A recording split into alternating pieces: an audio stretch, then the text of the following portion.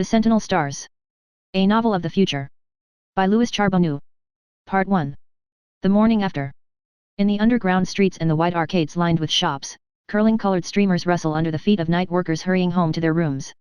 Automatic street cleaners snuffle at plastic cups and empty bottles strewn outside of vending bars and recreation halls, snuffle like some curious animal, suck, devour and move on, their fat wheels whispering on the pavement. Marquees overhead still wink with last night's slogans. One for all for one. World hails merger. The merger is complete. East is west, and black is white. Now the talk can cease. Now the view screens, the discussion forums, the recreation hours, the coffee debates, the public opinion polls, the conversations of lovers can turn to other things. The organization is one. Freedom is all. Rebellion can be a bomb or a cry of pain, a shout of defiance or a mute, sullen face. Or a man lying in bed, motionless. The building in which TRH 247 lay was a circle of apartments bounding the architectural center, where he worked, like the ring around Saturn. Its outer facade was windowless, a curving face of concrete 30 stories high. The windowed inner circle looked across a broad courtyard toward the concentration of offices in the center. Moving walks joined the residential ring to its activity core like spokes in a wheel. Because of the blind outer wall, common to all buildings in the organization, the sun was visible to those living and working in the center for only a brief period at midday. The sunrise belonged to the free. Yet, through the unease of his hangover, TRH 247 was aware of the coming of day. Without opening his eyes he had been conscious of the gradual dilution of the room's darkness into grey, of the pink glow creeping from the corners of the room to spread up the walls, and at last of the splendid aurora of brightness climbing the east wall. Had he been asleep, he would have been gently conditioned to wakefulness by the artificial dawn. Feeling the weight of light and warmth harsh upon his lids, he waited for the bird call which came every morning at precisely 6 o'clock. In spite of the fact that he was anticipating it, the tuneful whistle made him start. His eyes flew open. He felt a slow draining away of tension. The psychology of it was wrong, he thought. Anything as naturally unpleasant as an alarm to wake you should be simply and directly jarring. The bird song, monotonously cheerful every morning, was actually a depressant. He wondered if a real bird singing would have the same effect. The question was idle, and he wasn't sure why it had occurred to him. But a great many such speculations, equally idle, had been disturbing him lately. All, he supposed, because of the merger. The merger. His mind rejected the word like an assembly machine spitting out a defective part. In a deliberate effort to deter that line of thought he nudged the button which turned on the view screen set into the south wall. It brought into focus a picture of a park-like setting in the early morning, a green glade drenched in sunlight. The camera's eye moved close to a cluster of flowers and focused sharply on a single red rose glistening with dew. Beyond the trembling rose, blurred but distinguishable, two naked figures appeared, running. A man and a woman. His hands caught her from behind and the pair tumbled together onto the wet grass. A shrill peal of woman's laughter rang. The background music soared to a joyous crescendo, and the camera turned discreetly away to embrace the sky, vaulting in a breathless leap from horizon to horizon. The final chord of music crashed. The picture faded out abruptly. An announcer appeared, smiling cheerfully. "Good morning, you late and early viewers. You have just seen Tender Shoots, a freedom play written by." TRH 247 clicked off the sound. He turned impatiently from the screen to stare at the blankness of the ceiling. Always the same fade out, he thought. The same idyllic setting, the same sensuous appeal, the same bronzed hero and heroine finding joy unconfined and forever after in a freeman camp. Why not? It was society's dream. It had always been his own. What was wrong with it now? Or with him? He shook his head angrily, as if the gesture would help him shrug off his restlessness. "Thomas Robert Hendley," he said aloud, "you should get up." The habit was recent, not talking to himself, a practice so old he found it perfectly natural, but the indulgence of thinking of himself in the old-fashioned names instead of his official designation. For some reason he found it strangely pleasing to think of himself as Thomas Robert Hendley. It didn't matter that there had been, in the history of the organization, 246 other Thomas Robert Hendleys. None of them had his particular set of brown eyes, his hard-to-comb black hair, his 6 feet of angular frame, his aches, his memories, his 4 inches of childhood scar on his right forearm, his restless dreams, his hopes, his mind. They weren't him. Frowning, Hendley continued to stare at the ceiling. He knew that he barely had time to bathe, wipe off his beard, dress, eat, and still get to work on time, even though his office was less than 5 minutes away and he was not due until 7. He moved slowly in the mornings. He couldn't gulp down his breakfast, and he liked to linger over his coffee and his first cigarette. Still he did not move. Unwanted, a trickle of memories sifted into his mind. Fragments of the previous day's celebration. People shouting, drinking, dancing. The whole city a bobbing, swirling sea of color, noise, confusion. Joy, joy, and one unsmiling mouth, one pair of sober eyes, one arm unraised in salute. His. Well, he had taken care of the sober eyes. He had got drunk with the rest of them. And he had still felt alone, apart. All along he had felt out of it, through all the weeks of endless news coverage on the home and public view screens, the interminable debates at work, the hotly argued discussion forums.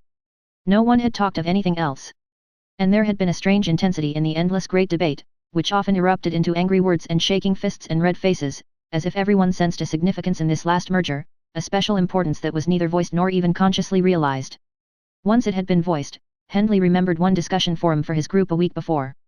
He had been sitting between Red 498, his assigned, the woman he was soon to contract with, and a short, fat man in the yellow coverall of a two-day man.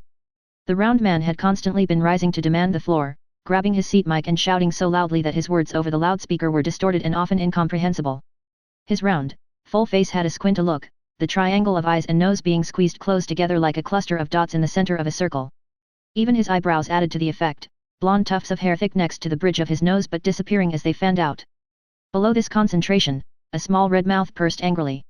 They just don't remember, he complained to Hendley. They don't remember. He jumped up as another speaker finished. Now listen. He cried. Think a minute. Just think. What is it that has made this organization great? It's growth, that's what it is. Being big enough to do more things for more people, and do them better. What did we have before? I'll tell you what we had. A lot of little organizations, all squabbling among themselves, and the worker caught in the middle. There weren't any freeman camps then. There wasn't any chance for a man to get his tax debt paid off, not a chance in the world. Now we all have that chance, every one of us. That's what's important. The fat man sat down, breathing hard as if he had been running. He nodded with emphatic triumph at Hendley and Red 498. This merger is the greatest thing that could happen, he declared. You'll see if it isn't. Others spoke. A tall, broad-shouldered man in the respected beige coverall of a one-day man, adorned with the stitched emblem of an athlete, rose to deliver a speech which was quickly diverted from the merger to the virtues of competitive sports as one of the organization's finest forms of recreation. A plaintive voice wondered if maybe the organization wasn't just getting so big that it oughtn't to get bigger. A woman with the calm, crisp voice of an intellectual pointed out that the Eastern and Western organizations had for many years been moving steadily toward the merger, had actually been merged in innumerable ways, not the least of which was the Executive Exchange Program, of which she could speak personally as one who had been proud to work for a year in the Eastern Society.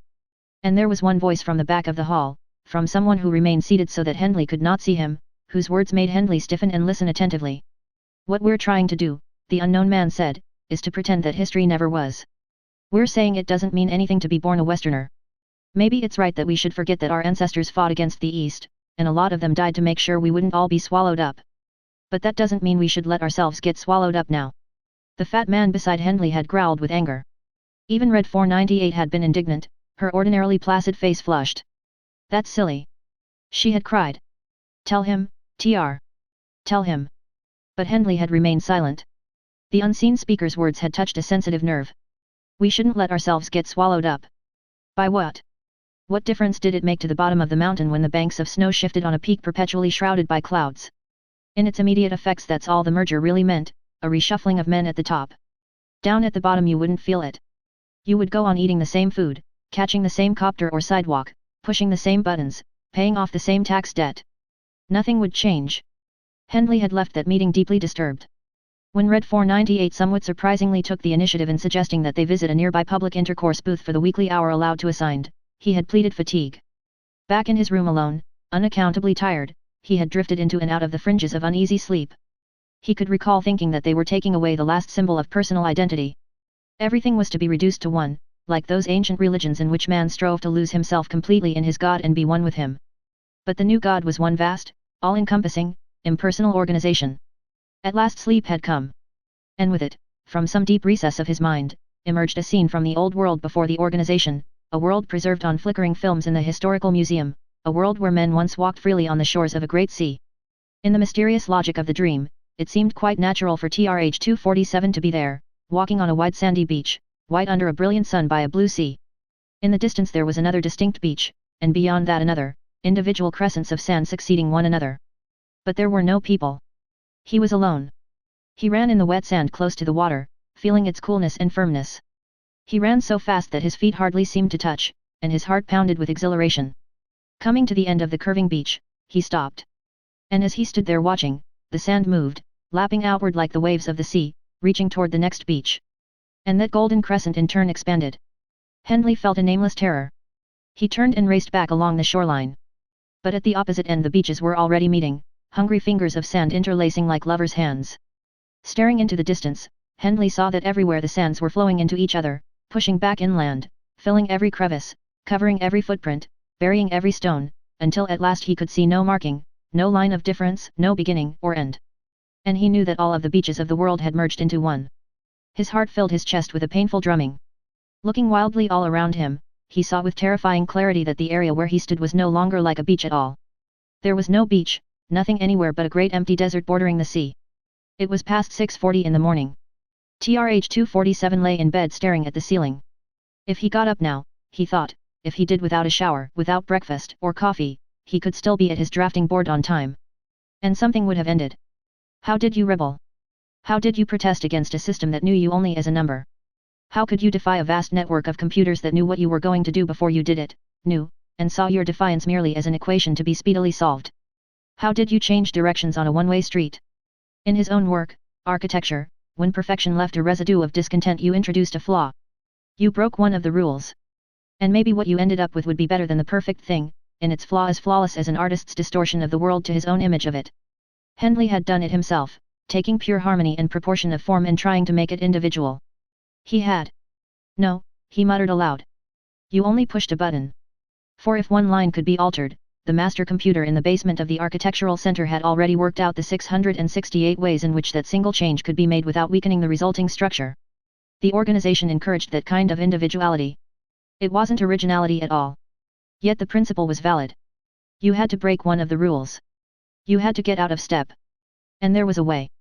Work was the foundation of the organization, the work day, the work hour, the work minute. This was the basic commodity, the medium of exchange, the measure of social status.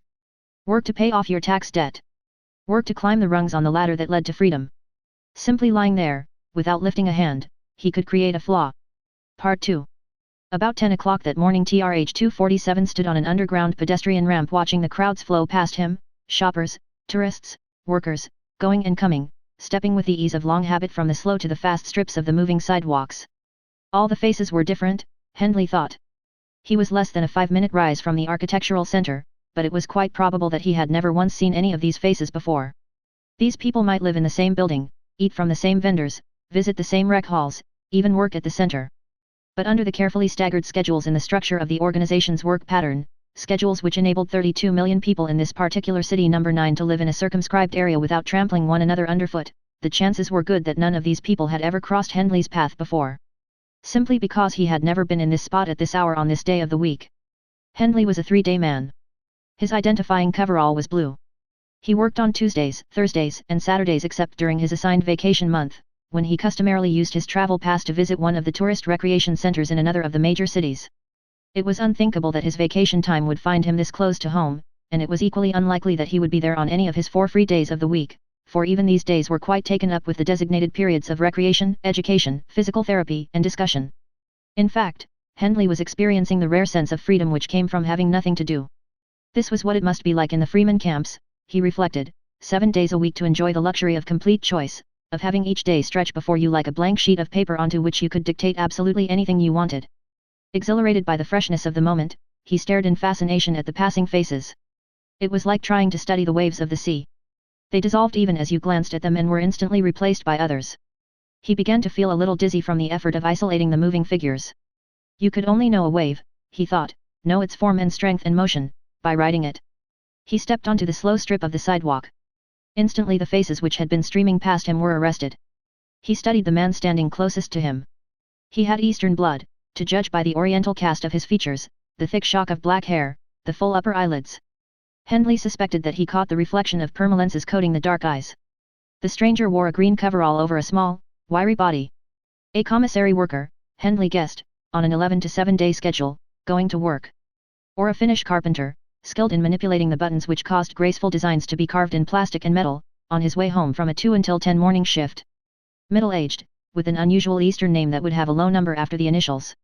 Devoted to his assigned, the father of a brood of black-haired children, perhaps a boy to inherit his craft. This latter fancy evaporated. The stranger wore green. A Finnish carpenter would be further advanced than a 4-day man, would be closer to paying off his tax debt. That was one of the troubles with the color designation of the universal coverall, Hendley thought. It instantly established status. It explained the way the Easterner's black eyes kept flicking forward with an expression of mingled respect and envy toward the beige coverall of a man several steps ahead, a tall, confident-looking man with carefully combed grey hair that matched the grey sleeve emblem identifying him as being in administration. Beige. A 1-day man. One step away from freeman status. Son of a successful father, undoubtedly also an organization official, who had passed on only a small tax debt to his fortunate son. Within a few years his debt to the organization would be paid off. He would be free to enjoy the lifetime privileges of a freeman camp. Hendley felt a twinge of, was it merely envy? A flash of red caught his eye, speeding past him on the rapid sidewalk strip.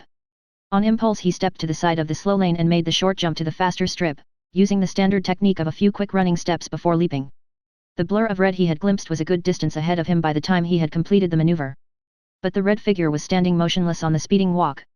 By threading his way forward through the crowd, Hendley was able to narrow the gap. He stopped when he was 10 feet behind the girl. His first fleeting impression was confirmed. The red coverall shaped itself to her body under the gentle pressure of the air currents as she rode. Hendley couldn't help contrasting the figure of his assigned, tending already toward plumpness, sturdy of calf and thigh, heavy of neck, with the slender grace of the girl in red. Her hips were round, but they flowed inward to a narrow waist. Below, her legs were long and straight, above, her back was a supple curve, her neck a beautifully feminine column of white. Her hair was gold, cropped close to the nape of her neck. Hendley moved 2 steps closer. He wanted to see her face. Would it match the sensitivity of her body? Would it be fine of feature, vivid and alive? Or would her body's promise be blunted by coarseness in her face? It seemed more important than it should have been. It was as if the girl was part of this morning's freshness, its sense of escape from something. He didn't want her eyes to be vacant or stupid or self-satisfied. He wanted her mouth to be neither prim nor slack, neither sullen nor fixed in an empty smile. Another step brought him to her side. For a moment he didn't turn his head. He stared forward, the rushing air cool against his eyes, his neck growing stiff with the effort of remaining still. Then he looked at her. Her eyes were a warm brown with flecks of green. They were full on him, as if she too had been staring. They were neither appraising nor aloof, but they weren't empty. They seemed to be waiting, as he had been waiting. He felt his heart begin to labor. You are searching too, he thought. You are hoping for something different.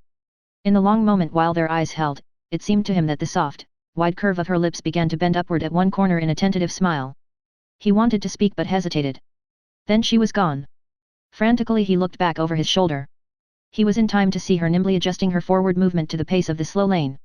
Before Hendley had time to move she was stepping onto an off-ramp, already well behind him. Damn! He jumped recklessly from the fast strip. He had been so absorbed that her quick action had caught him by surprise. In his haste he failed to take the few running steps that would have countered the sudden braking when his feet hit the skid-proof surface of the slow lane.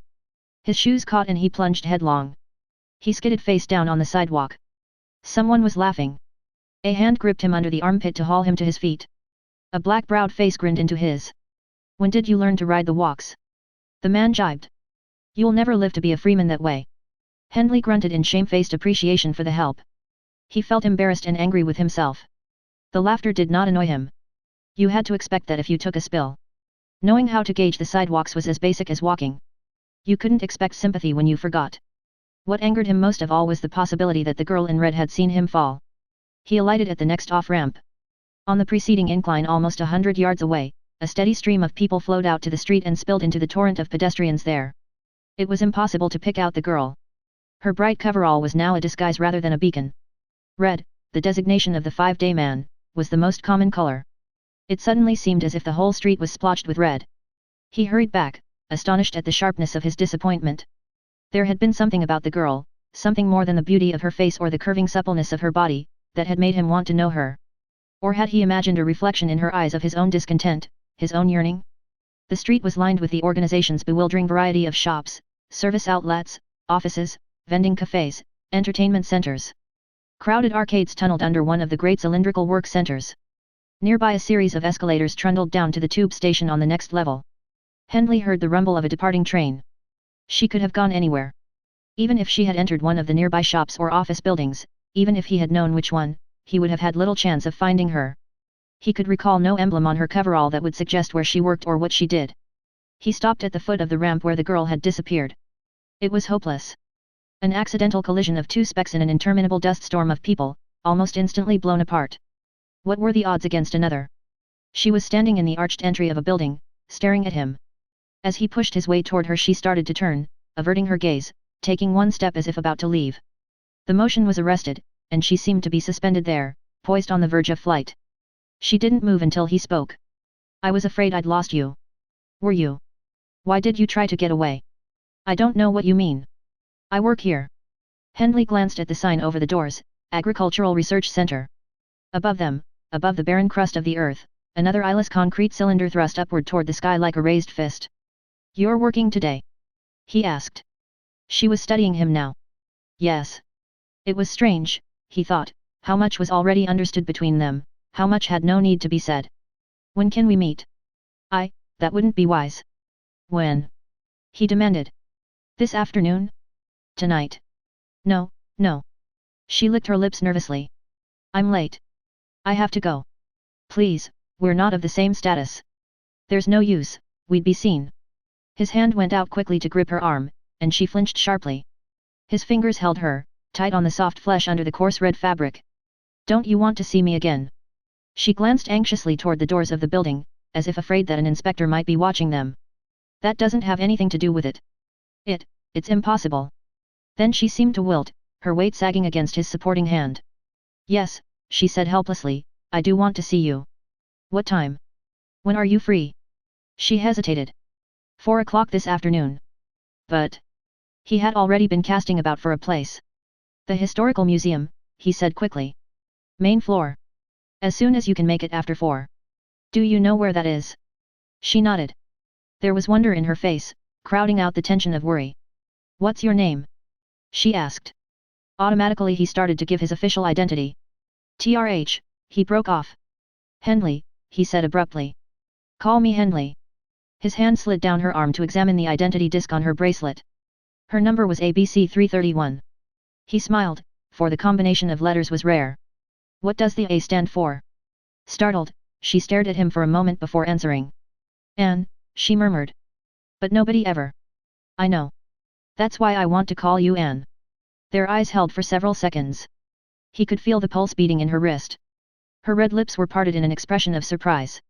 Suddenly she pulled her hand free. I have to go, she said. Whirling, she ran toward the doors of the research center. 4 o'clock, he called after her. But she didn't look back. For several minutes after the girl had disappeared, TRH-247 lingered near the entry to the building, reluctant to leave. Excitement made his skin prickle and tighten sensitively. Anne, he thought. Her voice was soft, light, musical, her wrist so slim his fingers had overlapped when he'd held it. Shadows enlarged her eyes, and fear, too. She was afraid, but she would meet him. She wanted to.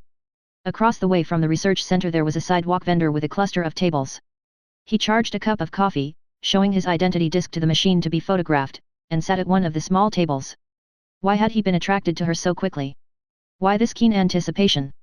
Was it just because she was pretty? He didn't think so. And it was not the simple need of sex. Organization knows, Red 498 was willing enough, and the once-a-week hour they were allotted in one of the pibs had always seemed satisfactory. But only that, he corrected himself. A habit, a routine like the discussion forums and the sports and the therapy hours. Satisfactory, but never exciting. Perhaps it was the fact that he had found the girl in Red himself. Red 498 had been selected for him almost a year before by the marital contract computer. His complete dossier had been fed into the computer. The process of choosing an appropriate partner for the contract from all the women available in city number 9 of the proper age, size, intelligence, and personality traits, weighing also such factors of compatibility as the size of the tax debt carried by the woman and the man, had taken the computer exactly 32 seconds. It surprised Hendley a little to realize that he felt no guilt, no sense of betrayal of Red 498. The reason was simple. There was no emotional involvement between them, only a comfortable arrangement. She was passive by nature, casually accepting their impending contract. The computer had selected them for each other, and it would never have occurred to her to question or approve its judgment.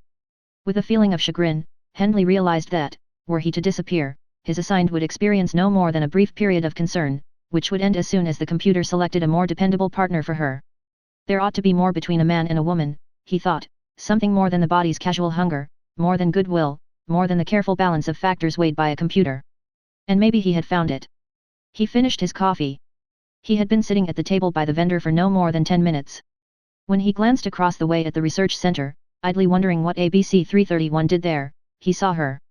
She was standing at the fringe of the entryway, peering up and down the street with an air unmistakably furtive. Hendley jumped to his feet and started toward her.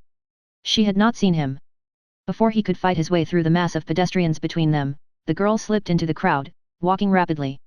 Hendley reached the entry where she had stood a moment before. She was nowhere in sight.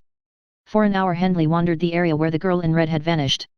A dozen times he thought that he glimpsed her face in a crowd inside a shop or across a street or on one of the overhead walks. Each time he was mistaken. He tried to tell himself that her actions didn't mean that she had lied. Perhaps she'd been sent on an errand. For all he knew, her job with the research center might be as a messenger, who would enter and leave the building a dozen times during the day. But he couldn't shake the impression that she had been looking for him when she emerged, looking anxiously, afraid that he might still be there.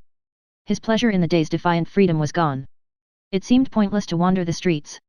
The time that had stretched before him like a blank sheet of paper now seemed merely empty, the sense of freedom a futile gesture. What had he hoped to gain?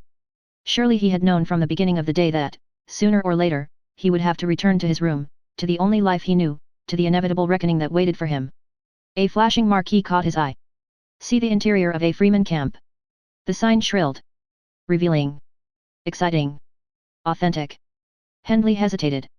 It was a come-on, he knew. Very little that was revealing or exciting would be shown. But the possibility teased his mind. Even a brief glimpse was better than nothing. And he was tired of walking. He presented his identity disc to the ticket machine. The show was expensive, costing 30D, or 30 minutes debit against his work time, but he felt reckless. He recognized the symptom as dangerous. Sometimes workers went completely berserk under the same impulse, going off on wild sprees that could run up many years' debit, nullifying an equal period of work and prudent self-denial. Hendley had known one man in his own department at the architectural center who had fallen back from 3-day to 4-day status as the cost of a free-spending 1-month vacation. Recognizing the danger, Hendley deliberately shrugged it off. He had arrived at a bad time. A newsreel was being shown, devoted almost entirely to coverage of the great merger. After the news he had to sit through a poorly produced, badly written and ineptly acted freedom play, no better than those he could see without cost on his own room view screen. But at last the feature attraction began. Hendley sat erect in his seat, watching intently. The pictures were authentic enough. They had been taken through the telescopic lens of a long-range camera. The first views showed only a long, unbroken wall about 15 feet high, above which trees could be seen. Real trees, Hendley thought. Then, from a higher vantage, the camera peeked over the wall. The section of the pictures showing the interior of the Freeman camp had been greatly enlarged at the cost of sharpness of detail. Nevertheless Hendley was able to define beyond the high wall a cleared area perhaps 100 feet across, ending at a grove of trees and thickly growing bushes, broken here and there by footpaths. For several minutes little more could be seen. Hendley's heartbeat slowed to normal. He began to feel an edge of disappointment. He'd seen this much before. Everyone knew about the closely guarded wall and the security clearing beyond it, a protection against anyone trying to sneak into the camp unlawfully. At the very least he had expected something new. His throat went dry. A cluster of white-clad figures materialized from the green mass of the woods, moving into the cleared area. One of the figures ran ahead of the others, who set off in pursuit. These were Freemen, evidently playing some kind of a game. A ripple of excitement ran through the theater. The pursuing men in white caught up with the leading figure, and they all converged in a writhing, tumbling mass, arms and legs flying. The spectacle was so violent it resembled a battle. One of the men broke free, the same one? Hendley wondered. Perhaps he was it in the game. His white coverall was torn, flapping as he ran. One of the other men dove after him, catching him by the ankles and tripping him up. The pursuers closed in. The screen blurred, out of focus. An audible groan filled the theater. Hendley's heart was thumping. When the picture cleared, one of the Freemen was lying casually on the grass alone, apparently staring up at the sky. It was the one with the torn coverall. The others were racing off into the distance. They disappeared under the cover of the trees. That was all. For a little while after the Freeman vanished, the camera continued to probe the line of trees hopefully. Hendley kept wishing it would return to the man lying in the clearing, but it did not. Another sequence began in the film, but it merely showed some of the camp facilities. No Freemen were visible. Hendley's thoughts kept going back to the men he had seen. What carefree game had they been playing? What must it be like to engage in such openly abandoned sport? To lie endlessly on cool grass, watching the sun? To follow any impulse at will, with no thought of the cost? Perhaps all the years of work and waiting were worthwhile, if in the end you could be truly free, your tax debt paid off and limitless recreation yours to enjoy. Was he willing to throw that away, to exchange it for a brief affair with a girl he didn't know, whose brown-green eyes probably held only what he wanted to read into them? The remainder of the picture was short and unrevealing. When the screen went dark, Hendley felt a sudden surge of anger. They teased you with freedom, he thought, just as the theatre's marquee promised untold delights and offered instead a spoonful of stolen pleasure. And in the meanwhile they housed you in a blind room in a blind building, kept you busy pushing buttons in work that made you no more than a mechanical extension of a much more clever machine, and regimented your days and hours so that you wouldn't have time to think that there might be more to life than this, more even than the dream of ultimate ease and endless games. No, he thought. It was more than the lure of hope in a girl's eyes that attracted him. To seek her out, to meet her again, was simply to give specific direction to the day's gesture of defiance. What he hoped to accomplish by it, he didn't know. Where it would all end didn't matter. It was something he had to do. But she might not come. He checked the time. It was after 3 o'clock. With a sense of urgency he rose and left the theater. Part 3. There was something unusual about the historical museum, oddly unsettling, and it was a while before Hendley realized what it was. The place was almost empty. Here and there a few individuals or small groups of people shuffled slowly before the exhibits. A guide was pompously discoursing before a model of one of the old, exposed cities wiped out more than 100 years before in the short war that scoured and blackened half the earth. His voice seemed loud only because the museum itself was so strangely silent in contrast with the hubbub and confusion outside in the streets. Hendley had made a quick survey of the main floor of the museum, his eyes alert for the red coverall ABC 331 had worn. She was not there. It was well past 4. He stared blankly at an exhibit of old weapons, trying to dull his mind against his bitter disillusionment. The weapons were from another world beyond understanding, a world of great weapons of destruction, and of small, frightening individual weapons, from knives to clubs to firearms. That had been a time of personal achievement and personal crime. Now the only real crime was against the organization and its rules, rules which demanded obedience to the organization, its directives and its officers, forbade sexual relations between partners not assigned or otherwise designated by the organization, made unlawful the theft of organization property for personal use, or the taking of the life of any person indebted to the organization. Few would break these or the many refinements of the organization's rules of order, including, Hendley thought, reporting for scheduled work days. Crime carried within itself its own punishment, it cut one off from ultimate freedom and the joys of pure recreation.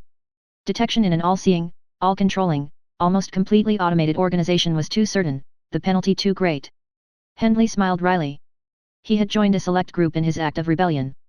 And if the girl named Anne had come, he had been prepared to. Hello. Hendley spun around. He gaped in astonishment into the warm, green-flecked eyes of ABC 331, and then at the blue coverall she wore, matching his own. I didn't think you'd come, she said. And I didn't think you would. Suddenly they were smiling at each other.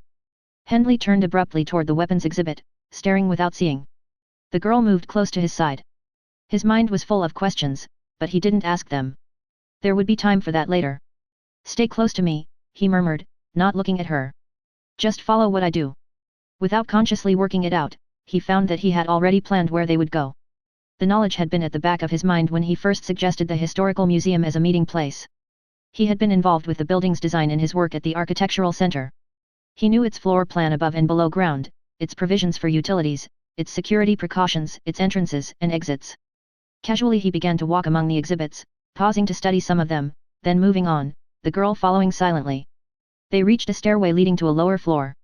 Hendley nodded at ABC 331. Downstairs there were other exhibits, but he quickly located a corridor leading to some storage rooms and, beyond these, to another stairway. Moments later they were moving quietly through the low-ceilinged room which housed the building's heating and air conditioning plant. A steel door led to a narrow passage, which opened onto an underground tunnel carrying a maze of pipes. There's a service exit, he said. It leads outside. Outside? Her eyes showed alarm. Hendley nodded. The safest place was in the sun. He found the winding metal staircase he was looking for. He led the way up the stairs. Another steel door at the top was secured, but it opened from the inside. Hendley swung the door open. Sunlight blazed down on them. The girl gasped. Her hand came up to shield her eyes. Hendley quickly climbed through the opening and pulled her up after him. He stripped the belt from his coverall and used it as a wedge to keep the steel door from closing completely behind them. Then he stood in the naked sunlight and looked down at her. They'll never look for us here, he said. The girl did not reply, but her slim, small hand slipped into his and squeezed gently. She was squinting against the harsh glare. The sun was a white, hot eye rolling in the sky. Its light reflected in a massive blaze of white from the unbroken curve of concrete towering for some 30 stories above them. In the distance other great concrete cylinders glared in the sunlight. A flat table of bare, baked earth, pale and shimmering, stretched between the featureless buildings like the floor of an enormous oven. Far above, sealed, windowless helicopters droned over the city in a steady stream, their blades beating like wings. She was trembling. It's quite safe, Hendley said. They've been letting people come out for years now, even here. And the Freeman camps are all exposed like this. I know, she said. It isn't that. Her smile was apologetic. Her face was still squinting, eyes almost closed, lips drawn back in a bow, and the expression was youthfully innocent and appealing. A strange complex of emotions, compassion, tenderness, delight, engulfed him. Where her mouth was bowed, as if she were about to fling an arrow of words against the white target in the sky, he kissed her. Her lips were soft and dry. A tremor communicated itself from her spine to his hand. Suddenly she tore her lips away and fell against him, her face turned down, pressing against his chest. Oh, Hendley! She cried. How I've wanted you to do that! He held her tightly, a little dazed by the passion behind her words, so unlike the unemotional, almost indifferent acceptance of his assigned. He broke off the thought. He didn't want reality, past or future, to intrude on them. It was as if, emerging from the tunnel into the open sunlight, they had removed themselves from the real world, shutting it behind them with an act as simple as closing a door. The organization existed behind the thick concrete walls, in the network of underground streets and moving walks, but only there. Not outside. Not in the sun. Except for the Freeman, he thought unexpectedly. He put one hand to the girl's hair, feeling its softness bristle at the nape of her neck where it was cut short, then turned soft as water when his fingers passed through the longer curls. His hand stopped. Your head is hot, he said. We'd better get out of the Sunday. I'm all right. No. Neither of us is used to this much sun. It'll be shady on the other side. He led her by the hand, keeping within arm's reach of the curving wall. Here and there they passed steel doors set flush with the smooth concrete, and once a slab of steel in the ground about 10 feet from the wall, similar to the one from which they had emerged. He thanked the luck which had made him remember these exits and how to find them.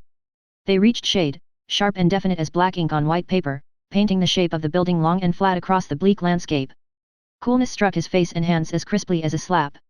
He drew the girl close to the building. Together they sank to the ground. Are you sure no one will find us? He put his arm around her shoulders.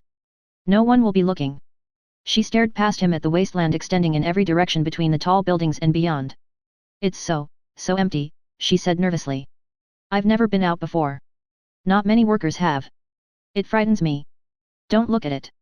She looked up at him, and something in her eyes seemed to melt. She quivered spasmodically as he folded her into his arms. Her eyes were white as his face loomed near, but when he brought his lips to hers, the fringed lids closed over her eyes like shades drawn against the light. And suddenly her hands were strong and hard on his back, urgent and demanding. The sun, invisible to them now behind the building, touched the horizon. The bleached earth turned brown, and its surface, apparently flat before, shaped itself into small, shadowed rises and ridges. The air was cooler. I saw you leave the research center this morning, Hendley said. Where were you going? For an instant something like dismay was naked in her eyes. You must have seen somebody else, she said quickly. Do you think I'd mistake anyone else for you? Her face was pink, and now she didn't meet his eyes. Oh, I don't really work there. The words spilled out in a rush. I was afraid of you, and I didn't know what to think. So I said I worked there. I really work up the street, I'm a clerk in a dress shop. She looked up at him beseechingly. I shouldn't have lied. He was so relieved that he found it easy to forgive her. You didn't have to be afraid. I know that now. Smiling, he caressed the round curve of her shoulder. The fabric of her coverall, which was still open at the front, was smooth to his touch. Her red garment had been rougher, cheaper. Why did you wear blue? He asked suddenly. Because you do. Then if we were seen together, we wouldn't be noticed especially. It's illegal for a 3-day man to go out with a girl in red. You know that. It's illegal to wear the wrong color, too. Where did you get it, this coverall? From a friend. She's bigger than you are, here. I like your waist. She's not bigger here. No. He smiled. I like that too. He regarded her objectively. You're very beautiful. Don't say that. Why not? It's true. It's what I'm supposed to be. Her mouth had a sad, reflective curve. What does that mean? Just tell me, do you like me?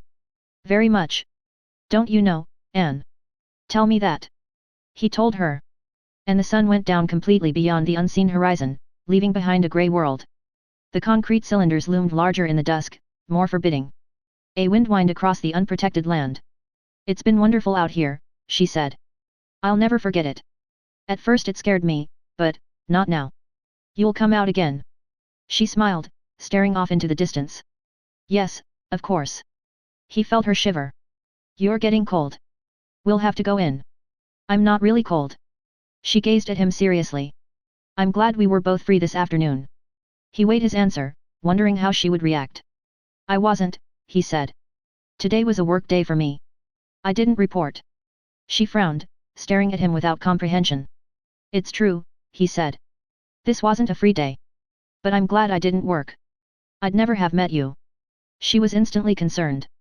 You'll be penalized? I suppose so. He smiled at her shocked expression. What do you think would happen if we were caught together out here? Or if you were found wearing blue? That's different. They'd have to catch us, but they'll know you didn't work. The full implications of his action had reached her, and her eyes were round with dismay, and wonder. Why?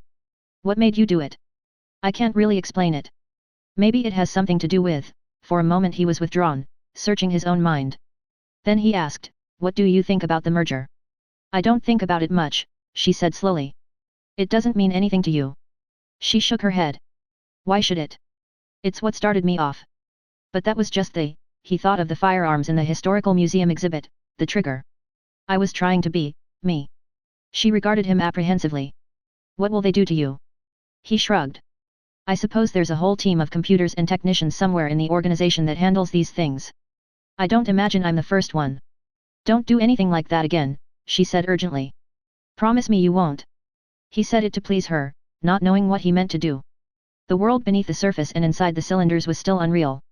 I promise, he said. Darkness was closing in when they once again circled the wall, looking for the steel door he had wedged open.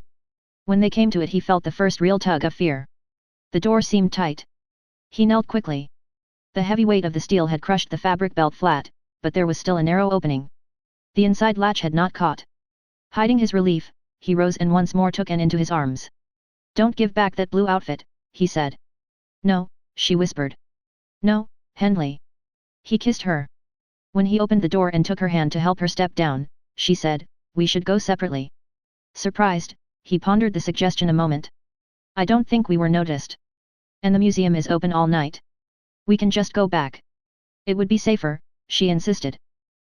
I'll meet you in front of the museum in 5 minutes. I can find my way out. He caught the appeal in her voice. And she might be right after all. If they were to use this meeting place again, it was just being sensible to come and go separately. All right, he said. You go first. Her hand gave his a convulsive squeeze. She dropped down into the tunnel, her steps ringing faintly on the metal staircase. He waited until the sounds had faded off. The sky was a deep blue now, and a single bright star was visible above the horizon. What must it be like to see the whole span of the sky lit up with stars? Now that he knew the way, he could come out and see. There was nothing to prevent him. There had never been anything but the habit of obedience. When 5 minutes had passed he stepped onto the stairway, pulling the steel door shut behind him and locking it. He had taken only a couple of steps down the winding stairs when he heard a distinct, flat sound. He went rigid. Motionless, his muscles taut, he waited, listening intently. The narrow aisle along the floor of the tunnel was dimly lighted. High on the stairway he was almost lost in shadows.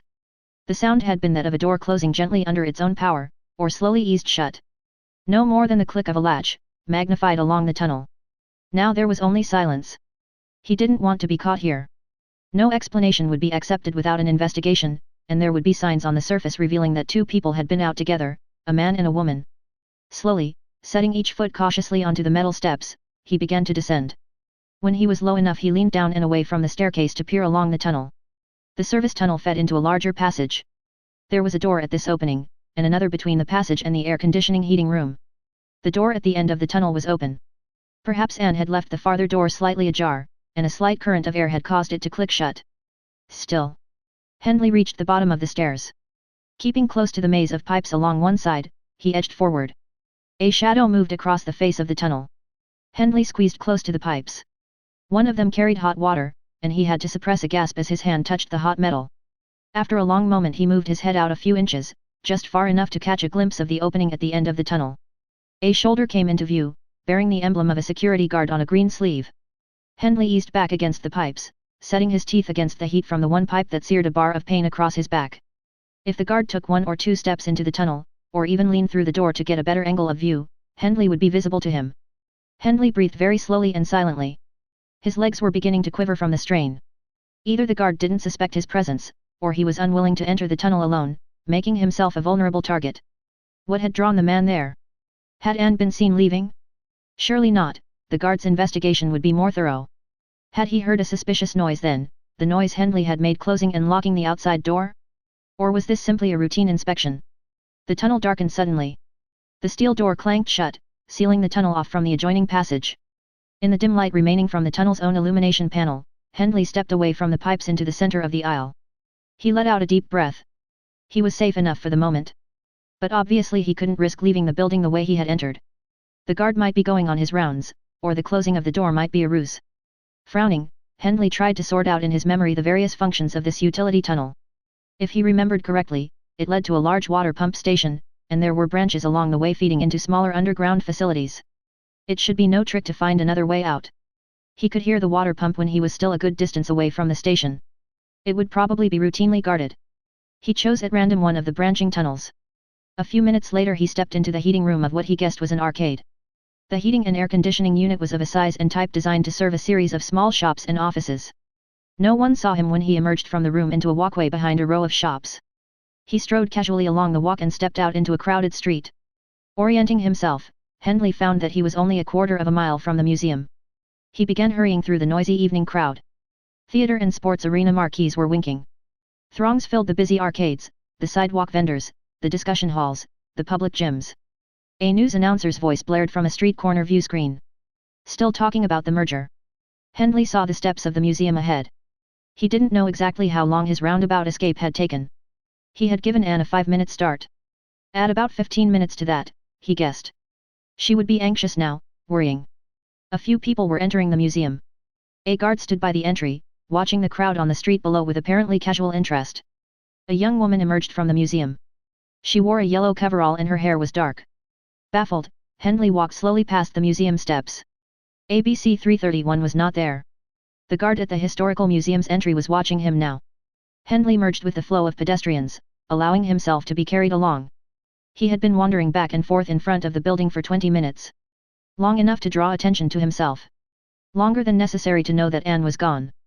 He couldn't understand her actions. The chilling fear kept recurring that somehow she had been detected leaving the tunnel. But reason argued that in that event the museum guards would have made a careful search for her male companion. Then why had she vanished? Looking back, trying to recall everything that had happened between them, every word that had been spoken, Hendley recognized evasiveness in some of her replies, duplicity in some of her actions. She had been trying to avoid him when she left the research center early that day. Moreover, she had suggested that they leave separately. She had planned to disappear. Yet she had come to meet him, she had given herself to him joyously. Tired and discouraged, Hendley stopped at a sidewalk vending unit. He hadn't eaten since breakfast. He selected a hot meal, pressed the appropriate buttons, and presented his identity disc. A red panel of light flashed on. Startled, Hendley stared at the machine. He tried again. Once more his charge was rejected. Someone was watching him curiously. Hendley quickly left the vendor. Safely in the crowded street again, he found that he was trembling. Now it begins, he thought. He tried to enter a theater. The ticket machine rejected his identity disc. He went down the escalator to a subway station. There was a line of people before the gate. By the time Hendley reached it, a number of other people had lined up behind him. His hand shook as he held his identity disc out to the ticket machine. Again a red light flashed. The people behind him grew restless. "Come on, hurry up," a man said. "What's the trouble?" another asked. "Look," a woman cried. "Something's wrong. That red light is on." Hendley slipped out of the line, his face hot and his heart bumping wildly against his ribs. He heard a shout behind him as he reached the escalators. He plunged up the moving steps. Back on the street, he was afraid to enter another crowded place to use his disc again. He waited until he found a small, old-fashioned coffee machine tucked away in a quiet corner of an arcade. No one was watching him. The antique vending machine whirred, vibrated, and began to buzz loudly. Hendley ran. As long as he kept to the crowded streets, he was safe from detection, providing he didn't attempt to use his identity disc. That way they could track him. But if his disc was useless, he couldn't eat, he couldn't enter a recreation hall, he couldn't take the subway, or sleep in a rented room. He couldn't find rest or refuge in a theater. He could only keep moving. In the middle of this well-fed city, he could be starved. Free to move about at will, he was trapped. The day of rebellion had come full circle. He could wait it out until the need of food or sleep dragged him down. He could make them find him. If Anne had been with him, if the machines had rejected her too, he might have kept going as long as possible. Alone, he knew that he didn't want to. He had known all along this would happen. He wouldn't give them the satisfaction of making him run until he was exhausted, until he was forced to crawl to them, hungry and frightened. Hendley went up the nearest ramp to the moving sidewalks, grateful that these at least were a free service. He would not have relished walking all the way back to the architectural center. When he reached the center he stood outside the entry for several minutes. It was almost midnight, but you couldn't determine that from street level. At surface level, from the courtyard between the office core and the sleeping unit, you would be able to see the night sky overhead. Elsewhere the day was all one. Activity was the same at any hour, involving different work shifts, different people, but essentially the same. Hendley felt an inner chill as he entered the residential wing and made his way up to his room. No one stopped him. His room had no lock on the door. The room was undisturbed, silent, empty. On the small plastic desk to the left of the entrance was a slip of white paper. The note, which had been delivered through the mail chute opening in the wall just above the desk, directed him to report to the infirmary. It was stamped with the time of delivery, 9:35 a.m. In sudden anger Hendley tore the note into shreds and threw the white strips of paper into the waste chute. As they disappeared, fluttering madly in the suction, he had the odd impression that they were like the tiny figures of the Freeman he had seen in the film, vanishing into the trees. There was a knock on the door. The tall, silver-haired man in the beige coverall had a genial face, dominated by sympathetic grey eyes. He was big-boned and heavy, but he carried himself easily. His voice had an impressive rumble. "Good evening, TRH 247, he said. "You've had quite a day, haven't you?" The emblem on his sleeve, brown with a white background, showed a design of staff and serpent. Lettered in brown stitching were the words Morale Investigator.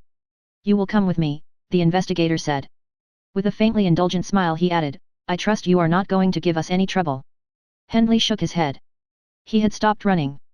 As he stepped from his room into the bright corridor, he felt an odd tug of regret for the close security he was leaving.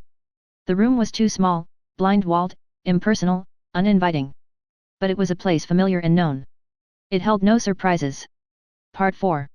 Naked, TRH 247 sat on a cool white plastic bench and repressed a shiver. The room was not cold, but gooseflesh stood out on his arms. Though he was now alone in one of a series of examination rooms to which he had been taken, he felt ill at ease in his nakedness, an effect no doubt carefully calculated, he reflected, to increase the insecurity anyone must feel in the Morale Investigation Center. Everything in the center was designed to create the impression that here nothing was, nothing could be, concealed. The walls, the ceilings, the floors, the spare furnishings, the instruments, all were a gleaming, immaculate white plastic, bathed in clear white light. Even the attendants and nurses, as well as the gray-haired investigators, donned white robes over their uniforms when they entered the center. Hendley had not seen the first investigator since they parted at the beginning of his processing.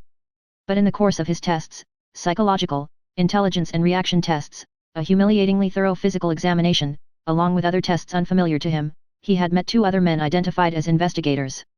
Each might have been cast from a single mold. In the small interrogation rooms they seemed to grow, looming larger to the eye like figures on a view screen expanding as the camera moved in for a close-up. They were all big men, all distinguished, all grey-haired, all easy of manner, big, handsome, confident men, like idealized father images. Suddenly, sitting on the cold white bench, hugging his body with his arms against the unreasonable chill that shook him, Hendley remembered an incident long forgotten, a fragment from that strangely blank period of pre-work. He thought of it that way, not as childhood, but as pre-work.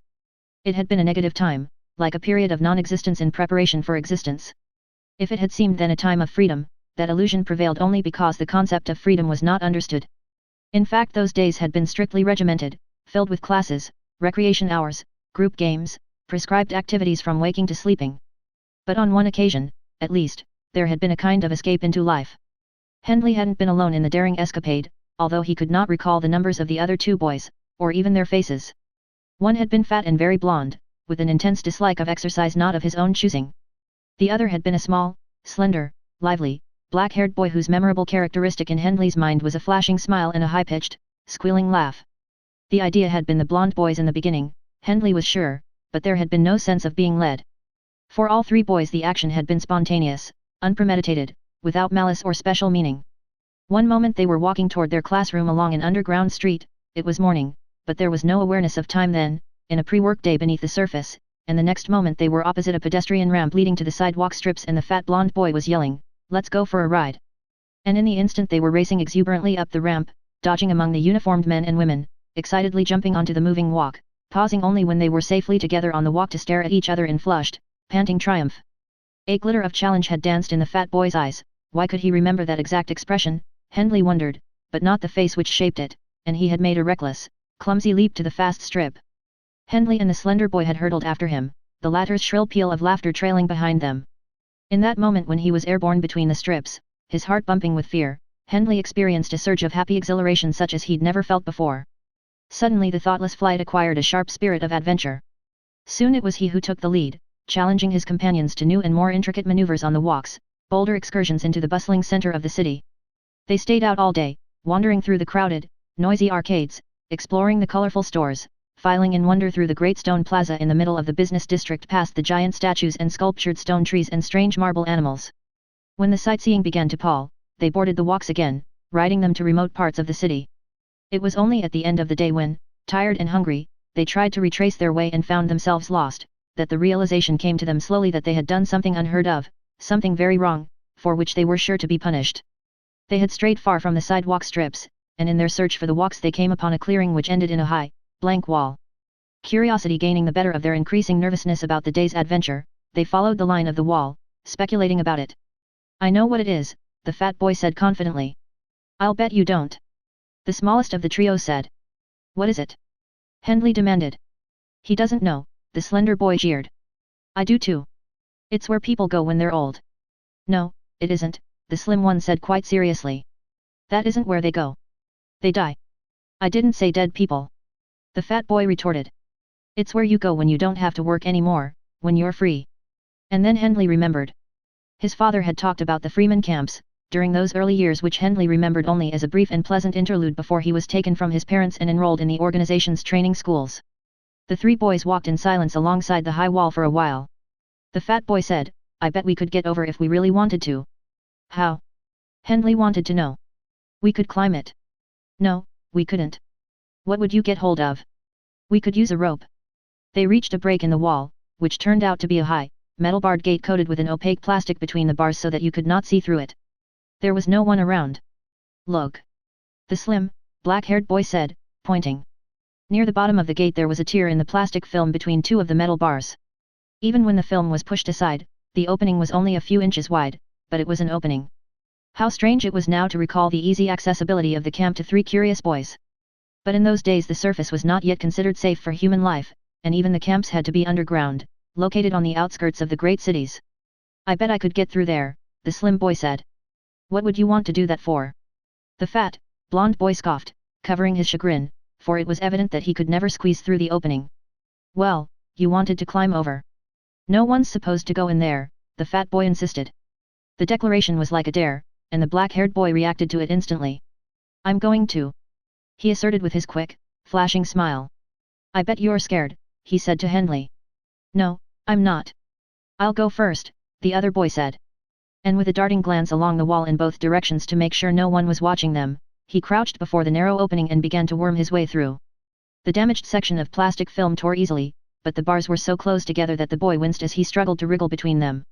"You'd better not," the fat boy warned apprehensively. But the small, slim body gave another twist and suddenly the boy was gone, disappearing through the opening into the mysterious place beyond the wall. "Come on!" they heard him call excitedly. "Hurry up! Wait till you see it!" Hendley tried to follow him. Halfway through the opening he could go no farther, no matter how much he shoved and twisted. His chest was skinned and bruised by the effort, and he had trouble breathing. I'm stuck!" he cried. Beyond the wall the slender, black-haired boy's shrill laughter rang briefly. It broke off. There was a moment's silence. Hendley and the fat boy listened. Anxiously they began to shout. There was no answer from within the camp. And then it seemed to Hendley that he heard a muffled, whimpering cry. At that instant a huge, heavy hand fell on the fat boy's shoulder. The two boys by the wall had been so intently absorbed that they had failed to see or hear anyone approaching. Hendley stared up in fright at a broad, towering figure in a beige uniform with a small emblem on one shoulder. A big hand seized him by the arm and effortlessly pulled him free of the bars. They were taken to a white building, where they were separately questioned. Hendley had vowed to himself that he would say nothing about the day's events, but he found himself at first frightened and then awed by the huge, grey-haired man who talked to him. The man spoke gently, reassuringly, and after a while Hendley was blurting out the whole story, trembling and stammering, moved at last to tears by the mystery of his small friend's fate. The following day he and the fat, blonde boy were taken back to their school. Oddly enough, Hendley could not now remember what their punishment had been. A week deprived of recreation hours, he supposed. It couldn't have been very bad or he would remember. Stranger still, the black-haired boy who had vanished behind the wall did not return to school. Hendley never saw or heard of him again. A door opened into the white room where Hendley sat on the cold bench. A nurse entered. She glanced at him with clinical objectivity. In one hand she carried a small vial and a hypodermic needle. "What's that?" Hendley asked sharply. "Protective inoculation," the woman said with brisk indifference. "Hold out your arm." Conditioned from childhood to frequent inoculations, Hendley raised his arm. The nurse was as efficient as her manner. He hardly felt the prick of the needle. "Now you will follow me," she said, after deftly removing and discarding the detachable needle. The room to which she led him turned out to be a large office, facing the typical open courtyard around which all of the central building towers were constructed. Drapes were drawn back over a broad window. Pale moonlight filtered through the courtyard from the invisible sky above. A large white desk dominated the room. Behind it sat the morale investigator who had come to Hendley's room. The door closed and Hendley was alone with the investigator, who gestured toward a comfortably upholstered, backless couch to the left of the desk. "Sit down," the big man said. And then, solicitously, "Are you cold? I can raise the heat level." "No," Hendley said stiffly. "I'm not cold." It was only after he had sat on the couch that he realized how low it was. In contrast, the wide, high desk and the large swivel chair behind it seemed higher than normal. Hendley found himself looking up at the investigator. The inferior position, he reflected. He remembered from his architectural studies that in some of the offices in administration buildings the floors were actually angled, so that an official at his desk would always be on a somewhat higher level than any caller. "Would you like to tell me about it now?" the investigator asked. His tone was mild, personal, inviting confidence. Hendley studied him more closely. The impression of size still predominated, but with it there was a clear effect of controlled, well-muscled, even graceful movements. The man's features were large but well-balanced. His complexion was ruddy. There was about him an aura of well-disciplined strength. Here was a man you could trust, a man you could lean on. "There's nothing to tell," Hendley said, stalling, wishing again that he had his uniform on, unable to shake the feeling that, with his body exposed to the most casual scrutiny, the workings of his mind must also be visible. The older man smiled. "Perhaps you don't realize how much we know." Hendley thought suddenly of ABC 331, of Anne. Did they know about her? Had she found someone waiting when she returned to her room? Or had she been caught even earlier?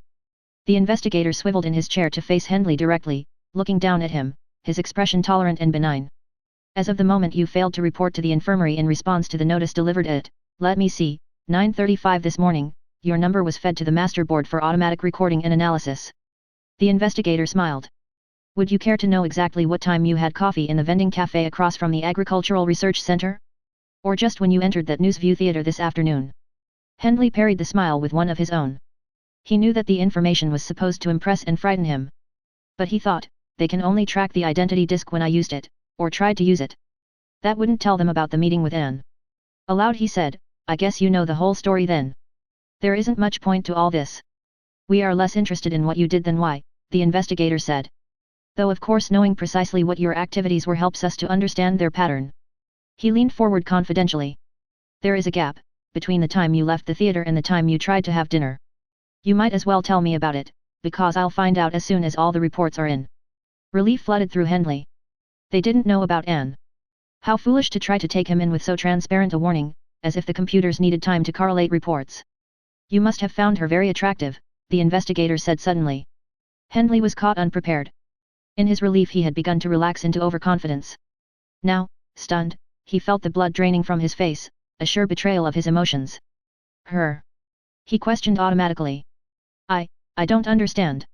But his thoughts darted this way and that in his skull like trapped particles. The guard at the museum, he thought. But there had been no careful search for Hendley there. She must have escaped. How did the investigator know about her? Was it a trick? Was he only guessing? Had Hendley then given himself away, letting his reaction to a simple ruse betray him? You needn't bother to pretend, the investigator said. His expression remained kindly, sympathetic, warmly understanding. In spite of his predicament, Hendley felt drawn to the man. But that was the idea, he caught himself. Gain the confidence of the adult as you did of the child. Make him feel helpless in the face of superior knowledge, superior skills, superior forces. Helpless, but with nothing to fear. It's generally a woman, the investigator went on. You shouldn't feel that you are the only one who's been tempted. There are certain women, he spread his hands in a gesture that said, we are both men of understanding. We know about these things. There is nothing to conceal from each other, usually 5-day women who have lost sight of the true goal, who think only of today's physical pleasure. Often we can help them, when we find them. Such women are generally young and quite attractive, even beautiful. Beauty in a way is their undoing. They are unable to see beyond it. He coughed apologetically. Just as men are sometimes unable to see beyond it. It's easy for them to make a man forget his goal.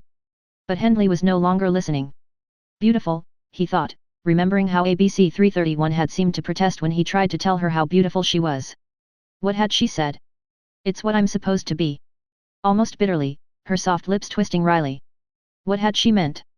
Was she one of those women the investigator referred to? No. That, too, was a trick to make him talk. There was nothing like that, he said firmly. There was no woman. I'm already assigned. And you're perfectly happy with your assigned. The older man shot at him quickly. Of course.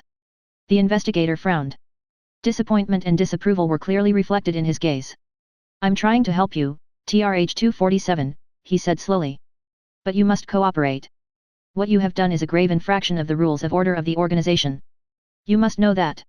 I had hoped you'd be frank with me, as I have been with you. Together we might find some way of lessening the penalty. But would the penalty be less if there had been a woman? Is that what you mean? There was a slight stiffening of the investigator's handsome features, hardly visible to the eye, yet subtly altering his friendly aspect into something sterner, colder. You choose not to talk. All I said was that there was no woman. You must have had a reason. Are you asking me to believe that you acted purely on a whim? You failed to report for work, TRH 247. You threw away an entire day's work credit against your tax debt and risked far more in penalties. No sane man would do that without a reason. And I have checked your examination reports thoroughly. You're in excellent health, mentally and physically. There is no evidence of emotional instability. This is the only defection in your record for the past 10 years. Otherwise I would not even be trying to help you. He was too angry, Hendley thought with surprise. Was he so unused to defiance? Was it always easy for them? And suddenly Hendley knew what he was going to say. In a flash of insight he saw behind the shallow facade of fatherly wisdom before him. Here was only another man trapped by the system, another button pusher who knew only the answers fed to him by his computer, a man too eager to be sure and safe, too anxious to have everything come out right and gain new tax credits for him. He had only to be told something he could understand, something that would fall into a familiar pattern. I had a reason, Hendley said. What, then? The merger. Startled, the investigator gaped at him, his composure abruptly shattered. The merger. Yes. Maybe it was foolish, but I didn't report for work today as a protest.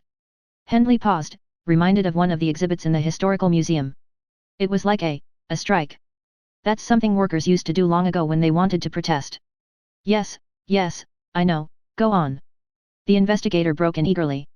You wanted to know where I was this afternoon. I was in the historical museum. I like to go there. I like to know how things used to be. I was against the merger all along. It's like we're all being swallowed up in something that's too big even to know we exist. In the old days being a man meant something important in itself. Our ancestors, they weren't just parts of a machine. Ah. The investigator almost beamed. His eyes held a gleam of pleasure. An ideological protest. I guess you could call it that, Hendley said slowly, wondering at the reaction his words had produced. Surely I'm not the only one who's ever felt this way. Yes, you're quite right, the grey-haired man said with some enthusiasm. But an active protest. That is rare in this entire section. Why, I've had only one similar case in 3 years as a senior investigator. Hendley nodded soberly, concealing a satisfaction which held a trace of malice. Tricks could work both ways. And yet what he had said was not really dishonest. He had merely selected that part of the truth which he wanted to reveal. Strangely enough, less than 20 hours earlier, as he had lain in bed while his vaguely formed protest crystallized into a decision. The feeling and the ideas he had just expressed had seemed all important. Now it was more vital to protect a woman who had lied to him and disappeared, whom he might never be able to find again, even if she wanted to be found. This puts an entirely different complexion on your case, the investigator said, his enthusiasm no longer restrained. Entirely different. Tell me, when did these symptoms first begin? Obviously they didn't appear overnight. When did you first feel this intense dislike of the idea of the merger? I don't know, Hendley said honestly. Should he mention the childhood escapade? Had that been significant even at so early an age? Evidently the morale computer didn't think so, for at some stage the fact had been eliminated from his record. Presumably it had appeared to be a meaningless youthful prank. He thought of his dream of standing on a beach and seeing all of the other beaches within sight blend into one vast, featureless desert. On impulse he recounted the dream, deliberately going into great detail. As an added embellishment at the end he said, I've had the same dream several times. Splendid! The investigator exclaimed, as if Hendley had passed some kind of a test. But surely, as a student of history, TRH 247, you must realize that the merger was inevitable, that it is the culmination of centuries of social progress under the organization. Inevitable doesn't mean good, Hendley said. If it was inevitable. An excellent point, the investigator said warmly. But in this instance irrelevant, of course. Aren't you willing to admit that freedom is good? That it has always been, in different guises, man's real dream? That an organization which makes this possible for all men is the true fulfillment of that ageless dream? The investigator's eyes glinted with a zealot's fever. He was so close to freeman status, Hendley thought, so close to the goal. How could he believe anything which might stain or vitiate that prospect? Consider the record of history, the grey-haired man said, his broad hand emphatically slapping the smooth white top of his desk. The development of the Eastern and Western organizations was a natural evolution. The very fact that in the end each arrived at the same concept of society's structure and purpose is proof enough. Why should the two forms of organization remain separate when the unalterable pressure of man's own desires had made them finally the same in everything but name? Why shouldn't they merge into one great and final organization, one supreme affirmation of man's right to freedom? Hendley was silent. The truth was that he had no clearly formulated answers. Even in his own mind he was divided. The lure of freedom could not be shaken off. And he could not argue with the fact that, along their separate routes over the years, East and West had arrived at the same social and economic structure, the same ordered relationship between the individual and the mass of society, the same ultimate goal of freedom. War between the two had ended not because weapons and opportunities ceased to exist, but because, during the century of recovery after the Great Atomic War which had left both societies weak and vast areas of the earth barren and uninhabitable, differences had gradually eroded until they ceased to be a source of conflict. How much do you really know of our history? The investigator demanded. How much do you know, for instance, about the tax debt and how it all began? Not very much, Hendley admitted. The general facts. But you must go beyond the general facts, TRH 247. The investigator declaimed. Consider the brilliance of that single concept, the very foundation of the organization as we know it today. With animation the grey-haired man launched into a discourse on the stroke of genius which had launched man on his upward journey toward freeman status. Once, it was true, there had been a time when men worked for themselves, were conscious of their individuality, and were paid in some form of money according to their capacity to earn. That money was used by all men to buy the services and necessities of life now provided entirely by the organization, and to pay for recreation and leisure, the twin aspects of freedom. But few could afford more than a limited glimpse of these pleasures. Many never achieved them at all. Men fought one another for them, and the weak were crushed by the strong.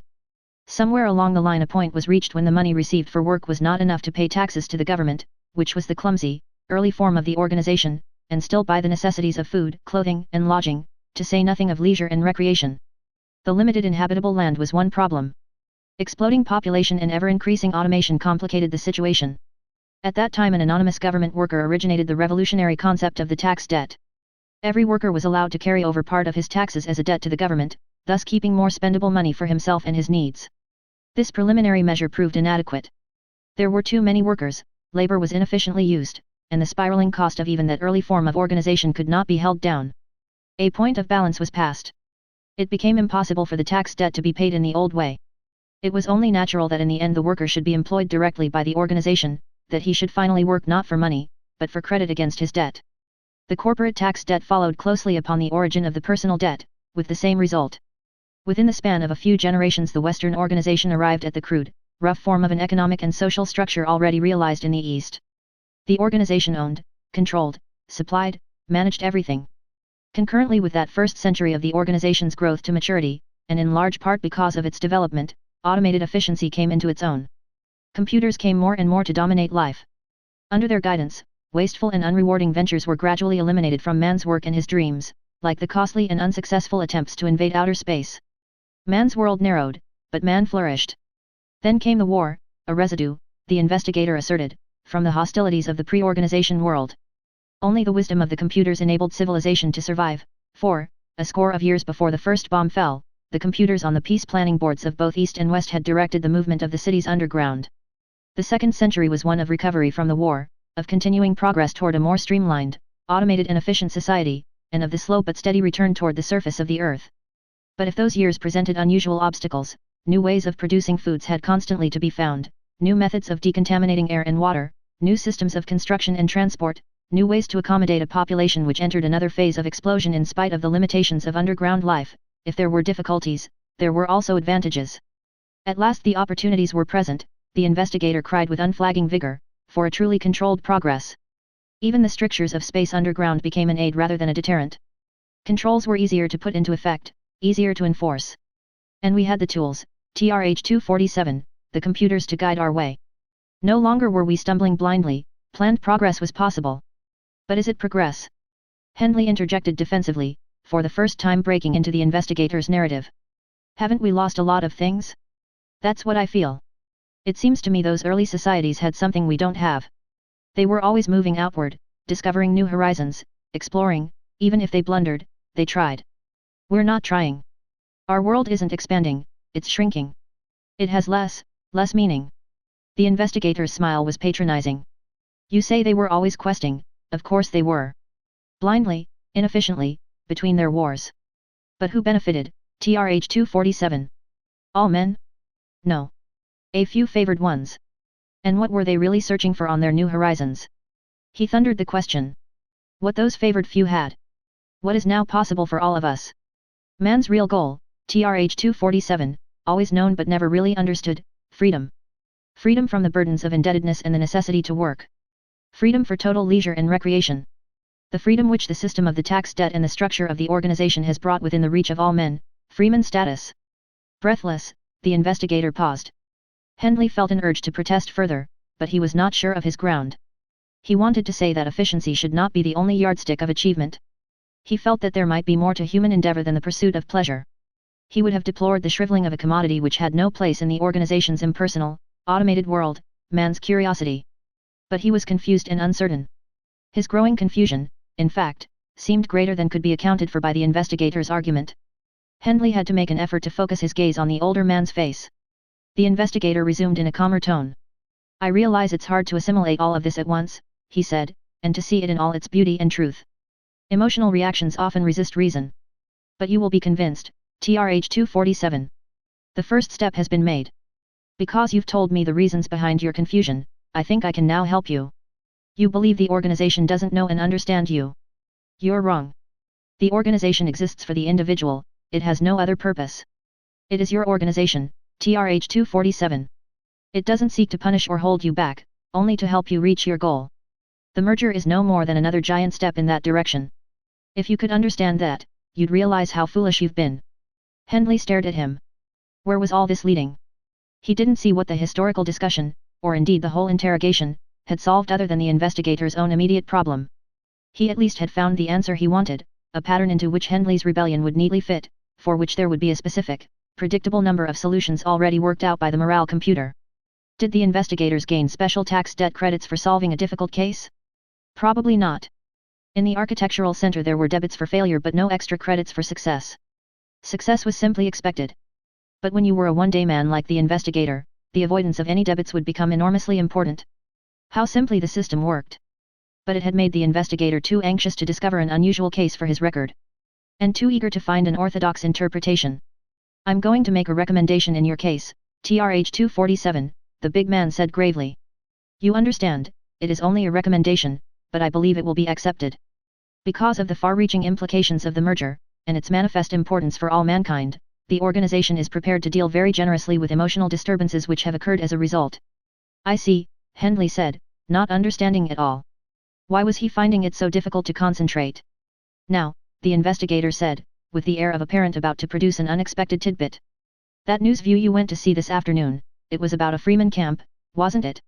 Well, yes, Hendley said, puzzled by the abrupt change of subject. You've always wished that you could see inside a Freeman camp, haven't you? Don't be embarrassed. It's a natural wish. I guess everyone would like to. It's quite impossible for that universal wish to be granted, of course. Privacy is one of freedom's obvious privileges, the investigator said. And the unrest that would result among those still far removed from Freeman status, if they were to see all they were denied, would be detrimental to general morale. That's a risk I'm taking in your case, TRH 247, he added. But I think it's justified. Hendley wondered what the man was leading up to. The smug air of benevolence was compounded by an evident relish for the secret about to be revealed. Or was it a secret? Hendley's heart began to beat rapidly as a glimmer of understanding came. The possibility so overwhelmed him that he felt faintly dizzy. In cases like yours, the investigator said, where there is clear indication of perplexity created by sincere doubts and understandable confusion, there is a precedent for the recommendation I'm going to make. He paused with deliberate drama. You probably didn't know this, but there are circumstances in which visitors are allowed in Freeman camps. No, Hendley said, his heart hammering now, I didn't know. Was this what he wanted? Had the incident with ABC 331, the adventure under the sun, been merely a substitute, a prelude? There will be a penalty, of course, for your failure to report for work. That cannot be erased. But I think I can promise you it won't be too severe.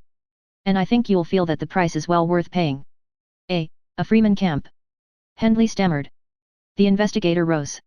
His towering figure seemed to fill the room with an overpowering presence of authority. This was the personification of the organization, huge, benevolent, kindly, all-knowing, all-powerful. You will be one of the few fortunate ones, TRH 247, the grey-haired man said triumphantly. You will see what freedom really means. You will know the goal for which you work, to which we all aspire. You will see it with your own eyes, what even I have never seen. You will visit a Freeman camp. The room began to swim around Hendley, and the immense figure blurred into a great grey mass bending over him. He grasped for the top of the desk but his fingers slipped on the smooth surface and he knew that he was falling, and as he fell the gates in a great wall opened for him and he toppled through. He felt a wild surge of exhilaration, but then he was spinning through a dazzling whiteness that was like the naked sun, and at the end of the white tunnel a brisk, tight-lipped, white-robed nurse moved toward him with a giant needle. A sense of outrage engulfed him. He cried out, I've been drugged. Then he was shooting toward a tiny pinpoint of darkness at the end of the white tunnel. He threaded the black hole neatly with his body and emerged into total darkness. You will answer my questions as directly as possible, the investigator said. Do you understand me? Yes. Now then, tell me what you think of the merger. He groped for words. It was terribly important to answer the questioner truthfully. The need to talk was irresistible. His mind was like a dam whose floodgates were slowly opening. A torrent of words surged toward the widening gap, spilling through one by one, then with gathering force and relentless pressure, gushing out, a cascade of words so wonderful to speak, so compelling. The eruption of words slowed and at last was still. You had never seen this woman before then? The investigator asked. Such a calm voice, so marvelously soothing. No. Yet you were willing to risk everything to take her outside. It was beautiful out there. I found something. It was like freedom. Ah. The quiet voice breathed satisfaction. We gave ourselves so completely. I never felt so complete, so free. You want freedom very much, don't you? Yes. I think so. This woman, you kept calling her Anne. What is her real name? Do you remember it? A struggle was taking place deep in the recesses of Hendley's being. He wanted to speak, to answer, but something was straining to contain the words. Her name, her number. What was her real name? It was, the word burst out, Anne. Anne. The investigator frowned. That's all she told you? Yes. The struggle was renewed. Inwardly Hendley writhed. He wanted to speak truthfully, to murmur the complete name, ABC 331. It beat against his skull, waiting only for the question to be repeated. If the investigator would only ask once more he could speak and end this terrible pressure. Clever of her, the investigator said. It will be difficult to trace her without the complete name. But of course she knew that. Some of them are very cunning. He fell silent. Hendley waited, yearning for the question to be asked again, but it never came. The feeling of compelling eagerness to speak began to wane, as if the deprivation of that one need to answer had weakened the entire structure of desire. The compulsion began to break up, to weaken, to dissolve into less forceful fragments of need. Hypnoserum, Hendley said bitterly. Naturally, the investigator said, flashing his tolerant smile. Why did you go through with the rest of it? Hendley demanded. Why bother with direct questioning when you were going to get all the answers anyway? It was necessary to know what you would tell us voluntarily, the grey-haired man said. And then to corroborate or disprove your statements by comparing them to your answers under hypno-questioning. Hendley's stony expression concealed a sense of wonder. He had heard of cases in which individuals were able partially or completely to resist the truth drug for limited periods. He marveled at the struggle of will he had endured, and at the lucky chance which had enabled him to give Anne's archaic first name instead of the complete number. But his feeling of relief was diluted by a lingering disappointment. Was it necessary to make that promise of a visit to a Freeman camp under the circumstances? He said a little caustically. What did you gain by that device? Device? The investigator showed surprise. But that is still my recommendation. He beamed at Hendley's astonishment. The hypno-questioning confirmed the genuine sincerity of your ideological protest and verified my diagnosis completely. Oh, there is the woman, of course, but she is merely symptomatic. These women prey on confusion and uncertainty, on the need for a love object, or, as you so aptly suggested, TRH 247, a freedom object. Your rebellion, as you call it, is motivated by a true desire for freedom. It merely needs focus and understanding to be directed toward intelligent channels. Your case will go to the morale computer for review in the morning, but I think I can assure you. The rest of his words were lost in the roaring which filled Hendley's ears. He sat abruptly on the slab couch across from the investigator's desk, his legs trembling. The extreme reaction, coming immediately after his bout with the truth serum, left him feeling weak and giddy, his thoughts churning confusedly, his emotions a stew of incredulity, relief and elation. It was some moments before he thought again of Anne. His elation dimmed. Now there would be more delay, he didn't know how long, before he could begin to search for her. Or was the investigator right? Was she no more than an objectivization of a deeper hunger? Would he, after knowing the reality of freedom, still feel the same way about her, still want her, regardless of the cost? From his low couch TRH 247 stared up at the graying father image in the high swivel chair, who returned his gaze with sympathetic understanding, and he felt a helpless doubt. Part 5. I envy you, the morale investigator said. The copter landing station was a huge circle cut into the earth to a depth of 2 levels, but open to the sky. The field was suitable only for copters, but, in accordance with the truce made a century before between East and West, these harmless planes were the only air vehicles in existence. After the Holocaust of atomic war, there had been no resistance to the banning of dangerous aircraft. In weather so inclement that the copters were grounded, massive plastic panels closed over the entire station, sealing it tightly at surface level. But on this day, mid-morning of Hendley's second day in the custody of the Morale Investigating Department, the sun shone brightly and was reflected with glaring brilliance from the smooth surface of the landing field. The field's perimeter was completely enclosed. Hendley stood in a boarding area with the investigator looking out at the field through thick plastic windows. The circle of the open roofline cupped a patch of blue sky. Once in the copter he would see nothing until he arrived at the Freeman camp. The pilotless, instrument-guided planes had no windows. This is your ship now, the investigator said. One of the copters glided close to the boarding area where Hendley waited.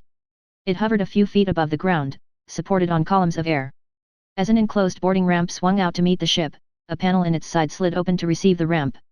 You have your visitor's card? The investigator asked. Hendley nodded, but he fished automatically in his pocket for perhaps the 20th time to check the card. It bore an impression of his own identity disc.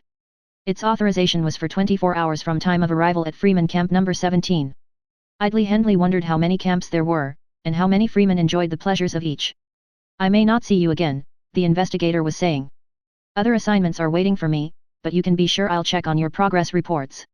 Enjoy your freedom, TRH 247. Experience it.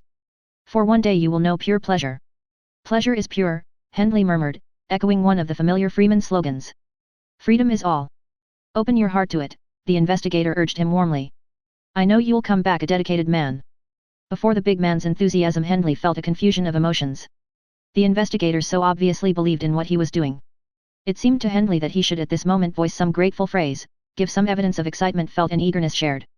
But the words were blocked by the ambivalence of his reaction, as if his instinct warned him that the freedom he was shortly to discover was itself some kind of trap, like an exotic plant whose beauty concealed a deadly poison. I guess it's time, he said. They're signaling for passengers to board. And then, hesitantly, it's all happened so quickly. There's no need to say it. The investigator smiled. His huge hand swallowed Hendley's shoulder and gave a reassuring squeeze. Your rehabilitation will be all the satisfaction I need. The phrases rolled easily from his lips. Too easily, Hendley thought uncomfortably, as if the words composed a slogan learned, memorized, converted into an act of faith by repetition. Even the reassuring hand was a practiced gesture.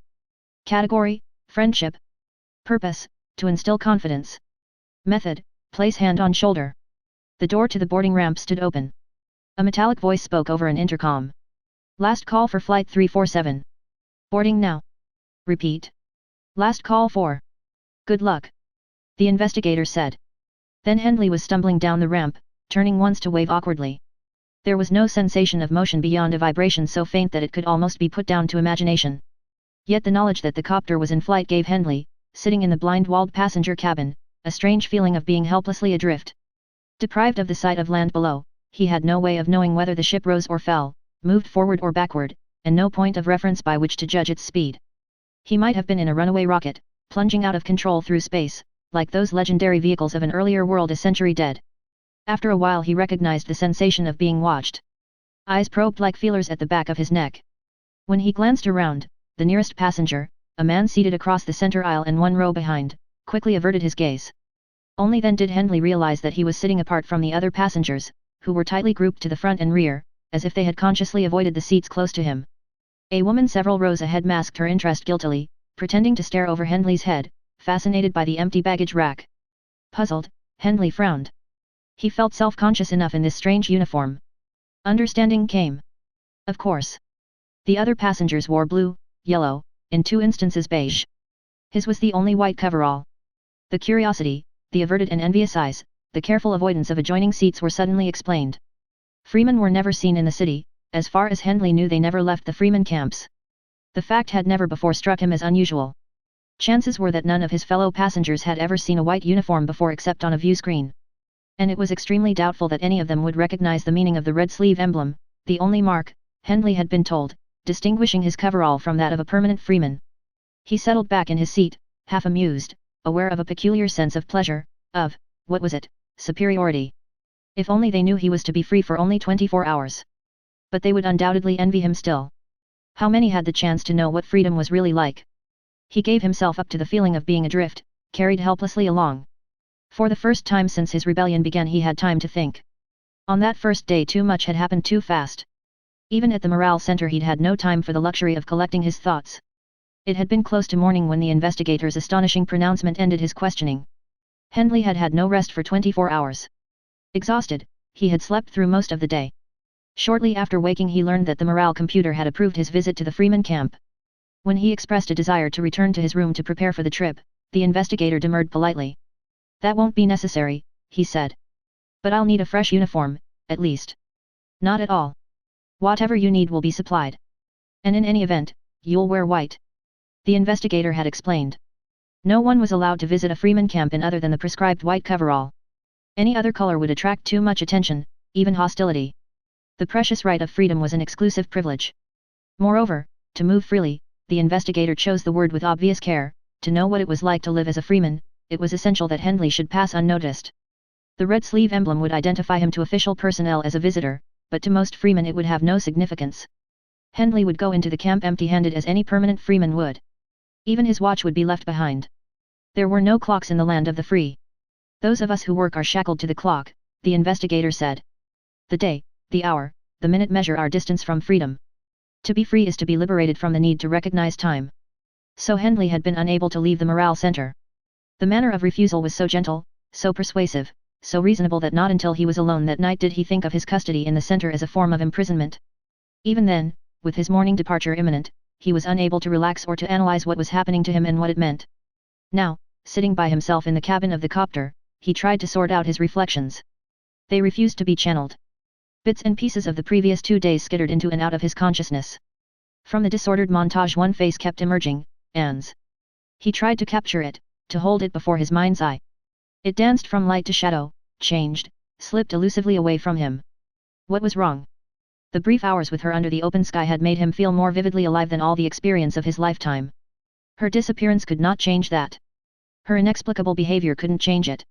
He would find her again, he had to find her. But now he was unable even to recapture her image. It faded as he reached for it. The spirit of their adventure, its warm intimacy, its sense of escape, its essential newness, was already dimming. Why? Hendley couldn't accept the investigator's view of her. He hadn't held Anne in his arms. He hadn't felt her tremble. He hadn't seen the mingled joy and pain in her eyes. Pain, Hendley thought. Why pain? Mind if I sit here?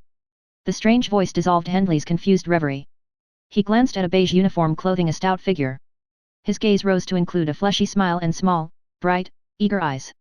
No, of course not, he said. I didn't know, never met a freeman before. Not in uniform, I mean. The seat next to Hendley groaned and shifted to accommodate the balloon of flesh. Mind you, I've known some who've become free. I'm a one-day man myself, as you can see, he went on. I'm not so far from freedom. Plenty of those in my line, I'm in distribution, recreation equipment is my specialty, have paid off the tax debt and gone over. Hendley merely nodded, awash in the high tide of words. You're young, the fat man said accusingly. That's what gets me. You must have had it easy from the start. I wouldn't say that. You can't kid me. Nobody gets over the hump that quick unless he's got a head start on the rest of us. Family, I'll bet. That's usually the answer. Hendley was tempted to reveal his real status, in spite of the investigator's instructions about concealing his visiting privilege. But the fat man's belligerence checked the urge to explain and defend himself. Let the man think what he wanted. Now I'm one who'd really appreciate freedom, the fat man declared. I've had to work my way up. Started as a 4-day man. Yeah, it's true. That surprises you, don't it? You want to know how I've done it? Work, that's how. No time off, no vacations, no extracurricular recreation. Sure, I distribute game equipment, but I don't get to use much of it, except in prescribed recreation hours. Look at me. You think I eat a lot, I bet. Everyone thinks so. Well, half rations is all I eat, to save the credits. It's glands, that's why I'm heavy like this. You think it's been easy? He demanded angrily. Well, it ain't. It's been all work for me, I didn't have it handed to me on a tray. The swiftly generated violence of the attack left Hendley speechless with surprise. Then the irony of the situation struck him so forcibly that he started to laugh. What's so funny? The fat man's face turned faintly purple with rage. Above the bulging cheeks veins crawled across his temples like swollen worms. Sure, you can laugh. You never had to work for yours. You don't understand. Hendley protested. I'm not laughing at you. It's just. He shook his head helplessly. I'll bet they're all like that. Another voice cut in. It belonged to the woman near the front of the cabin. She had risen to confront Hendley, her long face pinched tight with hostility. Making fun of the rest of us. A third passenger intruded. Fair's fair, he said.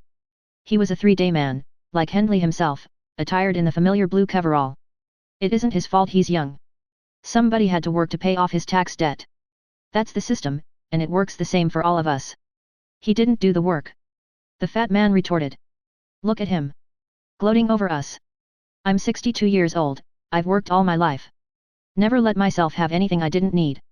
And it'll be 2, maybe 3 years before I make it. How much time will I have left? His red face thrust close to Hendley's. But why should you care? You've forgotten what it is to work. They have all those women. The pinched-faced woman up front cried shrilly. I've seen them on the viewer. That's all they ever think about. Hendley's laughter had long since evaporated. He could only gape in amazement at the swollen anger of the fat man, the shrill resentment of the woman. He wondered how widespread was this envy of the free. Had he been so absorbed in his own unrest that he hadn't looked around him? And what soothing platitudes would the computers in the morale center recommend to patch this crack in the organization's perfect structure? Had he felt this same resentment himself? The question pulled Hendley erect in his seat. Was his rebellion rooted in a common envy? The possibility made him uneasy with himself. It offered an explanation for the way in which the idyllic moments with ABC 331, which had seemed so intensely important, should so quickly have receded in his memory. He had been offered a chance to glimpse the true freedom, the goal of all. Did everything fade into unimportance before that dream? Had his protest, disguised as the yearning for individuality, been no more than a subtler face of envy? Don't have much to say for yourself, do you? The fat distributor in the beige uniform muttered. Hendley turned to meet the bitter little eyes with a level gaze. In sudden anger he forgot the investigator's insistence on silence. I started as a 2-day man myself, he said flatly. I'm not even a. The copter dipped abruptly. Hendley broke off. A faint pull in his stomach told him the ship was descending. That brief tug released a tingle of excitement through his body. A stewardess appeared from the lounge, wearing a tight-fitting green uniform and a vacuous smile. She advanced straight to Hendley's seat. You will go forward now, sir, she said, her tone a little too eager, too flatteringly odd. The private debarking platform is through that door. Hendley rose. Glancing down once more at the fat passenger who had been so angered by the white uniform, he thought, it's just as well you don't know the truth. Envy grew vigorously enough without nourishment, as a weed forced its way through the smallest crack in solid pavement. He turned abruptly and made his way along the aisle to the narrow door at the front of the cabin. Just before the outer panel swung open, Hendley donned the sunglasses he had been issued. Even this protection did not keep his eyes from aching as the full glare of sunlight struck them. He stepped from the copter onto a concrete apron. The exit panel instantly closed behind him, and a moment later the copter rose swiftly and quietly, blasting Hendley with a column of hot air. He shut his eyes against the sun's glare and felt its weight for a long moment after the copter's funnel of air had spun away. When he opened his eyes again, squinting, he surveyed a desolate, empty world. A broad expanse of concrete, cracked, broken, uneven, erratically patched, stretched to the fringe of a brown desert, which rose in smooth shallow steps to a ring of brown mountains hazy in the distance. In all that wilderness there was neither sight nor sound of life, nothing but the deteriorating white concrete of the landing strip, the brown earth, the aching sunlight. Panic closed on him. He whirled. The sight of the familiar massive wall of a Freeman camp brought sharp relief. The landing was outside the wall, of course, to prevent any unauthorized glimpse of what lay beyond that barrier. But one thing about the wall was puzzling. Like the concrete landing field, it was visibly crumbling and neglected. The broad sweep of the wall was broken by a single gate. A lone attendant in a beige uniform sat in a small glass-walled cubicle beside the narrow gate. He glanced up without interest as Hendley approached. "I'm a visitor," Hendley said. "This is my card." The attendant gave the card a cursory inspection, consulted a list and nodded perfunctorily. As he made a notation on the list, Hendley was moved to break the heavy silence. "Your landing strip isn't in very good shape, is it?" he commented lightly. "People don't complain," the attendant said laconically. "It's what's inside that counts." Without looking up he gestured toward the windowed slot indicating the presence of a computer set into the wall next to the gate. "Check in," he said. "Then report to administration." Hendley lifted his wrist to present his identity disk to the machine. It responded with a low hum, followed by a click. The gate swung open. Hendley walked through. Before him was an expanse of green lawn, extending in a smooth, unbroken carpet 100 feet wide to a grove of trees, shadowy and inviting in the sunlight. The gate clicked shut behind him. Part 6. A sign, black letters on a white board, pointed the way to administration, along a narrow footpath which plunged into the belt of trees. As Hendley entered the shadowed grove he felt a renewal of excitement. The leaves above whispered musically in the wind, an unfamiliar rushing sound which was strangely pleasant. An intricate lacework of light and shadow played over the leaves and branches and trunks of trees. As he broke out of the woods onto another stretch of green lawn, a bird darted from a high branch above his head, swooped in a spectacular arc, incredibly light and swift and beautiful, and dove out of sight into another leafy cavern. It was the first live bird Hendley had ever seen. He stared up in wonder at the foliage where the bird had disappeared, wishing that it would dart out again. At last he turned away. His breath caught. The entire Freeman camp seemed to be spread out before him. The natural screen of trees formed a line repeating the great circle of the outside wall. Within that frame of woods was a rolling green carpet dotted here and there with colorful play areas, pools of water winking in the sunlight, outdoor cafes and bars. Beyond this park-like setting were the residential areas, row upon row of identical two-storied buildings, each lavishly windowed. Every room, Hendley marveled, must be open to the light.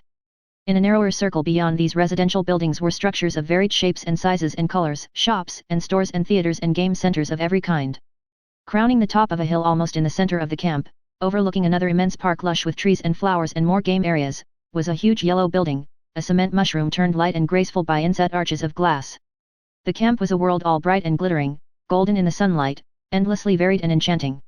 Hendley stood rooted, his senses alive to all the strange new sounds and smells, for a long time.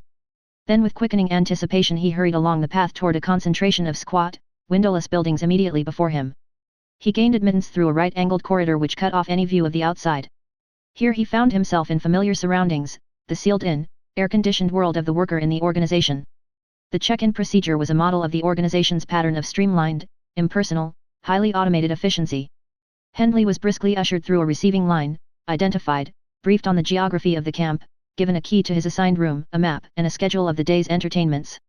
No one expressed surprise or special interest in his visiting status.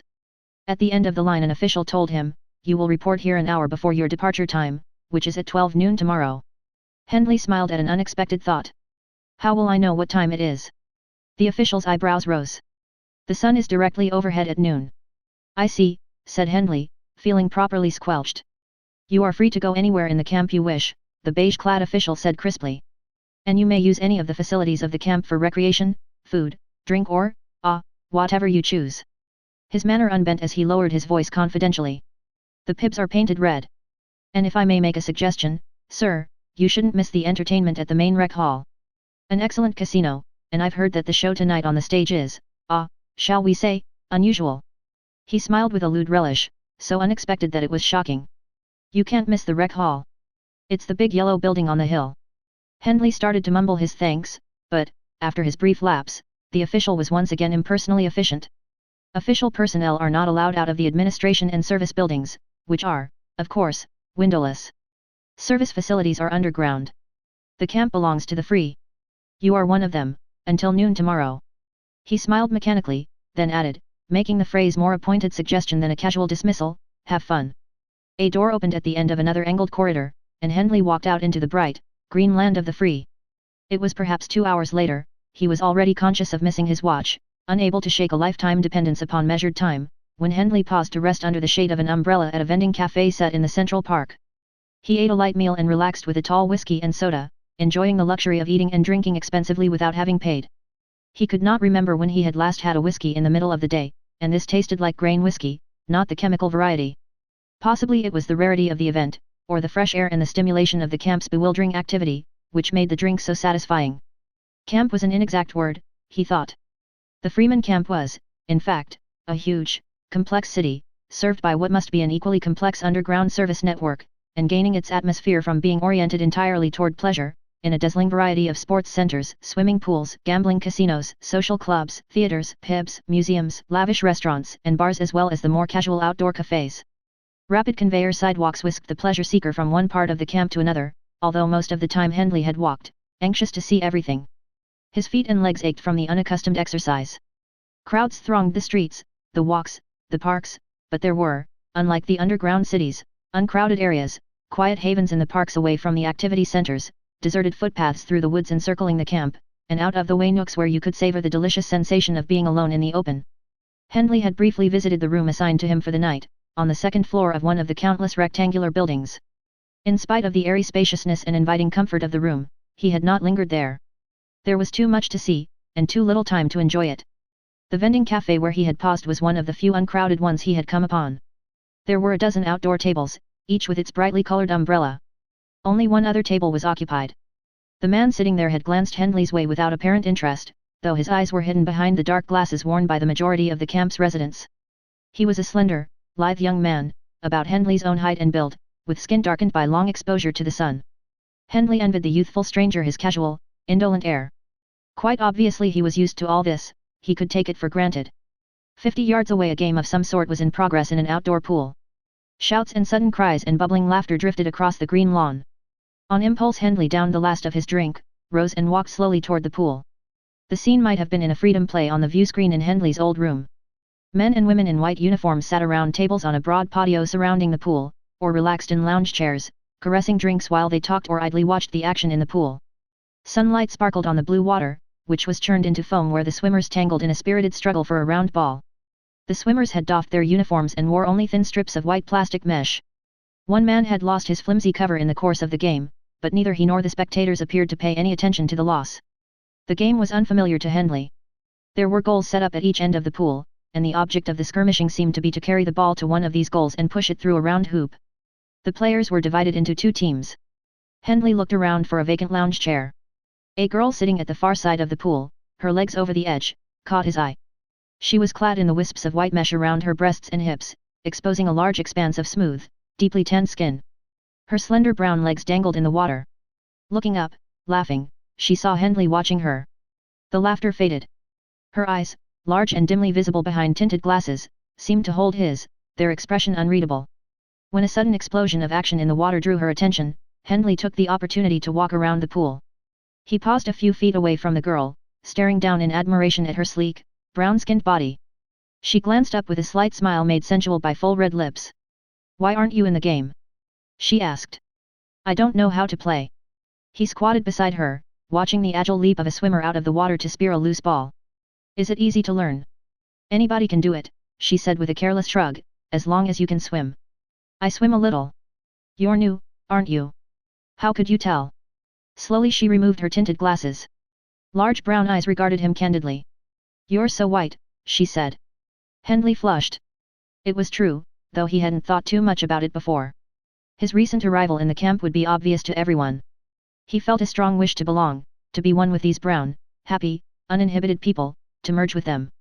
And just as suddenly the harsh reminder came, he wouldn't have time. He had less than a day. The girl was no longer watching him. Hendley rose from his crouch, but he didn't move away. She was about Anne's age, he thought. But Anne would never be so brown-skinned.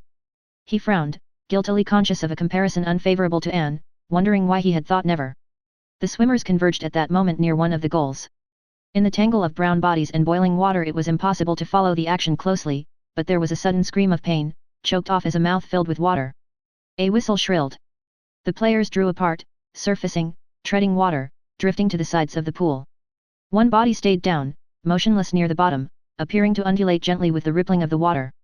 The other swimmers made no move toward him, but even as alarm tugged at Hendley he saw two stiff-legged figures trotting briskly toward the pool from a beige-colored building in the background. With a start Hendley realized they were humanoids, robots so flawlessly imitative of man that, across the width of the pool, only a certain rigidity of movement betrayed their origin. Without hesitation they dove into the pool. Why don't the others do anything? Hendley exclaimed. That man will drown. They're not supposed to, the tanned girl said. Rules of the game. Besides, it's the robot's job. They're better at it. But I don't, Hendley broke off. The robot rescuers surfaced with the limp body of the injured player. With practiced efficiency they eased him onto the deck beside the pool. That answers a question I had, Hendley said thoughtfully. What's that? About how some of the services are performed in the camp. I didn't know you had robots. The girl lost interest. They're handy, even if they are kind of creepy. A small crowd now huddled around the unconscious swimmer. Do you suppose he'll be all right? Hendley wondered aloud. Looks like he's only got a broken arm, the girl said indifferently. They'll bring him around. Hendley stared at her, startled by her lack of concern. Before he could speak a broad-shouldered man with blonde hair burned almost white by the sun heaved himself from the water to flop onto the deck beside the girl. 2-minute break, he said loudly. Bad luck. MTL 619 was a good guard. Becoming aware of Hendley standing nearby, he glanced up. Hey! He exclaimed. How about you? We need a player. Oh, I don't think so, Hendley demurred. Why not? It's fun. The girl was watching Hendley. Her brown eyes seemed to hold a challenge. You'll never learn unless you try, she said. Hendley hesitated. All right, he said, surprising himself. Where do I get one of those suits? They'll give you one at that service building, the blonde young man said, waving toward the beige structure from which the robots had appeared. We'll have to start without you, but hurry up. He pushed off the lip of the pool into the water. Hendley glanced again at the girl. She was smiling, but the sunglasses hit her eyes once more and he wasn't sure what the smile said. A dispensomat was built into one wall of the beige service building. A row of panels, each with an order button, listed various kinds of sports equipment. Hendley pushed the button after swimming trunks, male, and gave his size in answer to a metallic voice over an intercom. The white mesh trunks, wrapped in plastic, slid down a chute into view. Since no facilities seemed available, Hendley guessed that he was expected to change clothes in the open. He undressed hastily, wondering at the insane urge which had made him agree to join the game.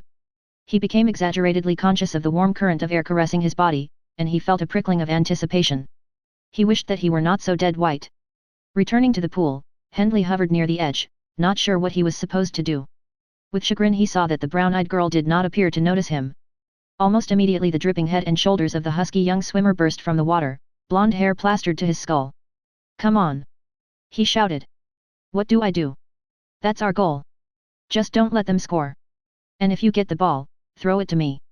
He went under. The action was now concentrated at the far end of the pool. Hendley chose the moment's safety to dive in near his appointed goal. He wondered if the girl was as oblivious of him as she pretended, but within seconds the other players were plunging and wrestling all around him and there was no more time to think. The rudimentary rules of the game soon became clear. There were 5 players on each side. 2 were guards, Hendley's position, stationed near the goal to block an attack. The other 3 roamed the pool freely, battling for possession of the ball. That much was simple. What Hendley was unprepared for was the game's other basic rule: no holds were barred. To score or prevent a score, anything went. His first lesson came when the ball squirted from a player's grip and bobbed loose within Hendley's reach. He got one hand on it. Something slammed into the back of his neck. A knee, missing his groin, sank into his stomach. Strong hands twisted his arm until it seemed ready to pop from its shoulder socket. He swallowed water. Coming up gagging, he gulped frantically for air. His arm hung limp.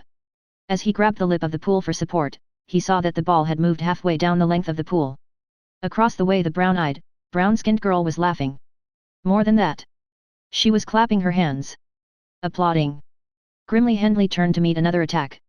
This time he didn't try for the ball. He kept busy defending himself. One attacker got an arm around his throat, but Hendley had caught the flash of muscular arm from the corner of his eye.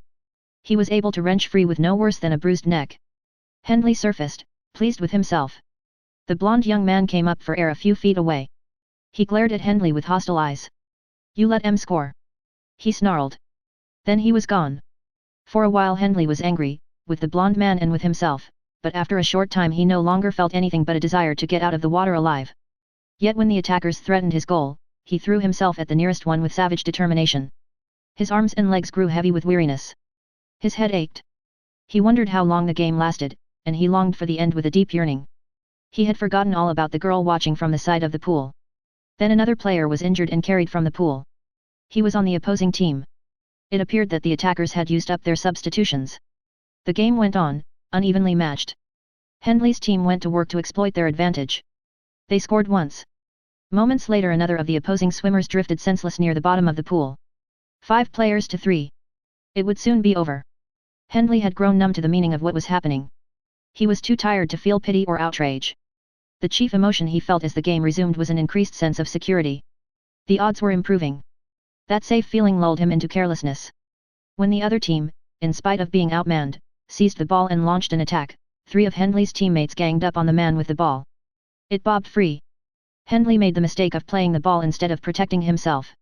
2 men struck at him simultaneously, one at his head, the other from below. They dragged him down. One seemed to be trying to twist his leg off at the knee.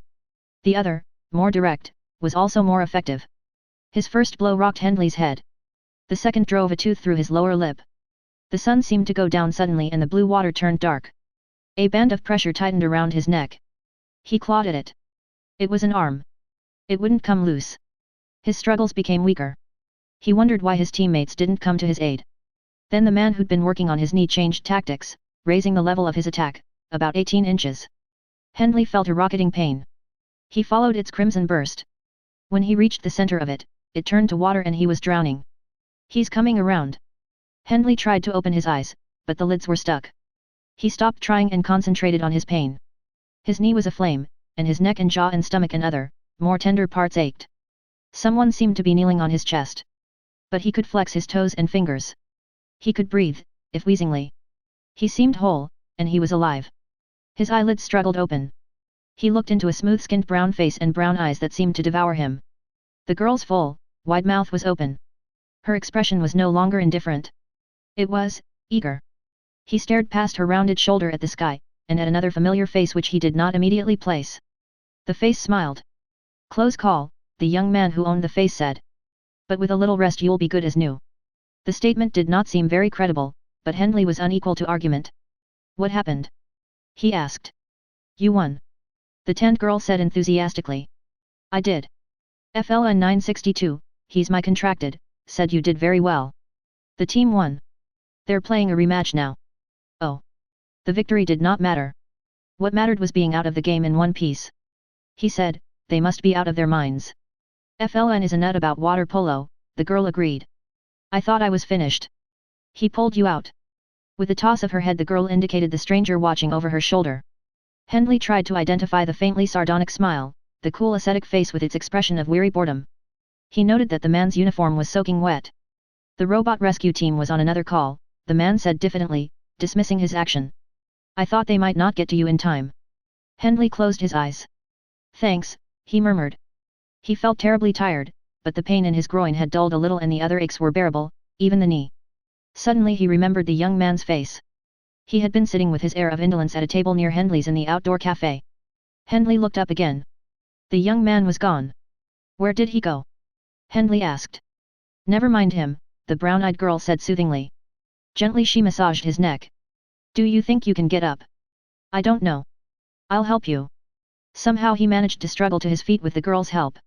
You need to relax, she said. Come with me. Too weak to protest or even to wonder why it was necessary to move, Henley allowed himself to be led away from the pool area. They were on grass, and she steadied him as he sagged against her. Then they were under a canopy of trees which screened the sunlight. The cool shade felt good. Sounds of play in the pool had diminished. Lie here, the girl murmured in his ear. Henley did as he was told. It was wonderful to lie on the cool grass, to let his abused muscles relax, to close his eyes, to feel the soft breath of air against his body. He tried to sit up. He wasn't in his uniform. He wore only the minimal cover of the white mesh bathing trunks, and the girl's hands were busily divesting him of this garment. You're so white, she breathed, lowering herself to the ground beside him. You don't know what that does, it's been so long since I've seen anybody so white. And you're hurt. I'll make you feel better, you'll see. Wait. Henley protested weakly. The girl said, her mouth seeking his. I don't know what it is, when I see a man hurt. TLL. TLL. Someone was calling. A man's voice. TLL, where are you? Oh, damn. The girl said. TLL. The voice was coming closer. Henley's scalp prickled as he recognized the voice. The muscular blonde swimmer, her contracted. If the man found them like this, he'd never believe. Where the hell, are you in there? With a sigh the girl sat up. Henley tried to rise to his knees, fumbling for his trunks. Bushes parted. The tall, broad-shouldered figure of the blonde man loomed over them. There you are. He said. Didn't you hear me? I heard, the girl said petulantly. The man gave Henley a cursory nod. Come on. I hear a hunt's getting up. Soon as it's dark. A hunting party. There was a subtle change in the girl's manner and her voice. Henley glanced into the large brown eyes. The glitter he saw there made him uneasy. Hurry up. We'll have to eat and get ready. The man for the first time looked directly at Henley, who made a half-hearted effort to cover himself with the white mesh trunks, knowing the gesture was futile. You did all right in there for a beginner, the blonde swimmer said heartily. Hope you'll keep showing up. Always need good players. He gave the girl his hand to pull her to her feet.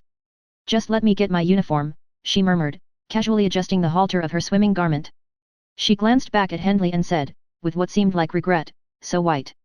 Then the couple was striding off and the girl was saying, we haven't had a good hunt in so long. Who's the target? Is he playing now? Their voices trailed off. Henley gaped after them. They were contracted, but there had been neither jealousy nor disgust in the man's attitude. He had practically caught Henley and the girl violating one of the organization's first rules of order, and he hadn't cared. Henley caught hold of a heavy branch of the nearest bush and dragged himself erect. The ways of Freeman were going to take some getting used to, he thought. Remembering the girl's eyes when she had heard about the hunting party, he shivered involuntarily. What kind of woman would react so strongly to a man's pain? And what did they mean by the hunt? He glanced down at his pale body, unused to the sun, and shivered again. Even when he emerged from the shade into the warm sunlight, he still felt cold. Participation was a compulsive act. Less than an hour after Henley left the swimming pool in the Central Park, once more clad in his visitor's white uniform, he found himself lingering beside a fence enclosing a series of tennis courts. A shower, a rest, another whiskey and soda had refreshed him. Walking had loosened bruised, stiff muscles, although he still limped, favoring his right knee. Except for the knee and a swollen lip, he felt almost normal. Ready for action, in fact. Tennis, however, seemed a little too strenuous, even such indifferent tennis as that being played here. The players lobbed the ball back and forth listlessly, hardly trying when a shot went out of reach. Odd. A number of the activities Henley had watched were carried on with the same indifference: long games, a bowling match, boating. In the parks and on the streets many freemen stood around with vacant expressions. Yet the water polo players had thrown themselves into their game with a vengeance Henley could attest to. Some participants in a football game he'd paused to watch for a while had piled into each other with an audible crunching impact. Even a group of cyclists racing around a circular track had competed with real fervor. They weren't very good riders, for Henley had witnessed 2 collisions on a far turn in the brief time he watched. But they were enthusiastic. Contact sports, he thought. He walked on. The afternoon was waning, though the sun remained well above the horizon. How little the freemen seemed to notice the sun. He never saw any of them staring up at the sky, while Henley frequently paused to survey that awesome immensity. They brushed heedlessly past vivid flowers in bloom, trampled upon bushes, failed to turn their heads when a bird sang from a tree, while Henley found these things fascinating. Perhaps in time you became used to them. They might come to seem ordinary. Even the vaulting sky might fail to make you feel small. He came to an area of carefully tended lawns broken here and there by patches of white sand, defined by rough stretches of taller grass and shrubbery. Small groups of players strolled in the distance, pulling carts or carrying bags containing slender sticks. Something tugged at Hendley's memory. He had seen such a place in a miniature display in the sports museum. In the underground cities there was not enough space for such a layout, but it made a pretty picture in the late afternoon in the spacious Freeman camp. Near one of the familiar beige service buildings a player was setting a small white ball on the ground and preparing to strike it with the weighted end of one of the slender poles. He was a stocky, vigorous man twice Hendley's age, his skin reddened rather than tanned by the sun, his thick arms choked with dense grey hair, his head completely bald. Behind him another player hovered, watching, a tall angular man of much the same age, with a prominent Adam's apple, knife-edge nose, remarkably long arms, and an angry scowl. Calling on an old habit, Hendley attached the nickname Curly to the bald man with the hairy arms, and Happy to his scowling companion. Nicknames were easier to remember than numbers. Curly glanced up from the white ball as Hendley came near. "Join us," he called cheerfully. "It's better with 3. "Humph." The other grunted. "I'd like to," Hendley said. The exercise, which seemed mild, would help to limber abused muscles a little more, easing the soreness in his arms and neck. He was issued a bag of clubs and 3 white balls at the service building. When he joined the other players, Curly was waiting, prepared to hit his ball. "If you don't know how to play, you can just watch us," Curly said. Hendley nodded. As Curly faced his ball, Hendley hefted the slender plastic club with its flat-faced head and tentatively swung it. "Not until I start my swing," Curly snapped sharply. Hendley desisted, not sure what he had done wrong. The stocky man flexed his hairy arms and drew his club high over his head. He remained frozen in that position for several seconds. Then he swung, the club head lashing down in a swift arc. At that moment the dour-faced player suddenly stabbed out with his club toward the ball. He missed by inches. Curly's club smacked the ball solidly and, following through, banged into his opponent's stick before it could be withdrawn. The club shot from Happy's hands. He grabbed his fingers, grimacing with pain. Curly laughed gleefully.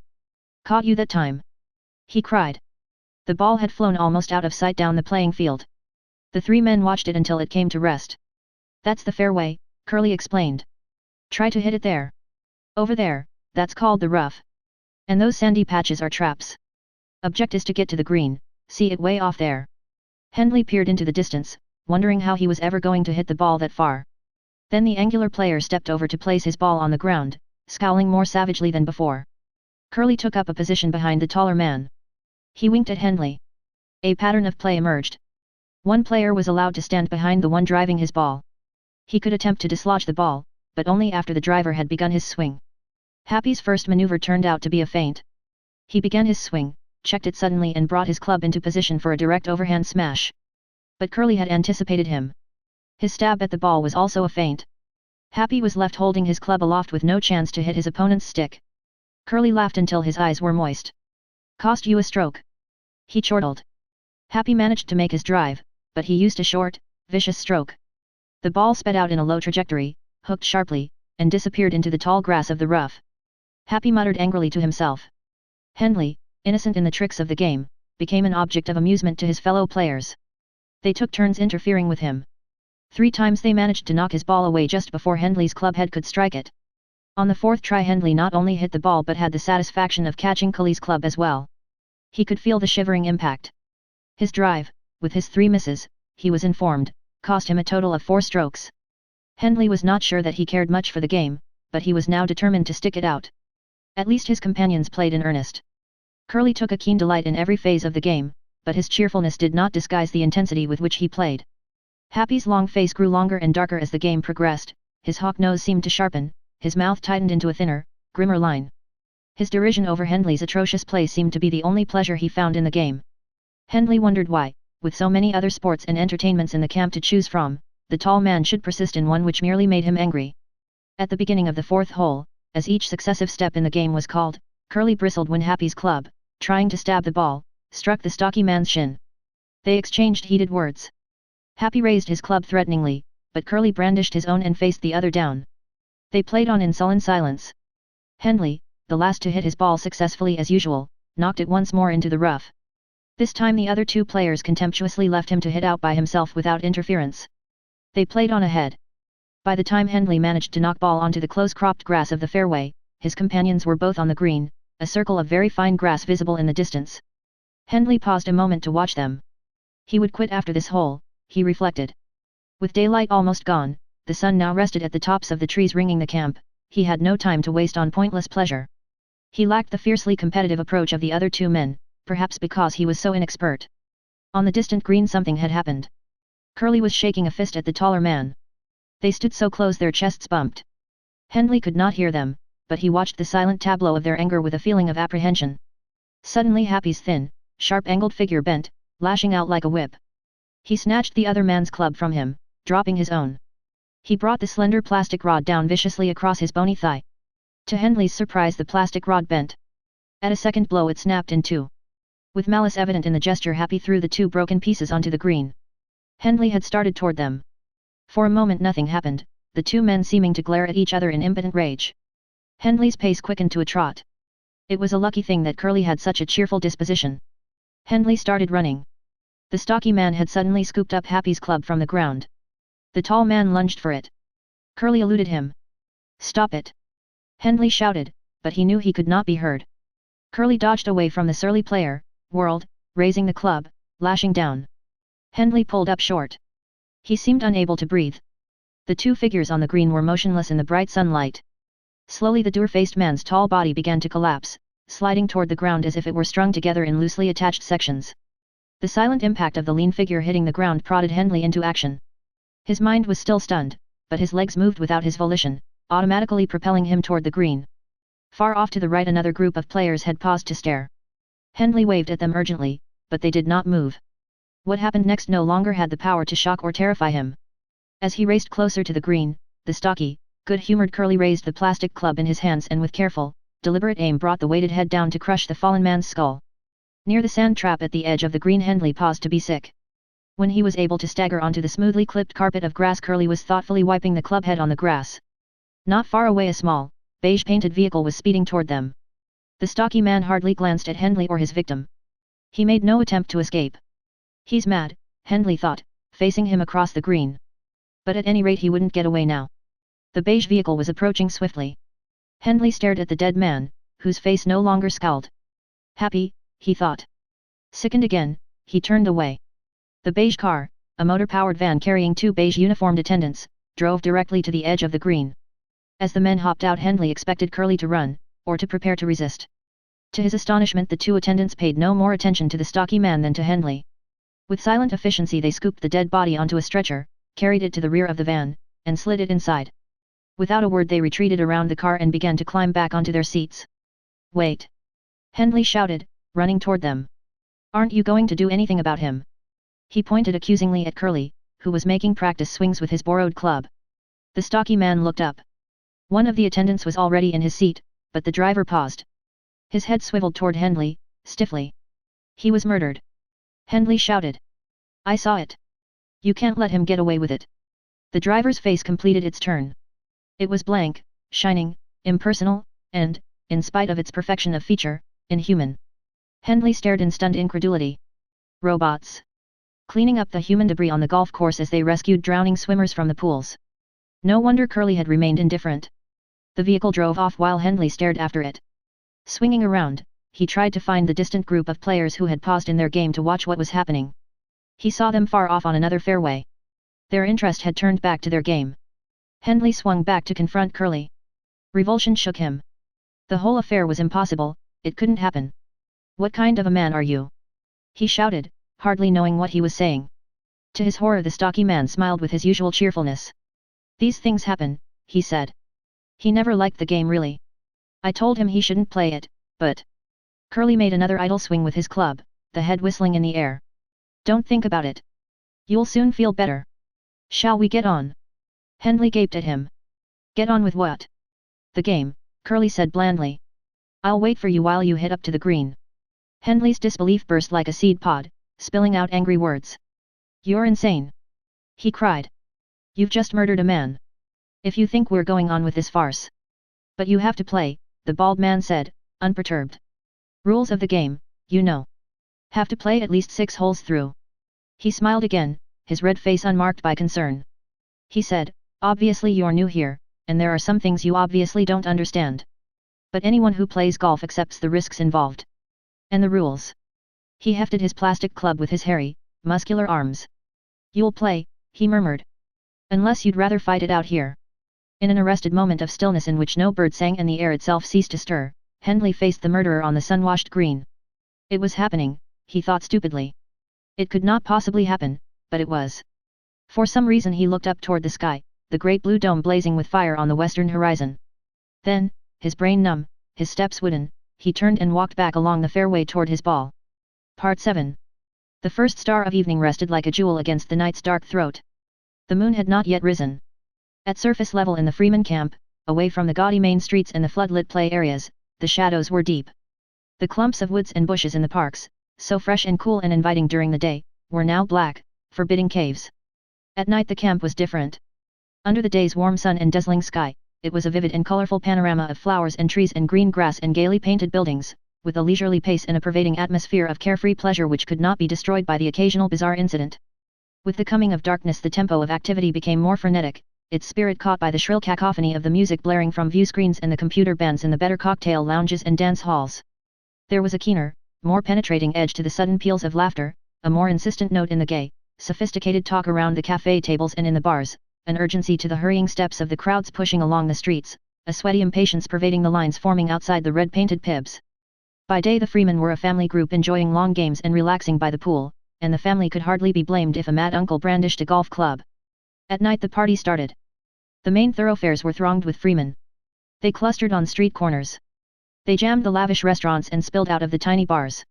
They swarmed through the glowing theater lobbies and filled the recreation halls with noisy confusion. Their merriment had a voice.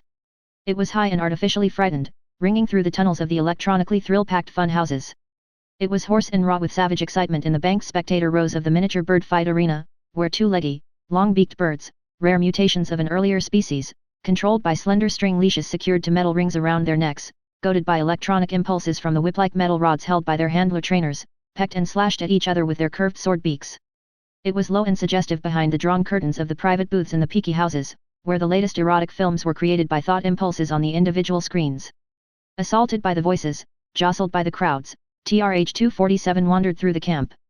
The driving tempo of its gaiety infected him, stealing into his bloodstream, quickening all his senses into a kind of exaggerated awareness. Several drinks had blurred the residue of horror left from the scene he had witnessed on the golf green, and diluted the angry tension of the last two holes played out in the fading light. In the evening's party atmosphere he could almost forget, although, like someone holding a door closed against a ghost, he avoided the shadowed places and the dimly lighted side roads which separated the rows of residential buildings, seeking out the open, crowded centers and the bright lights. On those final two holes of golf Hendley had required 13 strokes. The number would not easily be forgotten, for each time he had addressed his ball, the stocky, bald-headed player had stood behind him, chuckling softly, tapping his weighted club head in his hand or casually lifting it. Hendley had had to fight down panic. His shots had been erratic and uncontrollable. To his lasting shame, on the last hole, as he placed himself behind his amused opponent in position to interfere with a drive, he had found himself thinking, if I struck now, I could get him first. But nothing had happened. Hendley had not acted, and the man he called Curly had been content to smile at Hendley's nervousness and to mock his ill-concealed anger and revulsion. At the end of the sixth hole the stocky man had chuckled, saying, "Beat you by 19 strokes. You're not much competition."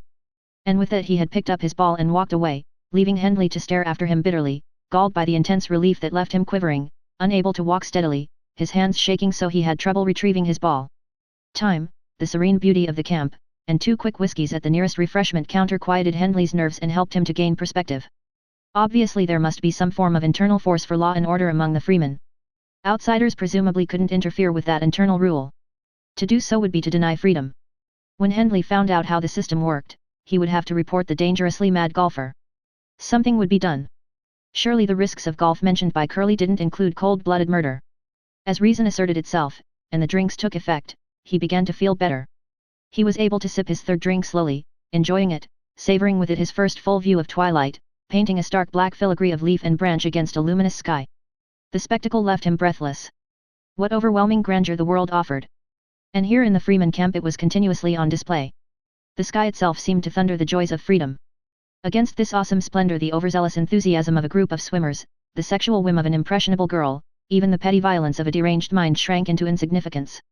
There was so much to enchant the eye and ear. A man would never have his fill of it. If freedom meant no more than the opportunity, and the leisure, to enjoy all this to his heart's content, the beauty of a bird soaring, the sparkle of a sunlit pool, the intricate texture of a tree trunk, the cool sweep of a green lawn, the vaulting leap of sky from horizon to horizon, it would be enough. Endless pleasure. No need to devour it hungrily, except for him, Hendley thought, checking his rapture. For the others, the truly free, there would never be the necessity to hurry away to the appointed task, the appointed recreation hour, the appointed woman. He hadn't thought of Red 498, his assigned, with quite that cold objectivity before, but it was true. Darkness came. The insistent beat of the crowded pleasure centers caught first his ear and then his need to participate, to discover more of the lures of freedom. He was drawn along the crowded streets, looking, smiling as the groups grew more boisterous, and here and there an early drunk reeled from a bar, absorbing the sights and sounds as he had savored his last whiskey. Only occasionally, passing near the dark, silent, empty places, did he shiver, as if he sensed there the lurking shadows of pain and insensate cruelty. At last he was hungry. There were many restaurants to choose from, but he remembered the reception official's reference to the main rec hall on the hill. He had no trouble locating the hill or identifying the massive yellow building, whose walls were thrown into sharp relief by a battery of lights in its spacious gardens. As Hendley rode a moving walk up the steep incline, he could feel the lifting pressure in his thighs. It had been a long day with far more physical activity than he was accustomed to. Up close the rec hall was even more impressive than it had seemed at a distance. From a central spindle, itself as large as an ordinary recreation hall in the cities, curving escalators rose to the main theater or exhibition hall, whose dome-like roof vaulted outward on concrete spines like a huge umbrella.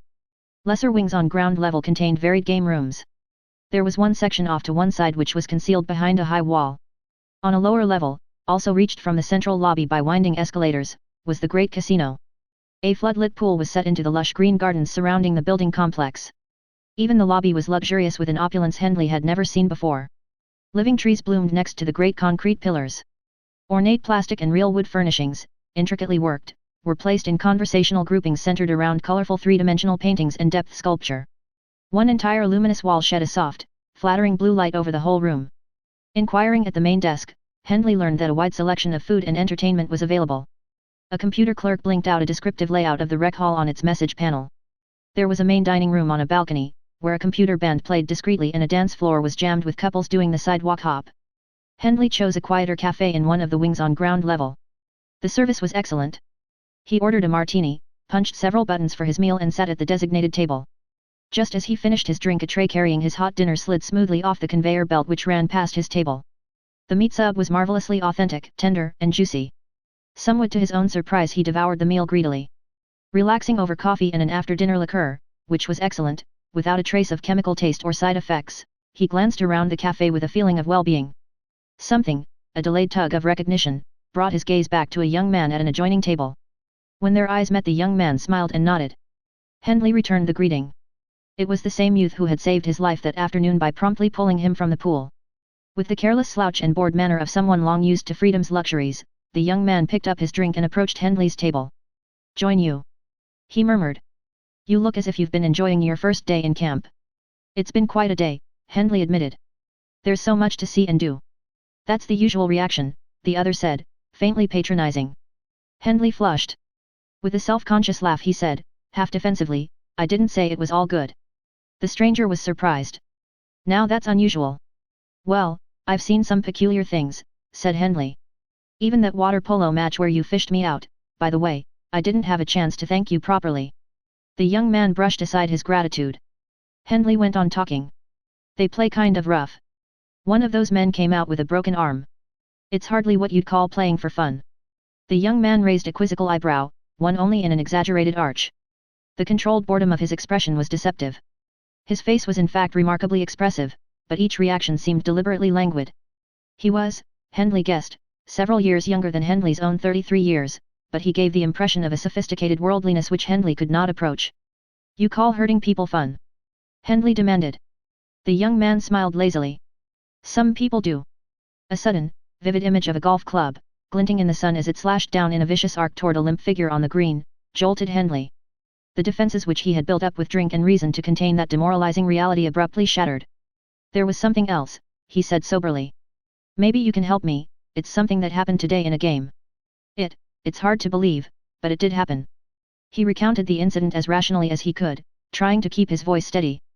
The young man's face failed to register the shock or disbelief Hendley had expected. As he listened, the youth fingered his glass and pursed his lips. His expression was grave, but that might have been only in deference to Hendley's obvious emotion. When Hendley had finished, the young man's sole comment was to raise his glass to his lips and drink. Don't tell me that sort of thing happens every day. Hendley protested, stung by the lack of response. Hardly, the other replied. Though golf bugs are pretty unpredictable, and it's true about going into the game at your own risk. But murder is frowned upon, of course, even in golf. Frowned upon? Oh, yes. We're not all barbarians here. The young man smiled. Isn't there something that can be done? Aren't there any investigators, any penalties? The young man's tone was cool. We are the free, he said. When Hendley continued to stare at him, he explained, oh, your bald friend went too far.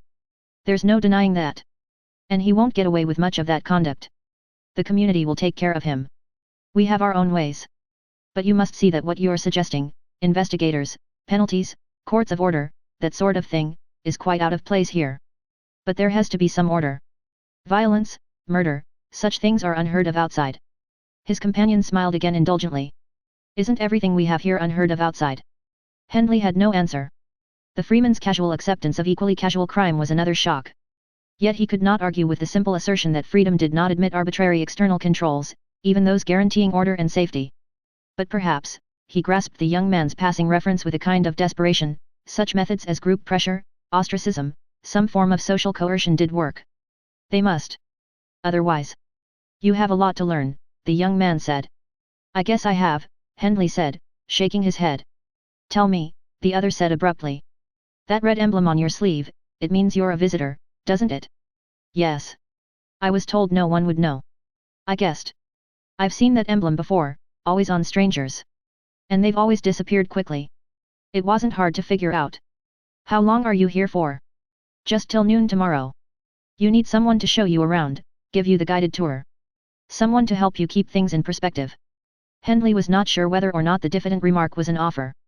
I'll admit I wasn't very well briefed, he said. The morale investigator who got me this visiting privilege didn't tell me much.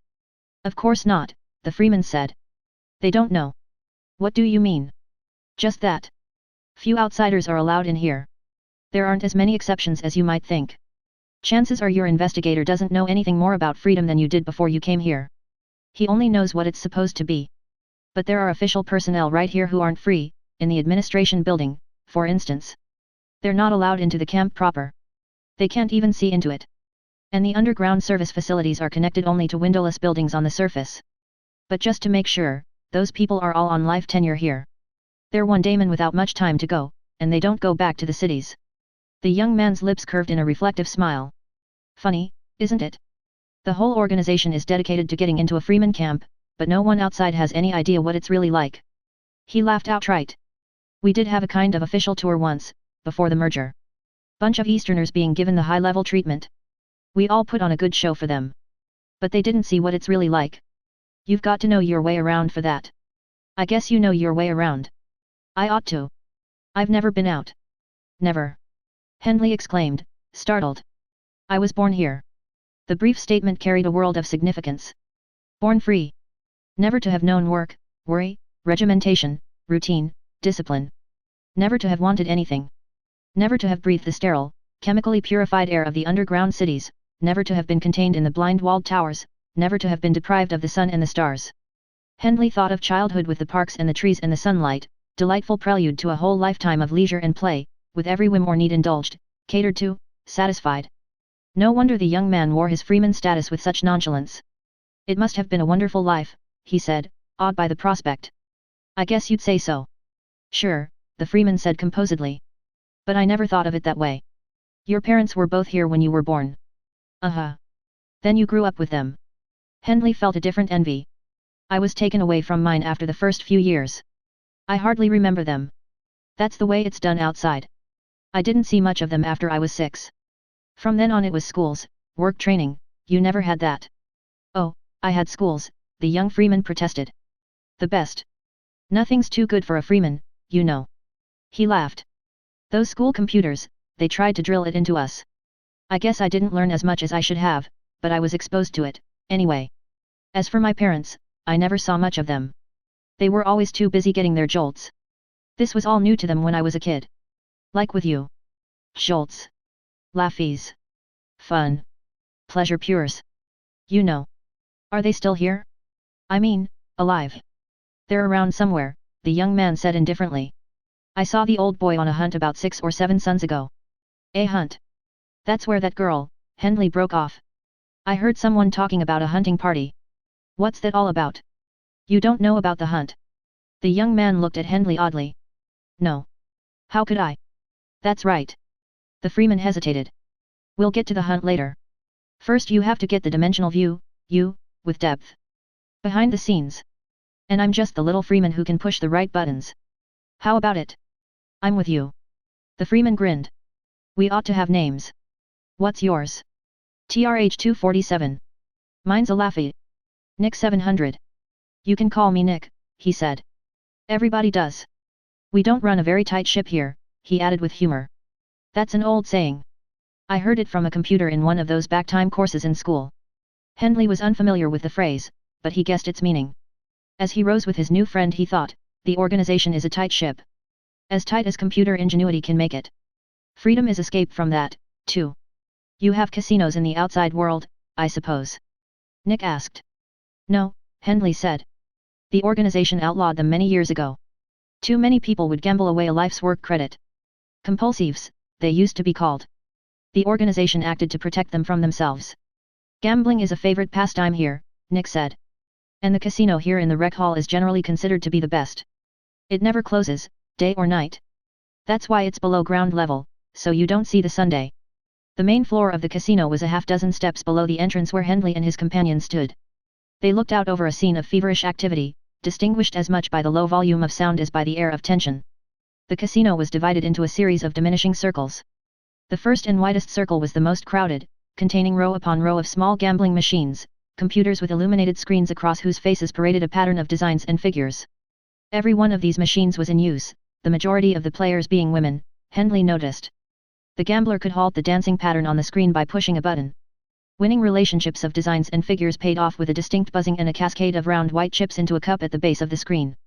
Throughout this crowded circle the players fed their white chips into the machines with the automatic, somnambulant attitude of robots, never pausing, never looking up, seldom reacting to win or loss.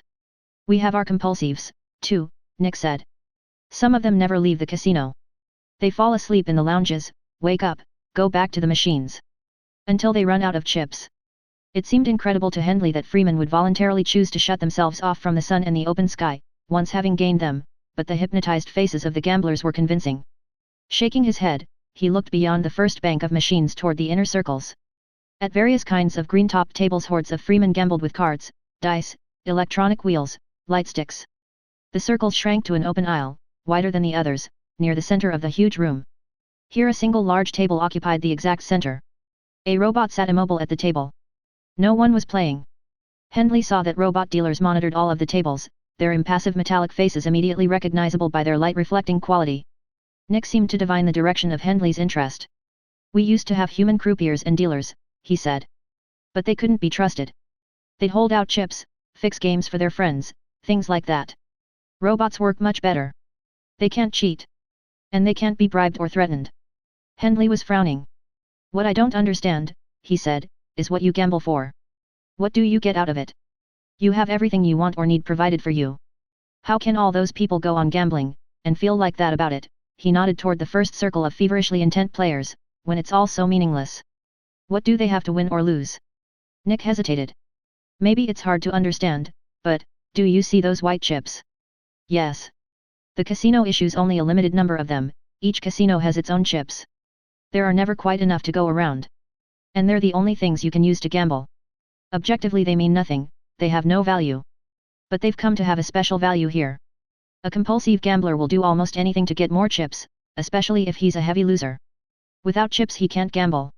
That's why there are some things you can buy with chips that you can't get any other way. What could you possibly buy that isn't already free? Oh, quite a few things. The young Freeman smiled tolerantly. There's the weed, for instance. The weed. A form of opiate. Habit forming. Quite deadly in the long run, but some people get hooked on it and have to have it. No one knows how it's smuggled into the camp. Some say it's grown here, but no one has ever found out where. It can be bought, if you have white chips. But why? Henley exclaimed. I've heard of addicts outside, but here there are no pressures, no worries, no frustrations. Why would anyone be driven to using drugs? It's incredible. Well, there are other things you can get with chips that aren't so incredible. Nick was obviously amused by Henley's naive astonishment. For instance, do you see that blonde girl down there, the one standing beside the fat gambler at the wheel in the third section? Henley peered toward the inner circle indicated. He had no trouble identifying the statuesque blonde Nick was referring to. Like a number of the women in the casino, she wore her white coverall zipped open to the waist, a custom not permissible in the outside organization. Her smooth white skin, surprisingly untanned as if she took care to avoid the sun, and the remarkable ripeness of her exposed figure, enabled her to stand out easily in the crowd. The face that went with her more arresting features was like a robot doll's, flawlessly beautiful, sweetly vacuous. Henley could not help staring at her. His face began to feel warm. Beautiful, isn't she? Nick said, laughing. Very.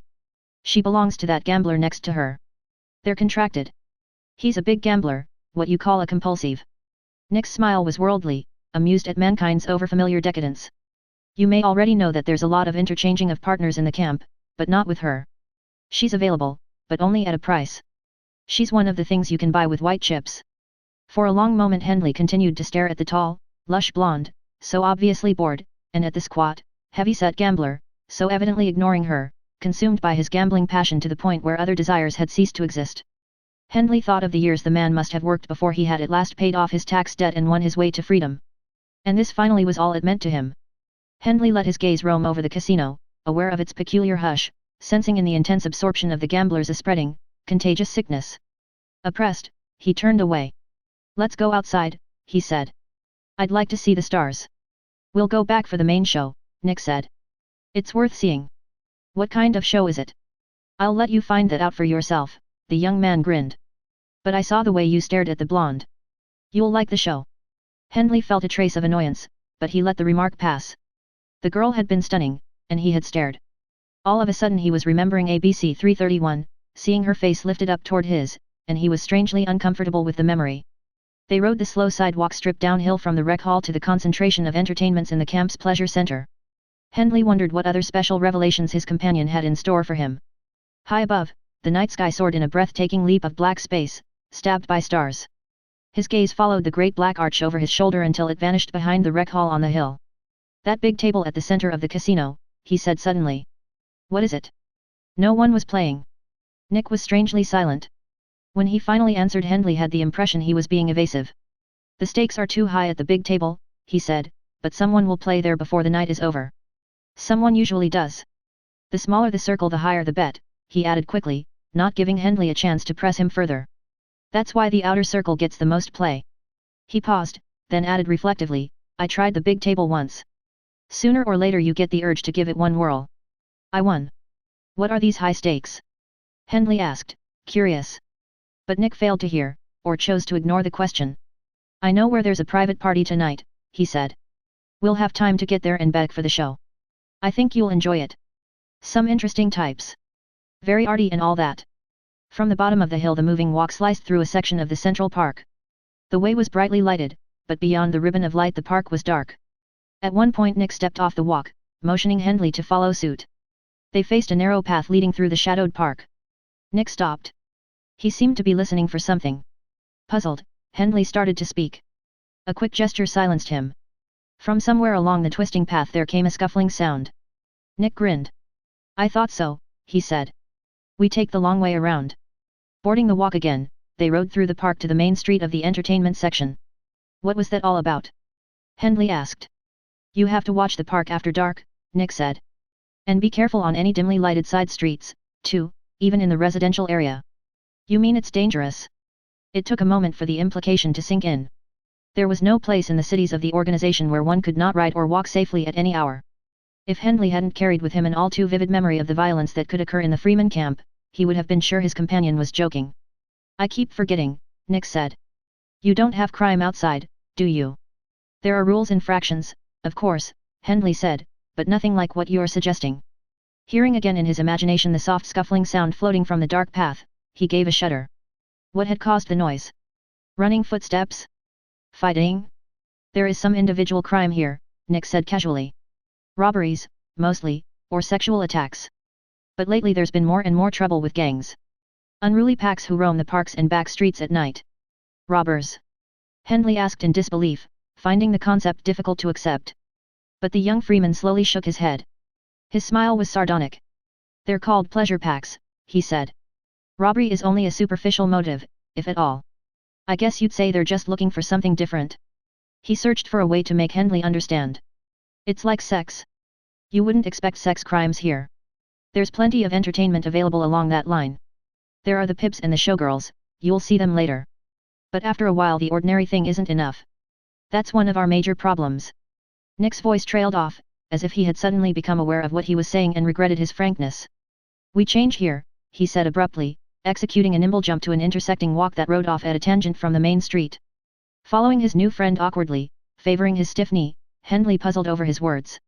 There had been too many revelations to absorb all at once. Surely the crimes Nick 700 had mentioned must be isolated instances. The whole life of the organization, all human pursuit, rested on the base of freedom's desirability, its ultimate satisfactions. The suggestion that it could give rise to a kind of anarchy, that freemen would seek to dispel boredom and ennui with barbarous acts of violence, left Hendley with an uneasy feeling, as if a firm surface had quite illogically, unaccountably, turned spongy and uncertain underfoot. The moving walk wound along a street dividing the entertainment center from the rows of low-level housing. Hendley wondered if, with so little time left to him, he would spend much of it in the bright and airy room assigned to him. Along their way Nick pointed out places of special interest. People tend to seek out their own kind, wherever they are, he said. See that cafe? You'll find scientists there mostly. A strange lot. Stick to themselves, and most of them never go to the casinos or the shows. They've rigged up a regular laboratory, taken over one of the rec halls, and they dabble in experiments of one kind or another. Useless, of course, with the limited equipment they have, but it seems to keep some of them happy. That grey building is one of the old clubs. You'd probably find my father there. All the old-timers belong. Of course, in theory everything in the camp is open to everybody, but that isn't the way it works out. You're just not welcome in the club until you've been here years and years. Nick spoke with a trace of contempt. They have their private parties and their ritualistic games. I'm a member really, by birthright, but I seldom go there. Last time I went my mother was playing one of their little games. He laughed mirthlessly. She was trying to take off her uniform while riding in a rubber raft in the pool, without tipping the thing over. If you got dunked, that made you fair prey. He glanced at Hendley sharply, almost suspiciously, as if he were afraid of laughter. She didn't remember me, he added curtly, but I think she'd been on the weed. Hendley's head whirled. The complexities of freeman behavior left him bewildered. He doubted that he could ever be restless here. There was too much to do and enjoy without needing to seek out artificial stimulants and bizarre pleasures. But could he be wrong? Did he know even himself that well? Everything seemed to change in the perspective of freedom. Here we are, Nick said, leaving the walk. They stopped before a low, circular, relatively small building from which came a remarkable volume of sound. As they entered, the noise burst over them like the resounding coda of a symphony. The main orchestration was supplied by human voices erupting in every range of pitch and intensity. Behind these could be heard the whine and sigh of a computer band. And, bursting up through a center stairwell around which wound a circular escalator, to crash against Hendley's ears like a solid wave, came an instrumental thunder of party noises, the explosion of falling glass, the shudder of the overloaded stairway straining with its burden, the shifting of 100 feet, shrieks and shouts and trills of laughter. Nick grinned at him. I'll get us a couple of drinks. I could use one. Hendley said, raising his voice a couple of notches to be heard. You know how artists are, the freeman shouted back. They like to make themselves heard. Hendley didn't know. The only art fashioned in the organization was created by efficient craftsmen applying known principles, acting under the direction of a computer. They worked as Hendley worked in the architectural center, by pushing buttons. Order, harmony, proportion, emphasis, representation, meaningful distortion, suspense, metaphor, the essential ingredients of the various arts were measurable quantities, reducible to mathematics. Or so Hendley had thought. What he saw now was a different art, created by another kind of artist. Free art, he thought with fresh excitement. It was also a disturbing art. Directly before him, dominating the lobby, was a dimensional painting. If he had thought of Freeman painting before, he would have envisioned representational art of trees and flowers and blazing skies. Or a concern with light, so essential a part of the free life. What he saw, vibrating with peculiar inner tension, was a grey mass which seemed to deny both light and color. It was a shapeless blob, pulsating with. Hendley groped for the nature of his response to the painting, seeking to find the cause through the effect. It was pain. Crass, someone said. Vulgar. Another voice retorted, color isn't everything. Words and phrases collided and ricocheted and split into fragments. Isn't supposed to mean anything. It's supposed to be. Quite mad, that's the beauty of it. Genius. The inner planes are brilliantly suggested. Erotic, of course. Feeling. Essence. I don't like it. That's the real criticism. See how he used intersecting curves. Marvelous illusion, don't you think? Not new at all. So much life. Death. Unnerved, Hendley turned away from the painting. Nick was beside him again, shoving a drink into his hand. Hendley took a brief swallow, needing it. The rising crescendo of party noise seemed to diminish as the drink coursed through his body. Its taste was unfamiliar to him, but before he could question it, Nick was steering him through the crowd toward the escalator. The main party is downstairs, Nick said. You can see some of the exhibits along the way. The place is bigger than it looks, isn't it? Yes, from outside.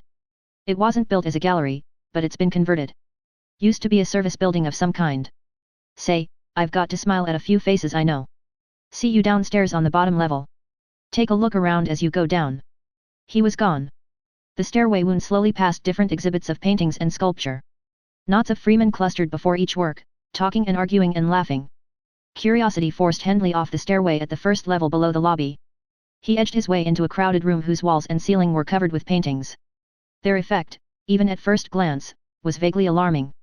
It took him a while to make a full circuit of the room. By the time he reached the last painting, a bewildering exercise in spatial relationships in which ribbons of color entwined like mangled intestines, he was badly shaken. The art was strikingly personal, each portrait a private image. The paintings seemed without form or coherent meaning. They ranged from wildly vivid explosions of light and color to somber experiments in deliberate dullness. They lacked any common viewpoint. But in spite of their singularity, they had a sameness.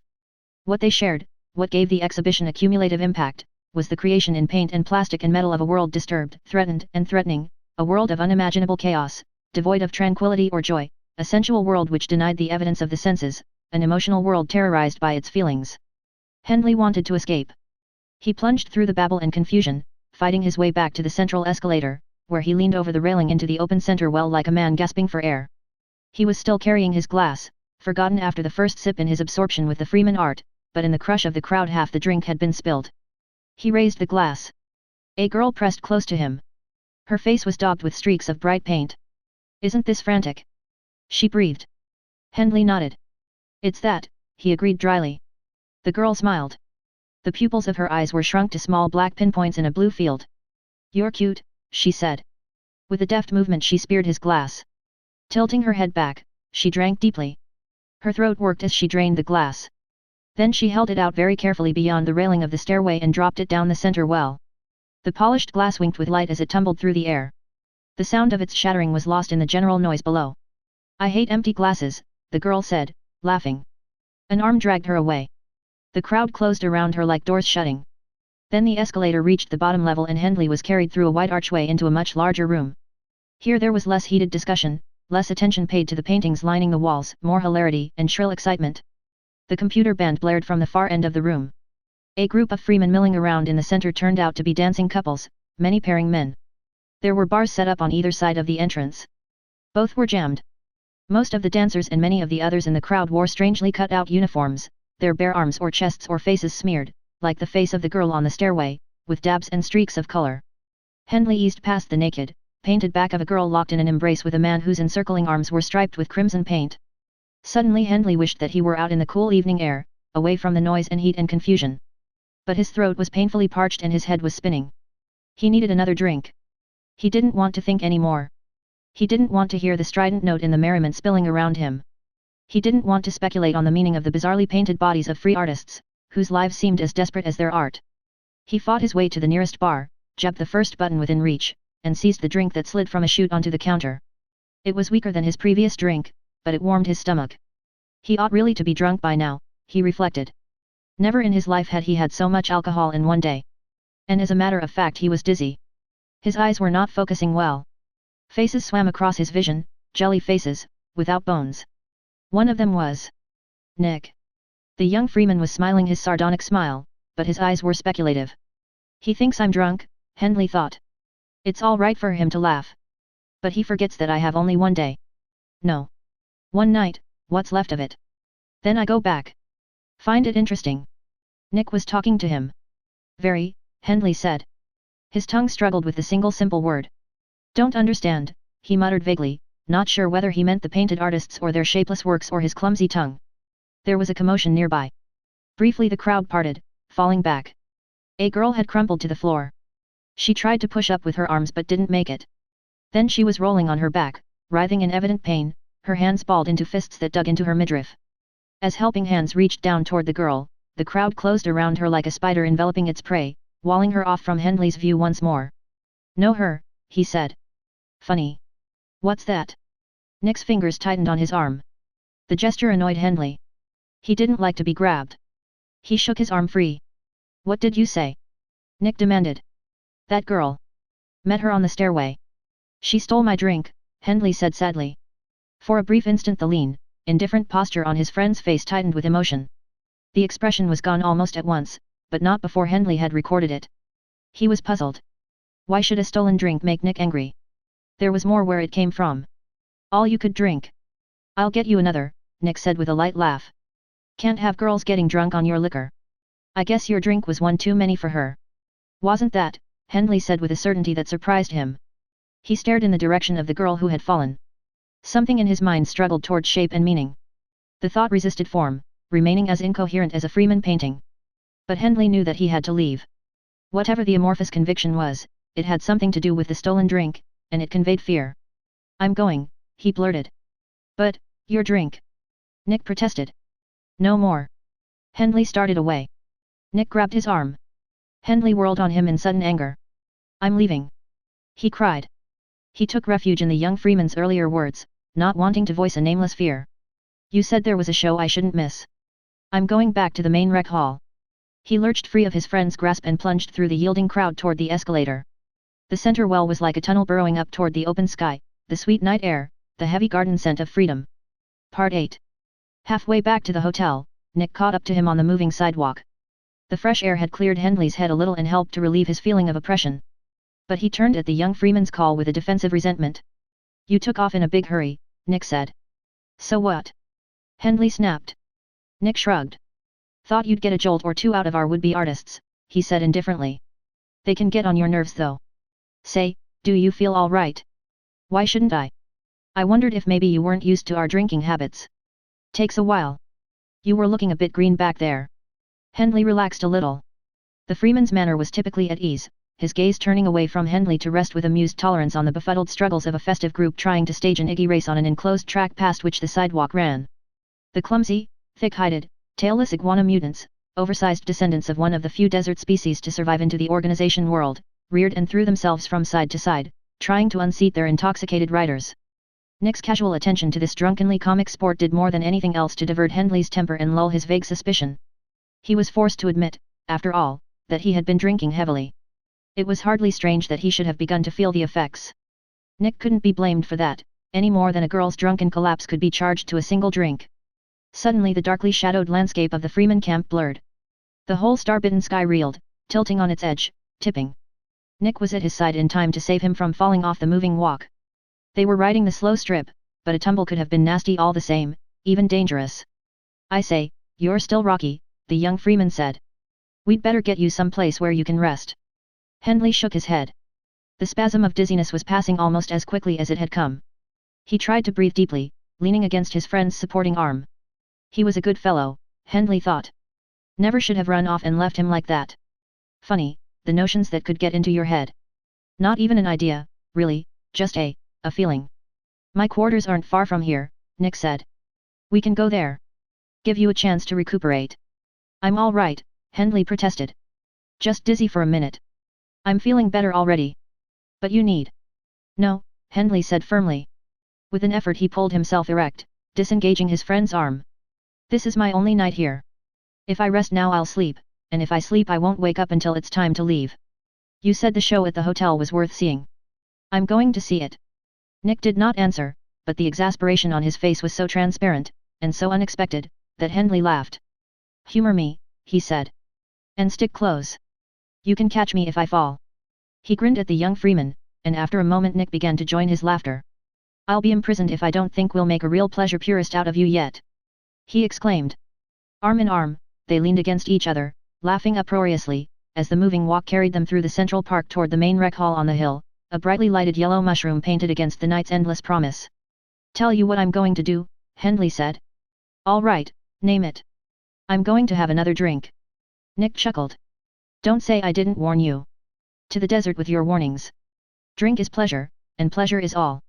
The familiar organization slogan came easily to Hendley's lips. "Bring on the girls. Are you sure this is a good seat?" "The best. There's a materializer right overhead. And you have a good view of the main screen over the stage." Hendley stared at an opaque plastic cylinder suspended from the ceiling of the great circular auditorium. Less than 20 feet away, the cylinder was just big enough to contain a grown man. It might have been a decorative fixture, its smooth surface reflecting a multicolored flow of light from the auditorium's glowing panels. There were about 24 of the cylindrical objects spaced throughout the theater, overhead for those seated in the balcony, along the sides for the audience on the main floor. It was difficult to get seats close to the stage, Nick had explained, unless you arrived very early, but with the materializers you didn't need front row seats. The man-sized cylinders brought the stage to you. Moreover, from a middle distance, and especially from the balcony, you had a better view of the huge thought screen, the giant father of the materializers in shape, mounted directly over the stage and almost at Hendley's eye level. This huge screen was also dark. Drinks arrived on a conveyor belt just as the main lights in the auditorium began to dim. From his balcony perch Hendley stared down as the curtain of light obscuring the central stage slowly dissolved. The stage revealed was in semi-darkness. A spatter of applause broke into thunder as a cone of light slashed down to sculpture a living bronze, a nude woman standing motionless on a revolving dais. For an instant the striking figure was enveloped in brilliant white. Then the light began to change from pink through rose to a garish red, until at last the figure seemed to be bathed in blood, unrelieved except for a small white circle lying at the top of the valley between the woman's red breasts. From the balcony it was impossible to distinguish the white circle clearly, but on the materializer, so close to Hendley's seat, it was easy to discern a thin necklace, the clear outline of a white tag, and the number 1 printed on the tag, which had evidently been treated somehow to reject the red light. The crimson figure was reproduced slightly larger than life within the plastic cylinder, and with a breathtaking illusion of reality, as if she were physically imprisoned there. It was not like looking at a view screen, even a dimensional one. It was as if the living flesh in its garish costume of light had been transported from the stage into the plastic cocoon. A second white cone stabbed down through the darkness, pinning a second nude figure upon the stage. Again the light changed by degrees to red. Almost imperceptibly a low, sensuous beat of music had begun to make itself heard. And with that the audience became more vociferous. As another and yet another red figure was revealed on the stage, a persistent murmuring grew. Audible gasps ignited fresh crackles of applause as each new model appeared. They were all young, shapely, beautiful. In the brief flash of white light as they were first seen, their bodies were visibly pale, like Hendley's own, the white sheen of skin unburned by the sun. When the light changed, they became, in their bizarre red envelopes, both more vivid and less human. Hendley could not tear his gaze away as the procession continued. His throat grew dry, and he drained his glass. 12 girls in all took their places in the red spotlights. Hendley missed seeing the 11th one closely. He had glanced down at the stage just before she appeared in close-up on the nearby materializer. By the time he looked back from the general tableau below to the intimate revelation on the cylinder, the girl's image was already fading. And her back was toward him. He had only a glimpse of a slender, willowy body, narrow-waisted, of long slim legs, and of a nest of short curls above a graceful neck. She was a red vision from a dream, but something other than admiration stirred in his mind. "I missed that 1 second from the last," he said to Nick. "A pretty thing," Nick said appraisingly. "Quite well equipped, too." His hands shaped an imaginary bosom. She looked, I'm not sure, familiar. Nick laughed. "That's not unusual. There's a blue girl, she'll be coming on shortly, who once reminded me of my mother. I suppose one of your morale investigators would say that was significant. But it's not, really. A beautiful girl seen in the distance, or not clearly, will always remind you of someone. Only if that someone matters," Hendley said with surprising clarity. The young Freeman made a mock grimace of pain. He murmured. "I should have thought of that. What's a blue girl?" "Same as in your outside world. You see, the showgirls are all outsiders. Red means a 5-digital. Green a 4, blue a 3. Obviously they don't wear their uniforms while they're performing." Hendley smiled absently. He wished that he had had a clearer view of the 11th girl. Even in the distance of the stage, and in the strangely erotic distortion of the colored spotlight, she seemed familiar. But whom could she remind him of? There was only... "What's wrong?" Nick asked. "Feeling dizzy again?" "No," Hendley said hoarsely. "It's not that." As if to prove his statement he reached for his glass, only to find it empty. The resemblance was superficial, he assured himself. That was all it could be. Anne could not be here. But the nagging impression that the girl on the stage was enough like her to be a double unnerved him. He was chagrined to realize how seldom he had thought about her since his arrival in the Freeman camp. Perhaps that was understandable enough, the clockless hours had been full, but this defense did not dispel a twinge of guilt. Forgetfulness argued a shallow emotion, undermining the importance he attached to his hours with ABC 331. "Ah, here come the greens," Nick said. "And I've ordered us a couple refills on the drinks. Don't take it if you don't think you can handle it." Hendley didn't answer. He wanted the drink, and he had a feeling that he would need it. The pattern of presenting the showgirls was repeated, except that the second set were washed with a startling green light. And each girl wore an identical male face mask. The slow but insistent beat of the background music quickened slightly, acquiring a harsher, more driving rhythm. A perceptible tension of excitement quivered in the air of the auditorium. There were 12 girls in green. "They're the males," Nick said unnecessarily. "You'll be surprised how you get to think of them that way, the obvious physical evidence to the contrary." Hendley started to ask what all this was leading up to, but before he could speak the tempo of the music changed.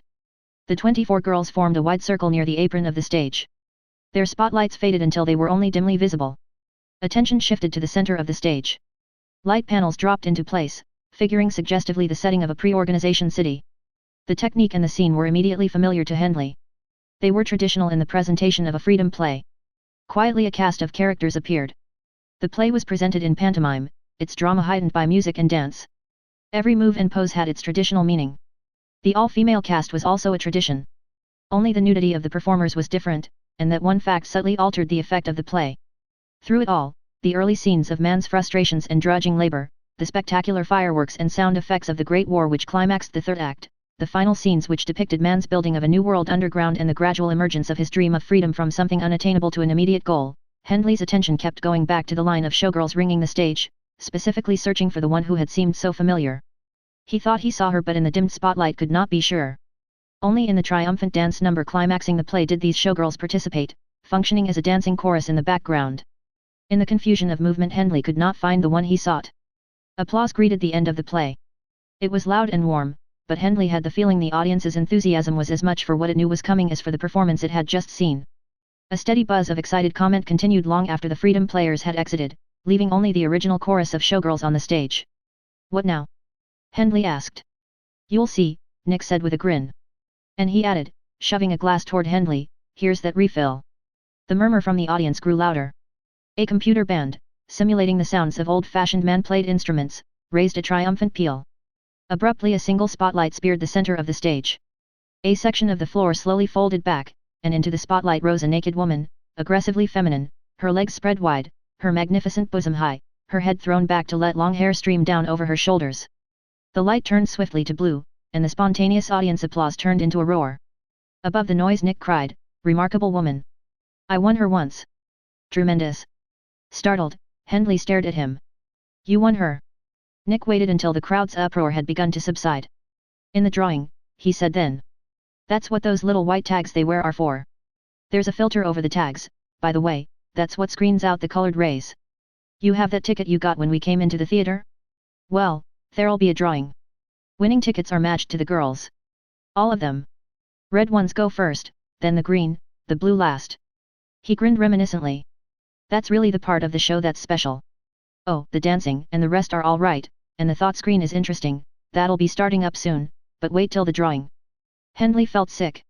His stomach stirred uneasily. He swallowed hard. A sad, enigmatic statement kept running through his head, "That's what I'm supposed to be. Beautiful," he thought. Selected because she was beautiful. Trained to please with her beauty. Trained, too, to simulate passion. No, it was impossible. What he feared couldn't be true. He had drunk too much, and his mind was as unsettled as his body. The resemblance was superficial, deceptive, a trick of lighting. But the sick fear could not be reasoned away. A group dance number began. The woman painted in blue light was taller than the others, more blatantly sexual, dominant. Now she raised one arm, holding up a slender metal rod. Her wrist flicked. A string of white light danced across the stage like the lash of a whip. Where it snapped off, a red dancer cringed, cowering, pantomiming fear. Or was she acting? Was the whiplash real? Using her sting of light, the blue woman drove the dancers robed in red and green light through their routine. Each girl stayed within her narrow frame of light, or rather, the cones of color nimbly followed the girls as if attached to them. Hendley tried to single out the girl tagged number 11. He kept losing her, searching, finding her again, afraid of what he would see, helpless to turn away. For a brief instant she passed through the field of the materializer and was reproduced in the cylinder no more than 20 feet away. She turned her head, seeming to glance over her shoulder directly at Hendley. The slight gesture brought a stab of pain to his chest. She had tilted her head exactly that way toward him when he found her outside the Agricultural Research Center. No two women would have that precise balance of grace and reserve, that particular angle of the head in turning. He knew that dip of waist, that soft swell of breast, that slender column of neck, that hidden sadness. ABC 331 looked into his eyes without seeing him, whirled and spun away. Nick was talking. His voice seemed muffled, coming through a filter of numbness. I suppose you're wondering why these women are brought here. You see, they found out long ago that there aren't enough women in the camps, there never are. Fewer make it here than men. The organization knows why, I don't. Most of those who are here are contracted. That doesn't always mean very much, but it adds to the shortage. Obviously Freeman couldn't be denied the singular pleasures women can give. So there's a fresh batch brought in every month to stock the pibs, and there are the showgirls. They come once a week. There's something about showgirls, about having a woman 1,000 other men have stared at and wanted. He paused. The pattern of the dance had changed. Under the lash of the blue woman's mysterious whip the green and red figures separated into matched pairs. The green, with their male face masks, were bolder, more aggressive, threatening in attitude. The dancing red figures expressed in their movements a coquettish withdrawal, timidity, that peculiarly feminine blend of provocation and elusiveness. And now the first flickering of light and motion showed on the giant thought screen over the stage. The images became clearer, a sinuous mingling of red and green light, shaping to the forms of human bodies, writhing and twisting. Amazing thing, really, Nick said. The thought screen, I mean. I suppose the rest of it is pretty much what shows have always been, even in pre-organization time. The female figure, dance, music, pantomime, they've always been basic ingredients of entertainment. The materializers aren't that special either. Just a more complex kind of view screen, bringing the stage closer to you. But the thought screen, that's something else. What does it do? The meaning of the images on the giant screen was not yet clear. Hendley spoke painfully, almost against his will. Nick seemed surprised. You have peekies on the outside, don't you? Yes. They let you create your own thought pictures. But that's private. One, at most two people. Much the same concept, though. This is just vastly more sophisticated, and more effective. It doesn't mirror what's actually happening on the stage. It reflects the audience's reaction to it. I don't pretend to know how it's done, but the screen, or the computer complex directing it, records the impulses of all our thought waves, selects and synthesizes them. What comes out, though it's often a montage, is not one viewer's reaction, but the total reaction. Ah! You see? Those two dancers on the left, see them down on the stage? Now look at the screen. Hendley saw.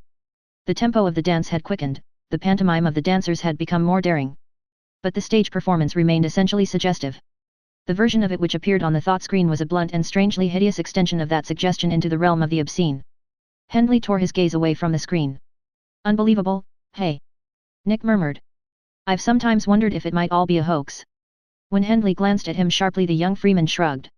With an urbane smile he said, why not? Whatever it is, it's a remarkable machine. But it could simply be showing what a very clever computer says the audience reaction would be. That would be much the same as showing the actual thoughts, wouldn't it? Who could tell the difference? Hendley closed his eyes. Any pleasure he might have found in the spectacle had long since vanished. But he could not shut his ears to the sensual rhythms of the music or erase the lurid images which danced in the darkness behind his eyelids. In the end he had to open his eyes, to seek out the willowy girl stained with crimson light, to torture himself with a glimpse of lips parted in a smile, a fleeting motion of long slim legs nimbly scissoring, a bobbing nest of short soft curls, now dyed from gold to red. He knew now why Anne had been evasive, and why she had run away. He had many answers now. What he did not know, and what continued to torment him, was whether or not everything that had happened between them, every sigh, every caress, had been no more than the dance on the stage, a pantomime of passion. In the middle of a chord the music crashed to a stop. The dancers were motionless, frozen in various attitudes of pursuit and withdrawal, like figures on an urn. The audience, after an initial stir of talk and restless movement, became hushed, waiting. Slowly the woman in blue looked over her entourage. Her light whip rose, whirled above her head, and struck across the stage. A kneeling figure, stung by the lash, obediently stood and walked to the center of the stage. She was the first girl who had appeared, her white tag bore the number 1. Around her the lights dimmed until there was only a single spotlight, fixing her in its bright red gaze. In the cylindrical materializer her beauty was imprisoned with startling realism. Her eyes and her lips smiled. Her head bent in sweet resignation. Many times larger than life, the girl's image appeared on the giant screen directly over the stage. Above her head on the screen a number suddenly blazed in red light, Z113460. It blinked off, then on again. A woman's soft, caressing voice purred the number over the speaker system. From somewhere on the main floor came an excited shout. There were a few cheers, a sprinkling of laughter. But through most of the audience there rippled a sigh, as of held breath slowly released. The lights went out briefly. When the spotlight stabbed on again, the girl in the center of the stage was gone. The dance took up as if it had never been interrupted. Hendley sank back onto his seat, unaware until then that he had half risen. He felt limp, exhausted. And he could hear, he could feel, a change in the audience. It was quieter, abnormally still, betraying tense expectancy in the remark unmade, the weight unshifted, the glass untouched. Hendley shook his head as if to break the spell. Deliberately he raised his own glass and drank. He knew he shouldn't. The dizziness had begun to return. He was passing the point of control. Watching the gyrations of the dance, the erotic version of it appearing in monstrous detail on the thought screen, made his eyes ache, his head whirl. Knowing that Anne was a part of it brought a sting of anguish. Crash. The music died, the movement on stage was arrested once more. Lights dimmed and a second girl took her place at stage center, a tall girl whose shapely contours were carved in provocative red shadows. Another ticket number stabbed its crimson message onto the screen above the stage. Another delighted yelp was heard, another general sigh. Hendley's eyes sought the familiar outline of Anne's figure. Suddenly, as the dance resumed, she appeared in the materializer nearby, pausing with her arms extended in a graceful pose suggesting the beginning of flight. A green figure bent close to her, his hands reaching out. Hendley turned to Nick. Where do they go? He demanded. You mean the winners? Nick raised an eyebrow. They're not allowed to take the girls into the camp, of course. There are some private rooms behind a wall off the garden, maybe you've noticed them. The girls are brought there through underground tunnels. To get in, you have to have a winning ticket. Why? Are you feeling lucky? I have to talk to that one girl, number 11. Plenty of time to talk, Nick grinned. They stay all night? Well, you might be a winner at that. It's a long shot, but somebody has to win. 11, did you say? I haven't been paying her enough attention. Which, oh, yes. Kind of thin for my taste, but... I don't want to be lucky, Hendley said harshly. How do I get to that girl? Nick did not move and his expression did not seem to alter visibly. Yet his indolent manner dropped away in some mysterious fashion, as if a trick mirror which had been reflecting one image had subtly shifted to present another angle of vision from which the reflected image was quite different, although the features remained exactly the same. That would take some doing, the Freeman said. Could it be done? Nick pursed his lips thoughtfully. Maybe. You've been here as long as anyone, or almost. If it could be brought off, you could do it. And what do I get out of it? Hendley took a deep breath. What could you offer a man who had everything, who had known complete freedom all his life? If there was any way I could. He fumbled desperately for a magic word, an unexpected gift. He had nothing to offer. Lamely he said, more to himself than to the watching Freeman, I know her. Suddenly Nick smiled. He was himself again, worldly wise, cynical, amused. Why not? He said. If you hit the right man, you can buy anything with white chips. Maybe I could bring it off. So you'd get the girl and I'd get a few laughs. Why not? Hendley felt an overwhelming gratitude. Thanks, he said. I don't know how to. Forget it. Anyway, all I said was we could try to bring it off. You can't fix the drawing, that's not the way to do it. We have to get lucky and hope the winner is a gambler. He rose quickly. I'll have to dig up some chips, enough to look better than a naked showgirl. Haven't much time. You wait here until they're drawing number 9 or 10. Then go downstairs. You'll find a back exit from the lobby behind the escalators. Wait for me in the garden near the gate in the high wall. You got that? I've got it. Is there anything else I can do? After all, this is my idea. Just try to keep from falling on your face, Nick said with a grin. That girl might not be able to catch you. The rest just leave to me. I haven't found anything that interested me so much in a handful of moons. With a sardonic wave of his hand he turned away. Hendley watched him thread his way along the aisle toward the nearest exit. Silence caught his attention. He swung back toward the stage. Another girl stood alone in the center spotlight, her head bent submissively. They all used the same pose, Hendley thought bitterly. They had all been taught well. How easy it must have been for Anne to play her role. He continued to stare down at the stage as the lottery went on. His eyes felt dry and grainy from staring. This, too, was a part of freedom, he thought. What did it prove? The worker classes served the free, assured them their pleasures. Had it always been the same, through all the misty centuries of pre-organization time? Was this a better way simply because more people could hope to follow it? Was better merely a matter of numbers? Or was it possible that pleasure was not pure, that a freedom synonymous with pleasure was not all? The garden was dimly lighted. Unused to live trees and bushes, especially at night, Hendley had to steel himself against the impression that things moved in the deep shadows. Or was this an effect of all his drinking rather than the strangeness? He shook his head. The gate in the high wall was guarded by a computer. The winning numbers flashed to the audience in the auditorium would simultaneously be fed to this computer outside, Hendley guessed. The computer would then automatically adjust to open the gate when the properly numbered tickets were presented. Hendley had been in the garden when the previous winner, holding a ticket for girl number 10, passed through the gate. Since then nothing had happened. The garden leading up to the wall was deserted. No sounds filtered into the garden from the auditorium. The door behind him opened suddenly. A knife of light slashed across the lawn, rendering a shadowed clump of bushes innocent. A figure broke the slash of light. The door closed. Pulled it off, Nick said, his teeth gleaming in a grin. I hope she's worth it. You'll find a row of separate units after you get beyond the gate. They're all numbered. She'll be in number 11, of course. Same as her tag. Here's your ticket.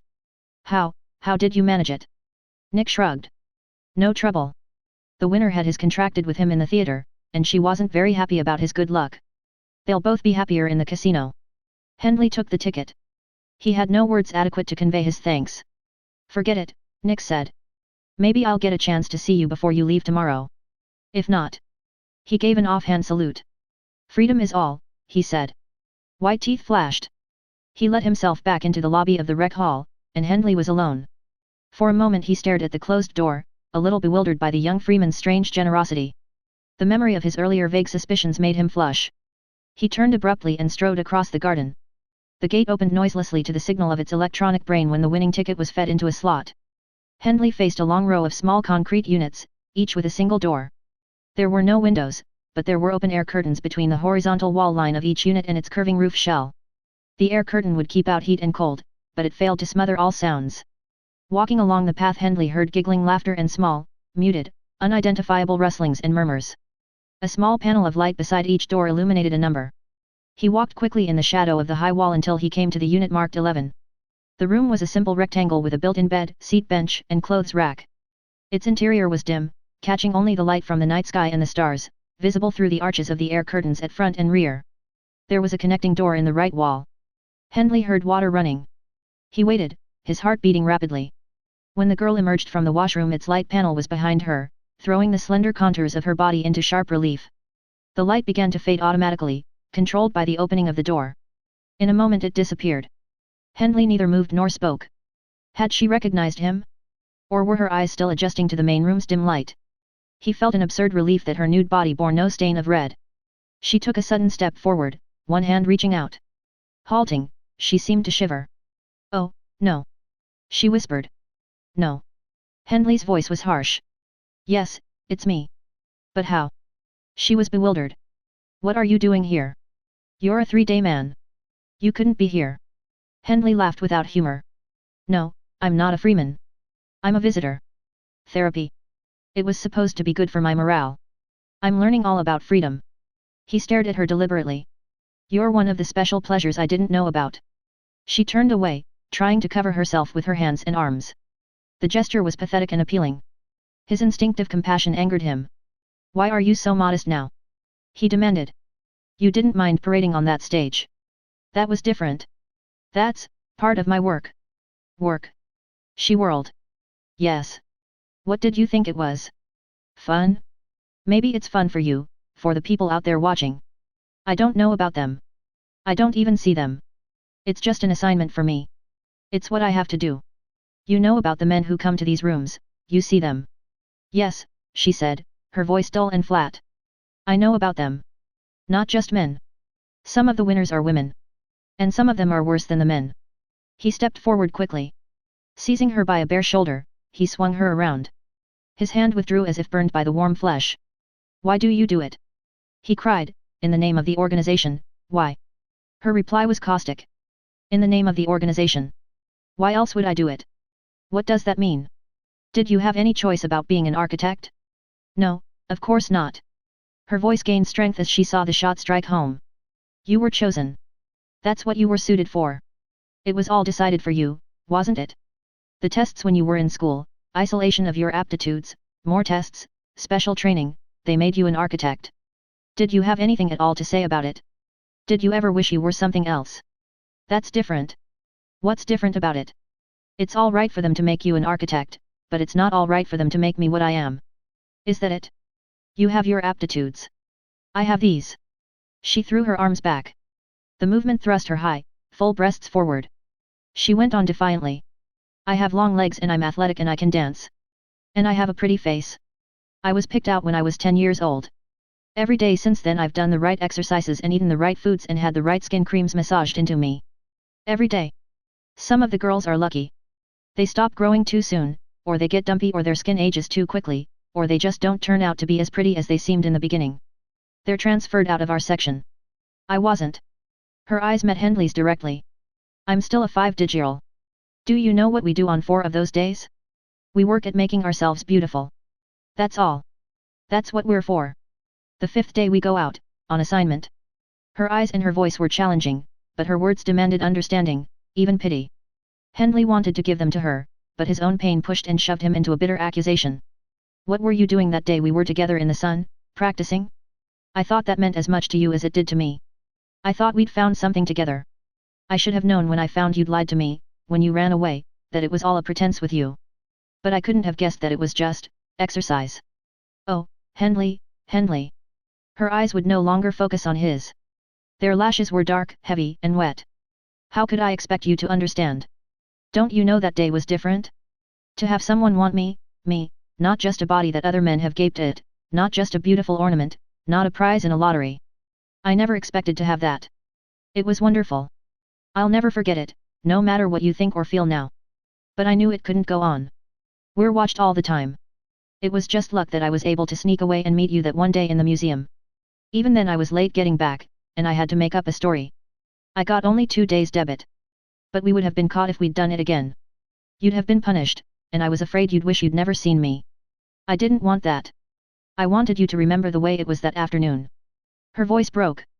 She pushed swiftly past Hendley, stumbling blindly toward the bed. Her knees struck the edge of the plasti foam layer and she fell forward face down onto the bed. Her body shook, and her fingers dug into the covering. Her sobs were muffled. Slowly Hendley's anger drained out of him. He felt dry, exhausted, like eyes empty of their tears. Anne's slim figure seemed smaller lying crumpled on the bed. Her nakedness made her seem merely vulnerable, exposed to abuse and pain and shame. He could not shake out of his mind the image of her on the stage, and especially the projection of the audience's reaction on the huge thought screen, but she was not to blame. He should have known that, just as he should have known that the honesty of her surrender on the warm sand of the surface outside the museum could not have been simulated. The rest didn't matter, he thought. She hadn't chosen a way of life for herself. Only that afternoon had she chosen freely. Crossing the room, he stood over the bed looking down at her. The organization. He thought savagely. The efficient world of machines, coldly manipulating lives, juggling people as if they were no more than the numbers in which the machines dealt. He looked down at ABC 331. How much more than a set of numbers she was. He sat beside her. His hand touched a smooth white shoulder. This time he did not withdraw the touch, turning it into a caress. I'm sorry, he said gently. Can you forget what I said just now? It was the surprise, the shock of seeing you on that stage. All that's over. Can we go back? For a while she didn't move, but she ceased to cry. Her body no longer trembled. You're beautiful, he said. I know you don't like to hear that, but you are. I've never seen anyone like you. You're not just beautiful the way a statue is beautiful. It's a different quality, something soft and warm inside you that shows through, that gives the other things, he smiled, a special beauty. It makes them mean something. With a gentle pressure of his hand he rolled her onto her back. Her eyes, dark with lingering tears, stared up at him, huge in her pale face. In the dim light he could not see their color, but he remembered fans of brown laced with green flecks. You're lovely in the way a computer measures loveliness, too. I can see why you were singled out to do what you have to do. But being beautiful isn't just having a certain shape or size or texture. His fingers brushed the swell of her breast and moved down to trace the deep cut of her waist. Roughly, Because suddenly he wanted her, he said, "Your beauty is alive. It's real. That's like the difference between a piece of plastic with wires woven through it, and another that looks similar but has a live current that makes it into a glowing light." "Oh, Henley," she whispered. Her hands reached up to pull him down beside her. "I never wanted to be beautiful before. If only I didn't have to. Shhh. He laid a finger across her lips. "Don't say it. We'll find a way out for you, for us. We're going to be together.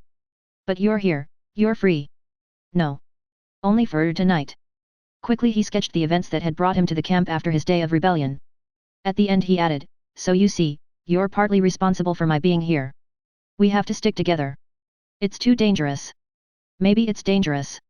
"Nothing could be too dangerous." Impulsively she hugged him. "Careful," he warned her with a nervous laugh, "women have been attacked for less." "Really?" She stretched herself luxuriously. "You're frightening me." With an effort he moved a few inches away from her. He spoke firmly. "We have too much to talk about first. Tomorrow I'll be going back. We have to decide what we're going to do." "What can we do?" Her tone was wistful, but without real hope. "Once you asked me what I thought about the merger. I guess it meant something to you. It doesn't to me. Whether there's one big organization, or 2 or 12, doesn't make any difference. Nothing changes." Henley sensed the conviction behind her words, but he wouldn't accept their hopelessness. Stubbornly he insisted, "We have to do something. Where can we meet? At your room?" "Mine." "No. The historical museum then." "That will do for now. Maybe we can find a better place later. If you're not sure when you can get away, I'll go there every day I can. We'll have to be more careful now. I'll have to report for work when scheduled, and I'll wait for you. Come when you can." 4 o'clock? Is that a good time?" "It's no use, Henley. 4 o'clock." She could not fight him. "All right," she said. "But I don't know what day." "Whenever you can," he said. "We'll work it out. And meanwhile I'll do some thinking. There has to be a way to have your status changed or something." She did not answer, but one of her hands found his and squeezed. "It doesn't really matter," she said softly. "Not now. Freedom isn't everything," he said, half to himself. "I've found that out. When I had the chance to come here to the Freeman camp, I thought I'd find an answer that made the whole organization worthwhile. Now I'm not so sure." ABC 331 smiled. It was a woman's smile at the man she loves, tender, amused, indulgent. "Did you really believe that freedom was all? It's what everyone works for, what everyone wants." "Not everyone. Do you think the really top men want to come here? This is for the rest of the world, for the workers, people like you and me. This is to keep everyone happy, to make them think they have something to work for." Anne spoke simply, directly, her vision unclouded, her tone matter of fact. "The top men, the ones you never see or hear about, don't come to Freeman camps. They have all the freedom they want outside. This isn't what they dream about." "What do they want?" She shrugged. "Power, I suppose. Other things. But not this." "How do you know all this?" Henley felt the ground shifting under him once more. She couldn't be right. To suggest that the organization was corrupt at the top went far beyond his own questionings. It made the entire society a fraud. It made all work futile, purposeless. She was silent, studying him. "Do you know about architects on a higher level? What happens to them?" Henley frowned. "They get better assignments, more important ones. They work on the bigger projects. They get to do the more creative work. A 4-day man is a draftsman, for instance. A 2-day man designs." "It's the same with us," Anne said simply. "We know about the girls above us. The ones who are assigned to the Freeman camps are like me. Mostly 5-digirls, some 4s, a few 3s. Almost none higher." She paused. "Where do you think the best girls go? Who do you think gets them?" Henley was sitting up now. His head was spinning. He didn't want to hear any more. "The really beautiful girls," Anne said, "the ones who are much more attractive than I am, are pulled out of the group. They don't get the routine assignments. They're saved. When they're ready, they go on special order. Usually we don't see much of them after that. But we know where they go. We don't talk much about it, but we know." She pulled Henley toward her again. Her voice was earnest. "You mustn't worry about these things, Henley. There's nothing anyone can do. It's just the way things are." Her hands were urgent, pleading as her voice pleaded. "We've talked enough. There isn't much time left tonight. Love me, Henley." He clasped her with a kind of desperation. The warmth of her body, the resilient softness of the bed, the closed dark intimacy of the small room, these were real, a speck of sanity careening through a universe of chaos, without sun or stars, without order or meaning. The texture of Anne's skin suddenly felt rough under his hand, prickling with cold. "You're cold," he murmured. He started to smile. "Or is it?" He paused. A draft touched his body like cool fingers. But the air curtains shut out cold. And the door. He twisted away from Anne, rolling toward the edge of the bed. He was too late. Heavy hands caught his legs. An arm encircled his neck tightly. As he struggled to break free, someone fumbled at the left sleeve of his coverall, rolling it up. The technique was practiced, deft, quick. He felt the prick of the needle, but there was little pain. "Release him." A voice spoke. There was amusement in the voice, a controlled, urbane mockery. "You." Henley stumbled to his feet. There were 3 men in the room. 2 were strangers to him, including the one slipping a hypodermic needle into a small case. Recognition of the third man stung him to incredulous anger. "How did you get here?" Nick laughed. "I haven't lived in this camp all my life without learning a few of the ropes. Is this your idea of pleasure pure? Get out." But Nick made no move. "Sorry, old boy. I wish it didn't have to be you. But you'll get to like it here." He glanced past Henley at Anne on the bed, whose frightened eyes were on Henley. "Too bad I had to come at the wrong moment. I thought I'd given you time for a few jolts. Seemed like the fair thing to do. But this gentleman," he nodded toward one of the men standing behind him, "really was the winner. I promised him we wouldn't tie up his prize all night. But you said, you bought him off. Now, mustn't get excited. It'll only make the drug work more quickly. I did have to stretch the truth a bit, but you'll understand why." Henley's rage exploded. He lunged toward the Freeman. His legs were heavy and thick, refusing to obey the command of his mind. He dragged them clumsily. Nick's face seemed no closer than before. Henley struck at the thin face with its sardonic smile. His fist found only air. With a violence born of desperation, he hurled himself forward. The young Freeman dodged. Henley's clawing fingers scraped tantalizingly along Nick's sleeve just before he pulled out of reach. The momentum of the clumsy charge cost Henley his balance. He fell heavily to his hands and knees. "You're just making it worse," Nick said. "Don't fight it. There's nothing you can do now." Henley tried to get up, but his limbs refused to obey. "You tried to drug me before," he said thickly. "At that art exhibit. The drink the girl took." "Yes. She complicated things for me. It would have been so easy there, I had it all set up. This unpleasantness wouldn't have been necessary. Oh, don't worry about that girl, by the way. She'll be fine in a day or so. So will you. The drug is quite harmless. You'll wake up sometime tomorrow, and you'll soon be as fit as ever." Nick's foot reached out to nudge Henley's side, pushing him over onto his back. He was unable to resist. His arms had lost their strength. Helpless, he stared at Nick's face as it loomed over him. The Freeman said, "Just think of it this way. You'll be free. You'll have what you've always wanted. And I'll have what I want. I've waited years for this, waited for just the right one to come along. I've had it planned for a long time, every step. I knew you were the one the first moment I saw you in the park with that red emblem on your sleeve." What are you saying? "We're changing places, old boy. I'll be you, and you'll be Nick 700. That's all there is to it." "Can't," Henley mumbled. "Identity discs. You'll never get away with it." "Ah, but I've worked that all out. We're only numbers, you know. We're not faces, or people. What makes you you, and me? That little disc on your wrist and this one on mine. That's all. Otherwise, we're much the same size, and close to the same age. That's all that's necessary.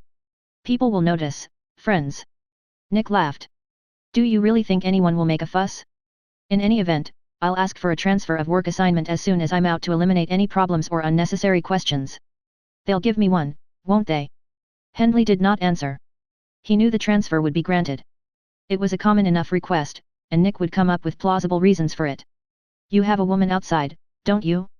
I'll have to think about that. I can claim we're incompatible, I won't even have to see her. Or do you think I should? Maybe she'd like me." Suddenly Anne tore free of the man's grasp holding her on the bed. She leaped at Nick. Her fingers raked at his face. "You can't do it!" she cried. "Leave him alone. Stop her!" Nick raged.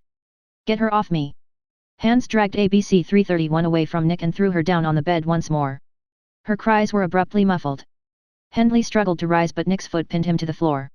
The Freeman grinned at him. "This gentleman here, who used his needles so efficiently on you, is a doctor. His tools are in that little bag."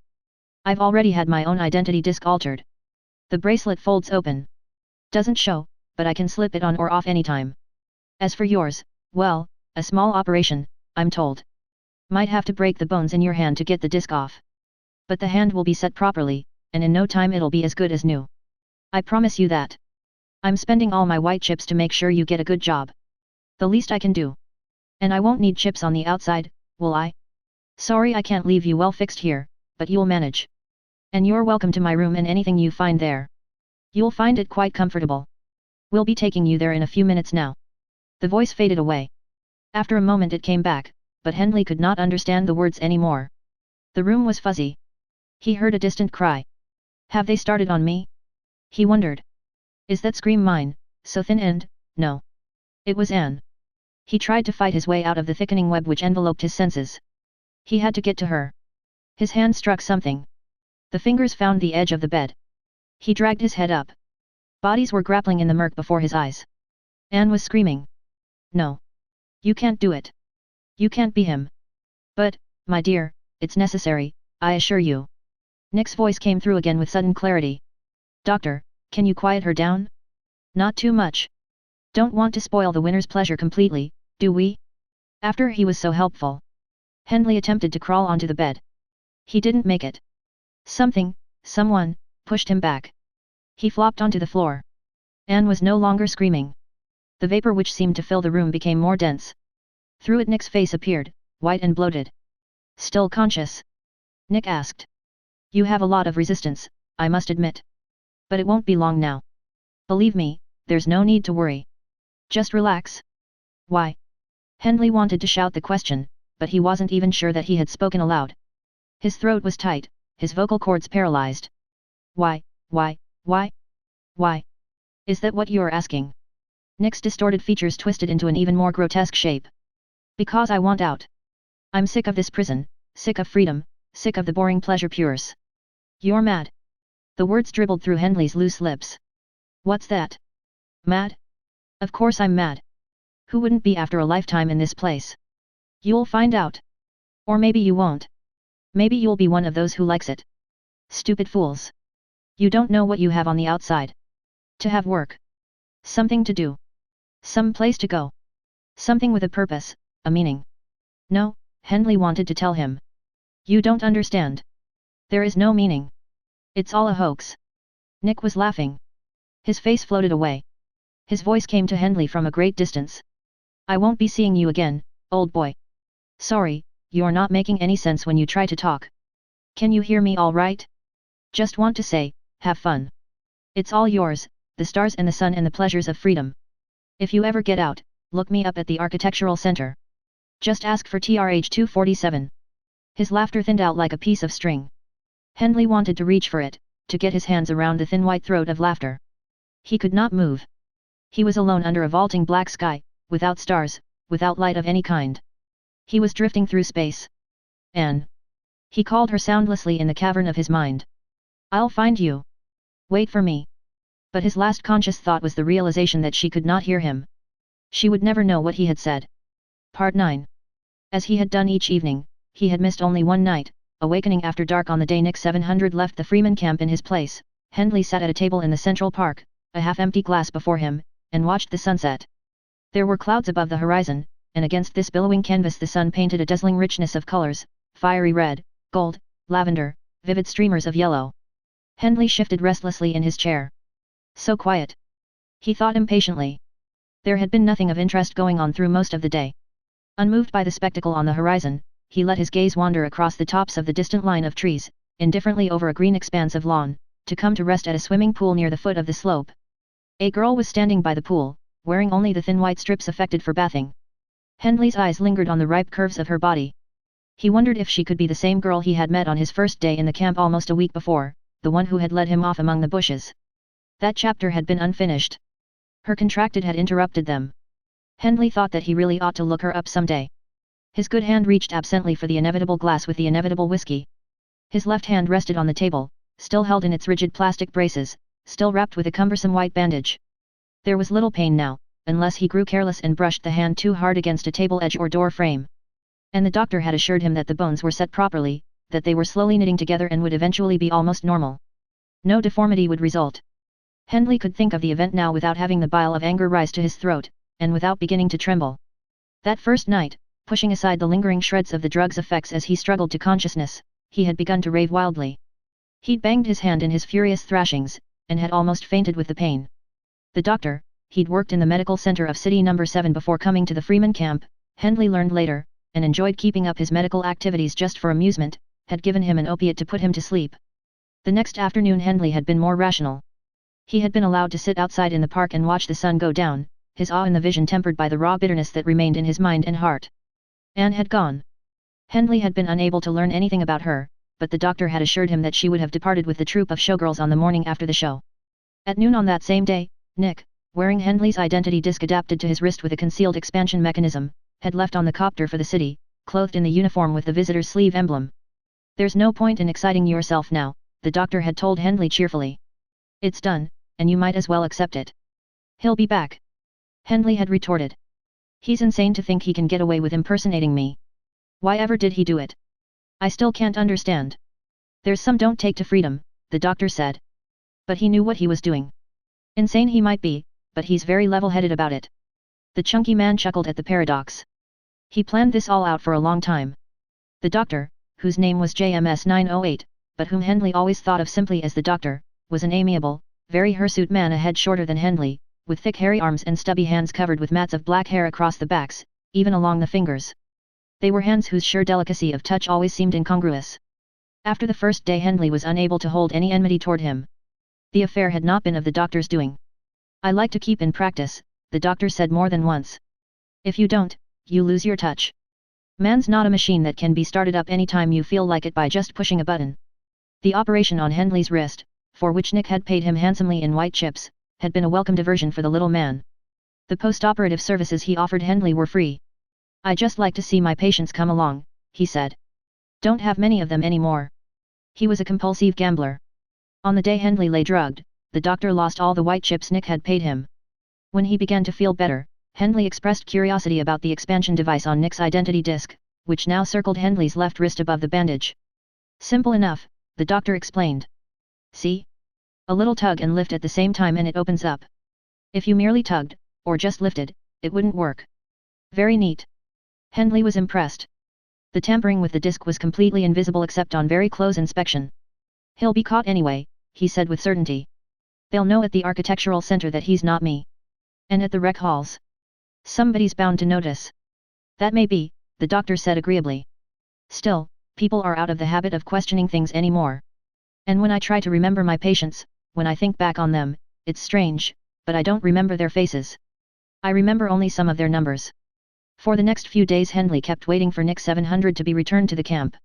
The organization would conclude that he needed morale therapy, of course, for wanting to escape from freedom. Hendley would undoubtedly be penalized for being a party to the switch, no matter what story he told. Strangely enough, the prospect of losing his borrowed freedom did not disturb Hendley. He had only one good explanation for this: Anne was outside. No word came. Incredulity turned into uncertainty, then apprehension. Surely someone would have reported Nick as an imposter by now. Red 498 would have made inquiries about her assigned. But she wouldn't really care, Hendley realized uncomfortably. If Nick had been shrewd enough to act quickly to break the contract, Red 498 would have been temporarily disturbed, but only until the marital computer assigned another partner to her. Nick might have brought it off without ever seeing her. At last the suspicion that no one would be concerned about the change, as long as Nick was obedient to the organization's scheduled routine of work and play, grew into conviction. Hendley was free. Now, nearing the end of a week in the role of a freeman, he watched the last color on the western horizon fade into a thin red streak. His eyes no longer really saw the marvel. A bird winging overhead, swooping in a wide bank toward the trees near the camp's perimeter, did not make him turn his head. Ennui weighed on him. He was able to get about the camp at will, he could engage in any play that struck his fancy, as long as it didn't require two good hands. There was fine food and drink available whenever he desired them. He had sampled only a small fraction of the camp's varied entertainments.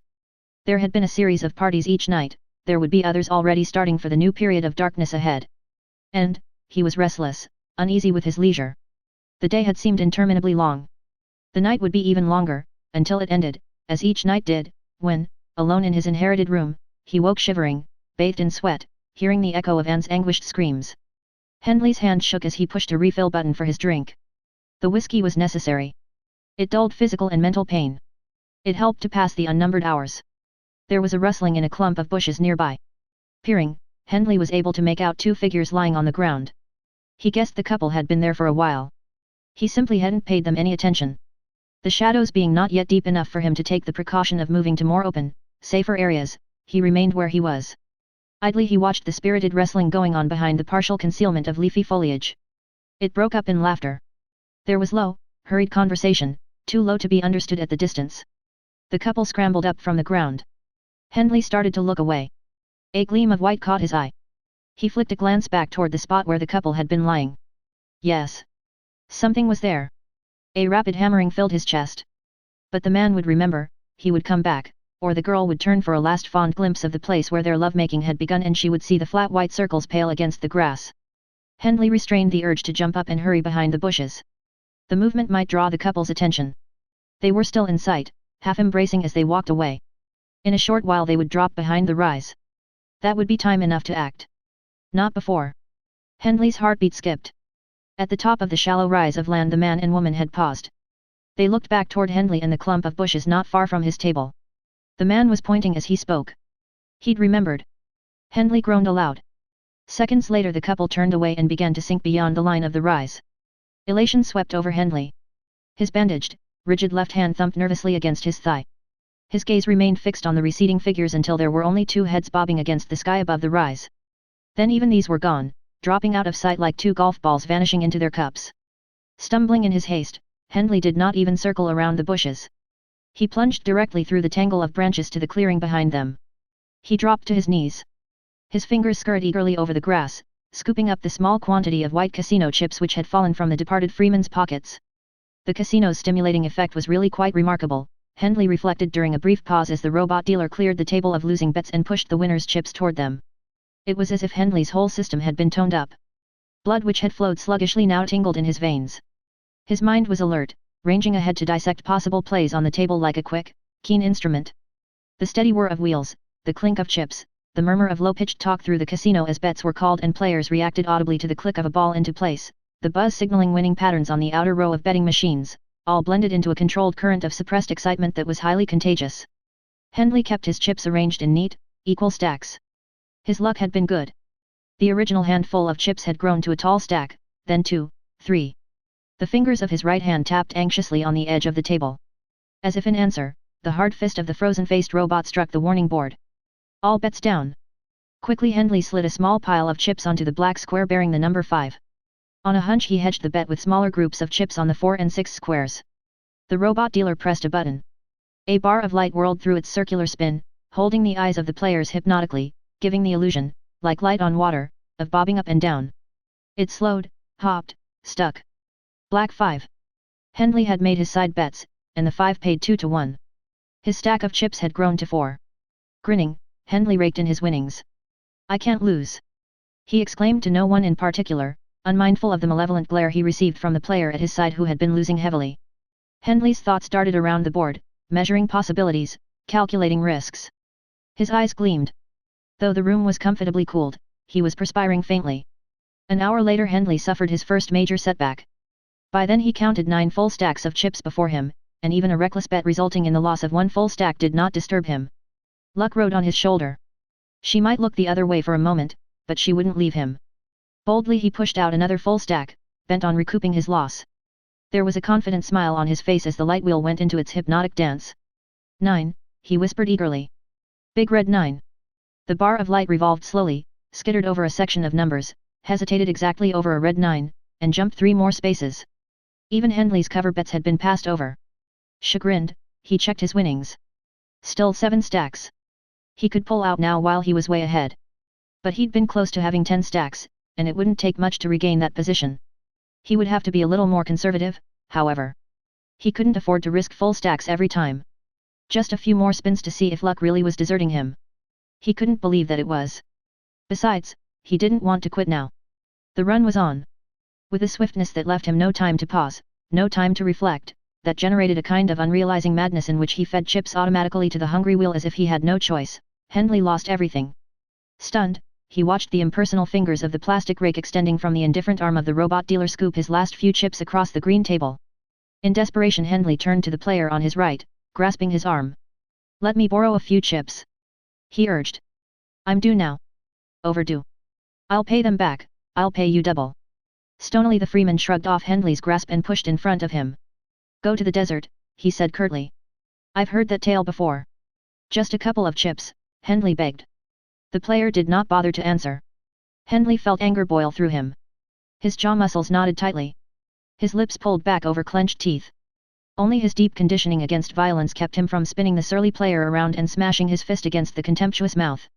A thin, weak current of warning trickled through the haze of anger. There were too many people watching.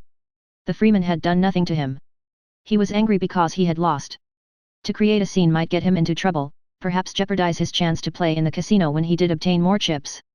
Hendley stalked away from the table, pushing quickly and rudely across the crowded floor of the casino.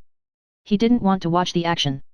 He had to be able to play, to feel the keen whisper of excitement as the light wheel danced, to ride with it, his whole being attached to the streaking bar of light, coaxing it, urging it, soothed and excited by it as if he were its lover. Unless he could be part of that, he could not bear to see the fever of hope and fear in other faces. Outside the main rec hall the air was cool, actually chilly against his sweat-dampened body and his flushed face. He shivered. Oddly, even after the first involuntary spasm had passed, he continued to feel a faint quivering in his arms and thighs. With it came a tug of discomfiture, the first pull of a nagging guilt. Defensively he brushed it aside. The casino was only one of the Freeman camp's many pleasures. As long as he was here, he might as well enjoy them all. That's what freedom was. He stopped abruptly. Less than 10 steps away, broad-leafed foliage at the edge of the grounds surrounding the rec hall stirred in the night breeze. The area was dark, ominously dark. Hendley turned away and strode quickly toward the bright ring of light thrown by the floodlights in the garden. 6 days of freedom had taught him better than to stray alone into shadowed places. At night the pleasure packs roamed freely in the parks and side streets, sometimes even striking boldly and quickly in well-lighted, crowded streets. The motive often seemed to include robbery, but the packs appeared to take an equal pleasure in beating their victims, even those who carried nothing valuable. If he hadn't been disturbed, preoccupied, Hendley would never have wandered into the remote, empty corner of the thickly planted grounds. The realization that he'd done so left him uneasy, his imagination conjuring up visions of sudden brutality. He tried to shake them off. Ahead of him a drunken freeman was having trouble boarding the slow-moving walk that ran downhill. Twice he fell off. On the third try he managed to stay on the strip. Hendley rode down behind him, idly watching his precarious leanings. The drunk was singing to himself in a quavering but enthusiastic voice. Hendley thought, with the announcement you're making of your condition, old man, you'd do well to mingle with crowds. Don't wander off by yourself. He did not pursue the thought further. Yet, at the bottom of the hill, when the drunken freeman headed across the Central Park for the noisy entertainment section, Hendley followed suit. Near the edge of the park the drunk stumbled off the walk. Hendley prepared to disembark behind him. Without conscious purpose he slowed his own natural pace as he followed the man into the crowded main street, lagging well behind. At one point the drunk swiveled his head. Hendley jerked his gaze away, pretending to peer at the sky. The night was particularly dark. There was no moon, and clouds hid the stars. "What are you doing?" he asked himself. Stalking him? He felt a cold pressure at the base of his skull. When he glanced again at the drunken freeman it was with harder eyes and a sharpened interest. The man was moving on again, ignoring Hendley. Good. The drunk paused before an entertainment arcade, apparently debating with himself. After a moment he walked on, weaving unsteadily. He hesitated only briefly before a restaurant. At the third stop, a News View theater, he went inside. The theater was less than half filled. Hendley was able to take a seat a few rows behind the freeman's now familiar nodding head with its thinning strands of grey hair. A large, circular view screen formed most of the wall surface of the theater, surrounding the viewer. Hendley paid little heed to the turbulent crowd scenes on the screen. The news was all about the organization outside, which explained the nearly empty theater. Few in the camp followed the events of the working world with any interest. Hendley had already caught the prevailing attitude. The camp seemed completely isolated. Even the word merger, repeated several times in a newscaster's rich drone, did not distract Hendley's attention from the man he had followed. Finally, just when Hendley had begun to fear that the drunk had fallen asleep, his stoop-shouldered figure rose in silhouette against the view screen. He was leaving. The freeman stopped at a nearby bar for a superfluous drink. Hendley walked on by without even a sidelong glance. He had to be careful now, do nothing to arouse suspicion. Outside a peaky house he mixed with a small crowd, as if considering the blatant suggestions on the announcement board, "Your innermost thoughts revealed." One said, and another leered, "Free your hidden desires." "And what are your hidden desires?" Hendley asked himself. "Care to look at them?" Angrily he brushed the questions aside. The constraints of the outside world had no place here. Pleasure was all. The drunk left the bar. Coldly determined now, Hendley waited until the man was 100 feet ahead of him, half-screened by late-night traffic, before he set off in pursuit. Sooner or later his prey would become careless, wander into the park or off into a quiet side street. The only worry was that he might have a room in one of the buildings immediately bordering the main street. Then there would be no chance to catch him alone. The drunken Freeman took another brief ride on a moving walk. When he alighted he stumbled to his knees. He was an older man with thinning hair, but he was stocky and well-muscled, Hendley noticed, even though drink had slowed his reflexes. He scrambled up readily. Hendley let the distance between them narrow, in spite of the fact that the crowd was thinning out away from the main entertainment complex. He didn't want to lose the man now, and he was convinced that the Freeman was too drunk to notice him. Dusting himself off, the stocky man looked around in a bemused way as if he were lost. Then, purposefully, he headed for a side street leading into the residential section. Hendley ran to the intersection. The drunk was trudging slowly up the inclined road between rows of two-storied dwelling units. The street was partially lighted, patches of darkness deepening between the occasional light panels. There were no other pedestrians. Hendley kept close to the wall of the apartment building on his left, taking advantage of every concealing shadow. Quickly he began to close the gap between him and his victim. He was no longer disturbed by thinking of the man ahead as a victim. He thought only of the need for silence, speed, caution. There were only 50 feet separating the two men now. The drunk had not turned. He was muttering to himself, his voice clearly audible in the quiet street. Hendley's foot scraped the pavement and he flattened himself into a doorway opening. The drunk did not look back. Hendley eased away from the doorway, berating his clumsiness. He could take no more chances. He would have to cover the last steps in a rush. The drunk staggered close to the wall of the building across the way and suddenly vanished as if a trapdoor had opened. For an instant Hendley stared in bewilderment, his heart pounding. Then he saw the black gash of an opening between buildings, the entrance to a narrow walk. He raced forward. No time for caution now. The dark passageway was the perfect spot to attack. Chances were he wouldn't get another. The drunk must be close to his room. Blundering recklessly around the corner into the tunnel-like blackness of the passage, which was no more than an arm's breadth wide, Hendley was saved only by a last-second instinctive hesitation. A blow grazed his cheek, striking his shoulder with glancing impact. The force was enough to slam him into a cement wall. The Freeman he had followed faced him squarely, grinning with drunken malice. "Caught you," he said gleefully. "Thought I didn't know you was after me, hey." He struck again before Hendley could recover. Hendley's chest seemed to explode. Reeling, he thought fleetingly that no fist could hit with such weight or force. The drunk must have found a rock or club. If he landed another blow, the fight would be over. Hendley crouched and dodged, sick with the knowledge of his foolish blunder. "Think you're so smart?" The drunken voice rasped in the darkness. "I carry this just for smart ones like you." But the man's drunken aim was erratic. Something heavy and metallic clanged against the cement wall of the passage. The solid, heavy sound quickened fear in Hendley for the first time. The blow had been close enough to fan the air against his neck. In desperation he came out of his crouch in a sudden, furious rush. One of his fists landed with a meaty thump. The drunk's breath wheezed. He swung wildly, missing Hendley's head by a foot. For a moment he was off balance, staggering as his momentum carried him forward. Hendley saw the squat, black shadow stumbling past him. He lashed out at the exposed head and neck. The drunk went down with a soft gasp. He did not move. Legs trembling, Hendley stood over the fallen man, drawing breath in great gulps. His chest ached and his shoulder felt strangely numb. His first impulse was to run. Instead he dropped to his knees. When the Freeman had hit the ground, there had been a faint, familiar clink. Hendley slapped at the man's pockets squeamishly, choking back a threatening sickness. He had to roll the inert figure over onto his back to reach the breast pocket. The same clinking sound answered his tentative probing. Feverishly now his fingers dug into the pocket and closed around a small nest of chips. He drew them out. Their white gleam was visible in the darkness of the passageway. A hasty search of the drunken man's remaining pockets turned up no other casino chips. Hendley stumbled to his feet. The man was alive, he assured himself defensively. He hadn't been seriously hurt. He'd collapsed as much from drunkenness as from Hendley's blows. And the white chips were fair payment for Hendley's own bruised chest and shoulder. A small length of heavy metal pipe lay on the pavement near the fallen man's hand, mute evidence of how close Hendley had come to having his skull crushed. He peered nervously along the side street from which he'd entered the passageway. The street was empty. No curious spectators had been attracted by the fight. But now, Conscious of the white chips he carried, Hendley felt apprehensive. No telling what he might run into on a dimly lighted side road. The bright channel of the main street was a full 100 yards away. He started toward it. Before he'd taken a half-dozen steps he was running, panic riding his heels. Not until he was safely in the brightness of the main thoroughfare did Hendley slow his headlong pace. Even then he quickly boarded the moving walk that would carry him to the more crowded pleasure center. It took a long while for the labored heaving of his chest and the furious hammering of his heart to subside. By the time he had calmed enough to think rationally about what he had done, he was in sight of the main rec hall on the hill. Its rounding yellow shoulders pushing against the night sky were like a woman's invitation, promising warmth, closeness, pleasure. He stared up at it, hearing in his mind the seductive whisper of the casino's action. The weight of the small cluster of chips lay heavy against his thigh. For this he had done violence. For this, like some pre-organization animal, he had stalked another man in the darkness. Revulsion seized him like a giant fist.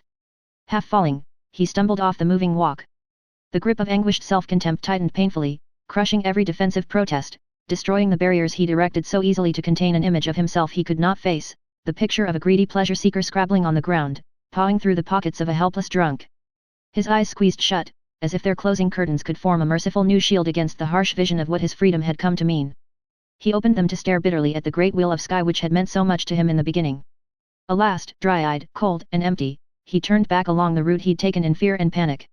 There was a different urgency in him now, prompted by the feeling that he had somehow forged an unbreakable link between his life and the fate of the drunken freeman. As if he were responsible.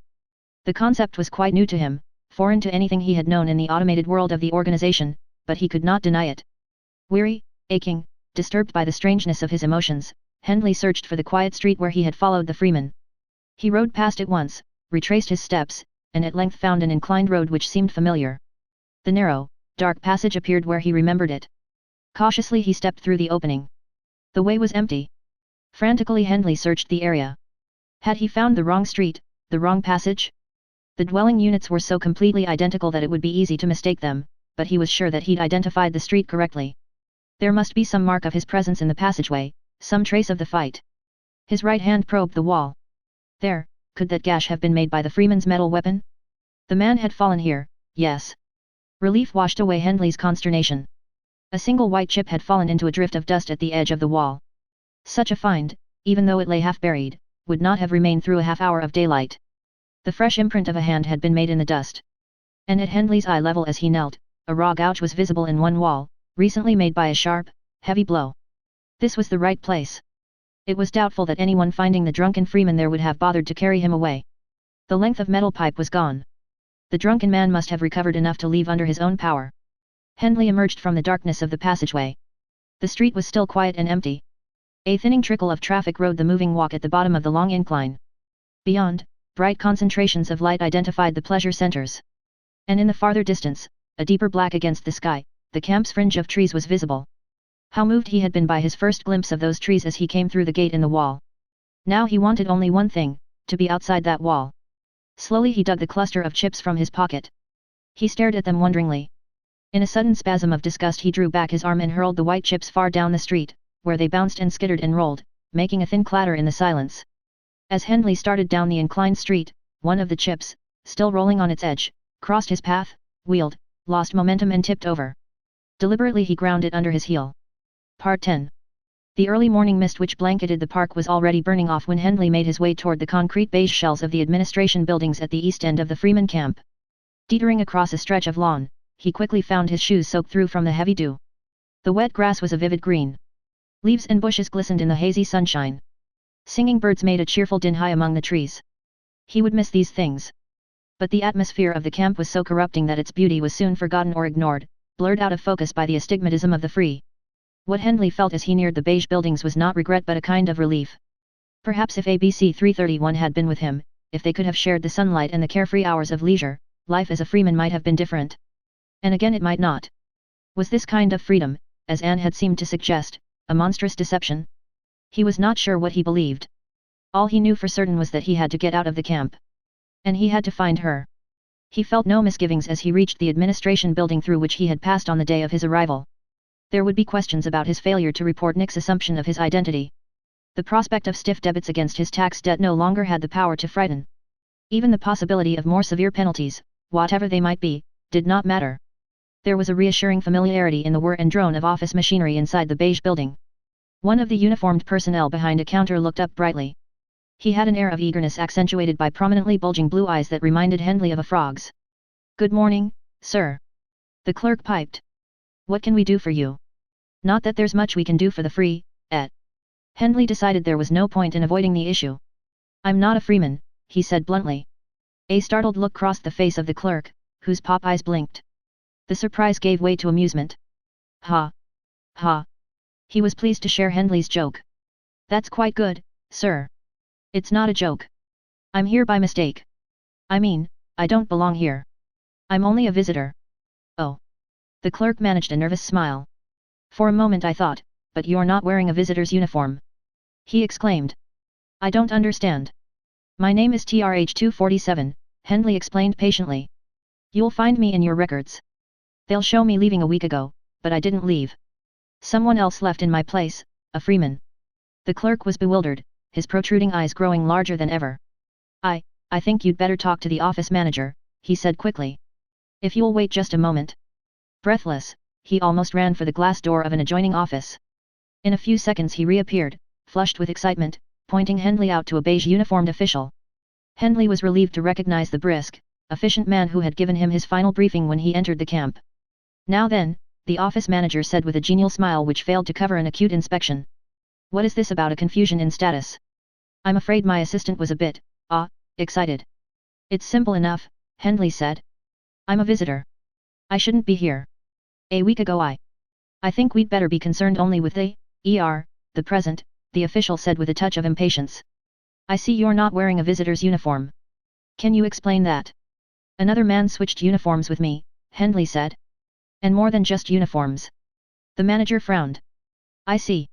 It's irregular, of course, but no great harm done, I suppose. You were scheduled to leave today? What is your number?" "TRH-247, Hendley said. "And I was scheduled to leave a week ago." The assistant, still hovering nearby, gasped. His superior eyed Hendley coldly, turned to the shocked clerk, and snapped, "Check that." To Hendley he said, his manner now less carefully polite, "I think you'd better explain." "I've been trying to," Hendley said evenly. "I was a visitor. A week ago I was attacked by a freeman. He took my uniform and switched identity discs with me. He left camp in my place. That's all there is to it. I know I should have reported this sooner, but here it is, sir," the clerk said, rushing up with a section of tape from a computer. "But he left." The manager glanced at the tape. When he looked up at Hendley his expression was disapproving, his eyes cold. "Now then," he said, "I think you'd better tell us your real name. If you'll let me see your identity disc." "I just told you my name," Hendley said angrily. "TRH-247. TRH-247 was a visitor to the camp. I gather you knew that. He left as scheduled at noon 6 days ago." "This is ridiculous!" Hendley cried. "You're not listening to me. The man who left was an imposter. Look at this hand, they broke the bones to get my identity disc off.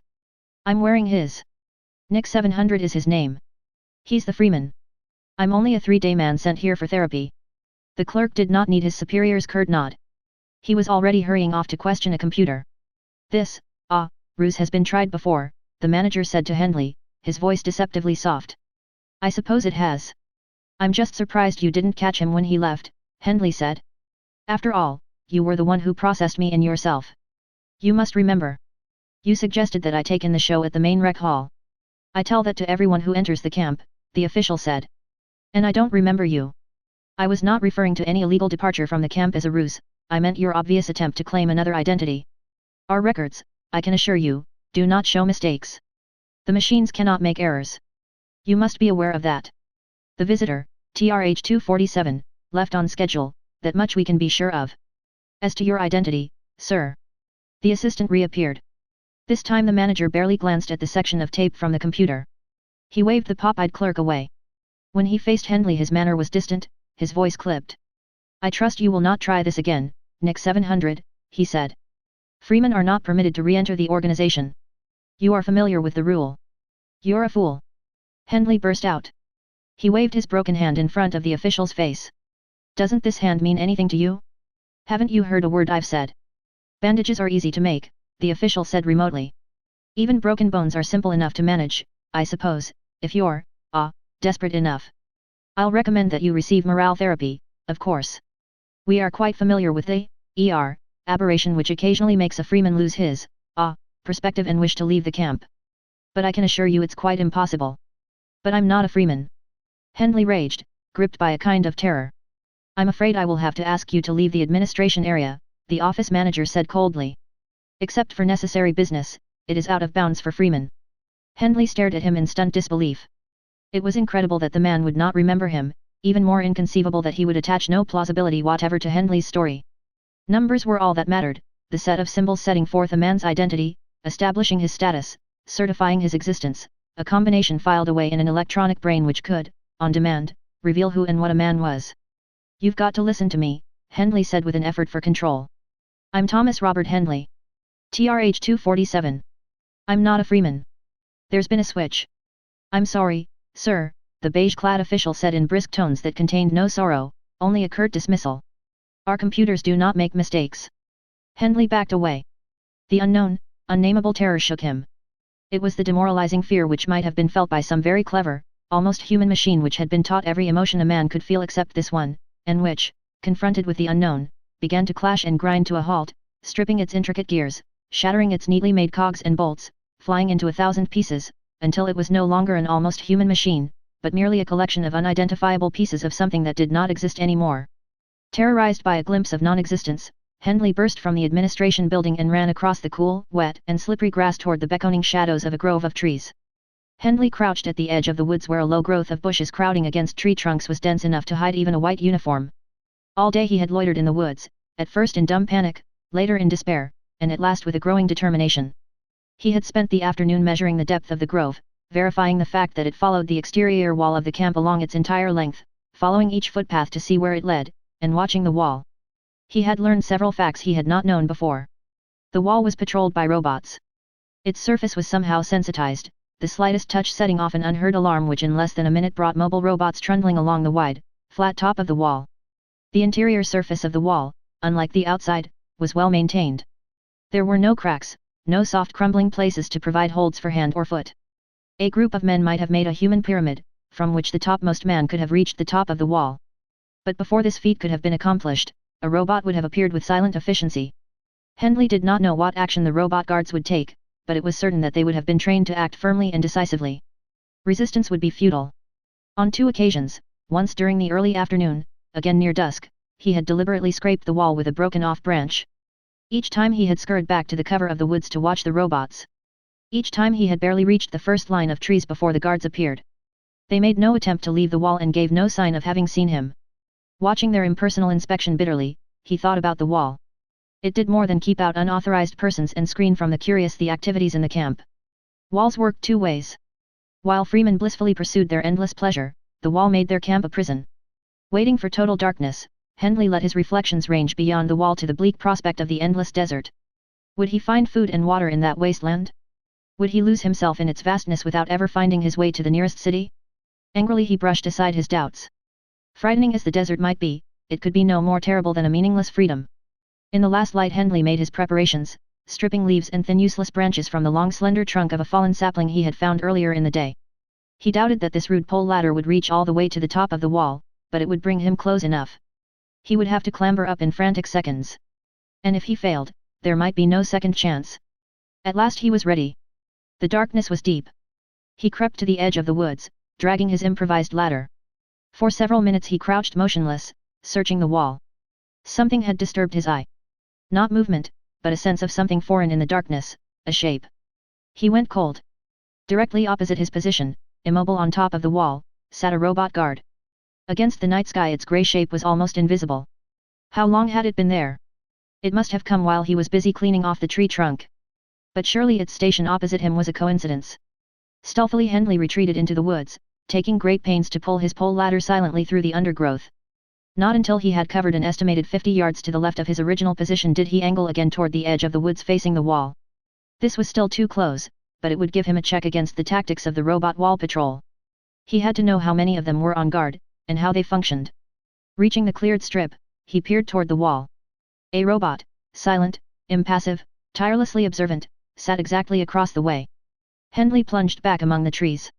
Running blindly, indifferent to the branches which stung and scratched his face and arms, he covered another 30 yards, this time without his makeshift ladder. He slowed his pace, stole forward another 10 paces, then approached the clearing. The robot guard was ahead of him. Its silent posture on top of the wall seemed to mock the labored heaving of Hendley's chest, the clamorous protest in his mind. He sank to his knees. They can't be everywhere, he whispered aloud.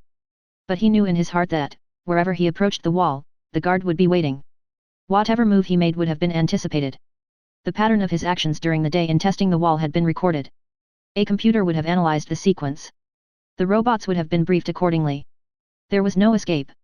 The warning voice seemed to be coming over a loudspeaker, magnified and distorted. The voice was some distance away when Hendley, lying on the damp ground in the woods, first heard it. As it approached, its droning message was repeated at regular intervals. Clear the woods. The voice urged with metallic emphasis. This is a warning. All persons not engaged in the hunt must vacate the woods. Repeat, clear the woods. Slowly the urgency of the warning penetrated Hendley's despair. Several times he had heard of the hunt, but he'd never learned exactly what it was. Obviously there was danger of some kind involved. He supposed that a prey, he'd heard the word target used once, was let loose in the woods. What kind of target? An animal of some sort? Was the danger real, or was it all simply a game with a formidable imitation of reality? Hendley rose and made his way out of the woods. As he emerged into the open lawn of the park contained by the belt of trees, a group of freemen, as many women, it seemed in the darkness, as men, were crowding toward the dark labyrinth he had left. Hey! What were you doing in there? One of the men called. And another said, with laughter that had an almost hysterical edge, lucky you got out when you did. The hunt's starting any minute. Hendley stopped to stare at the group. He was tempted to join them in their hunt. Curiosity pulled at him. They seemed an eager, exhilarated group. In the excitement of the chase he might even be able to forget the day's events. He might lose himself. In anguish he turned away. He was already lost. No artificial pleasure could alter that shattering truth. Nothing could change it. He walked without aim or purpose. Careless of the menace lurking in deeply shadowed places, he was protected by his very indifference, or perhaps by the distant activity of the hunt. No yelling band of attackers burst upon him. He wandered through the camp, pausing here and there at a bar to gulp down whiskey he neither tasted nor felt. His whole body grew numb, and his thoughts became mercifully fuzzy, with only a small projection of reality poking up through the haze to bring him pain. At last he came reeling along the street leading to the dwelling unit he had inherited from Nick. Hazily he thought, it is mine now. It is really mine. And mine is his, as if I had never occupied it. With painful perception he realized that the room in which he had lived for so many years in the outer ring of the architectural center bore no mark of his personality, no stamp that made it his. Everything in it belonged to the organization. Everything had been issued, not to a man, but to a number. To a faceless tool which had been taught a limited pattern of activity. A tall figure loomed in Hendley's way. He stopped, trying to focus his gaze. A strange face, youthful in outline but lined and reddened as if the skin did not react well to the sun's direct rays, smiled at him. I say there, the man cried cheerfully. Out having your jolts, et. Hendley tried to stumble past him, made vaguely uneasy by the stranger's hearty manner and forced good humor. But the tall freeman caught his arm. What's your hurry? He asked, his tone cajoling rather than resentful. The night's young. I've had enough, Hendley mumbled. The grip tightened on his arm. The man's fingers were not still. Hendley became aware of a gentle kneading of his bicep. I can teach you some real pleasure pure, the tall man suggested, suddenly coy. A new experience. I'll bet you haven't. No, I haven't. Angrily Hendley jerked away from the over-friendly grasp. But you don't know what you've missed. The young old face was eager. The S sound hissed through his teeth in coquettish invitation. You'll never know unless you try. I can show you. Hendley struck furiously at the simpering smile. Something of the long day's frustration went into the brutal blow. The freeman staggered back. Through bleeding lips came an outraged protest. Beast. You have no sensitivity, no imagination. I should have known it. Hendley spun away. He wanted only to reach the privacy of his room, to find the oblivion of drugged sleep. But before he had traveled 100 feet his legs gave way and he crumpled to the pavement. He lay where he had fallen, head whirling, the ground revolving slowly. He had a sense of flying, and then of the surface on which he was borne beginning to tip at an angle until he felt sure that he would slide off into empty space. You poor thing. Let me help you. Gentle, insistent hands plucked at Hendley's sleeve. Yielding helplessly to the pressure, he rolled over onto his back. A woman's face rocked slowly across the sky of his vision, like a pendulum with painted features. Pale face, capped with wavy hair defined by a row of bangs across a wide forehead. A red mouth smiled. The lips moved. Dear boy. You need to rest. Do you live near here? Hendley nodded. The woman's tone was sympathetic, soothing. Her fingers were not demanding. He tried to sit up, and with the woman's help he managed it. Soon he was standing, leaning against her. She was quite short, her head no higher than his shoulder, her body a neat, well-rounded package, compact and strong. A full breast pressed warmly against his arm, but the woman seemed to be oblivious of the contact. I'll help you, she said. Is it this way? Hendley mumbled directions. He felt better now that he was back on his feet and moving. When he reached his room he was prepared to thank the plump-bosomed stranger, but she gave him no chance to speak. I'm not going to leave you alone until you're safe in bed. She admonished him firmly, as if talking to a child. He made no protest. Though he wanted only to be left alone, he was grateful for her help. He wasn't sure that he could have made it to his room on his own. The woman led him to his bed. What a pleasant room. She murmured.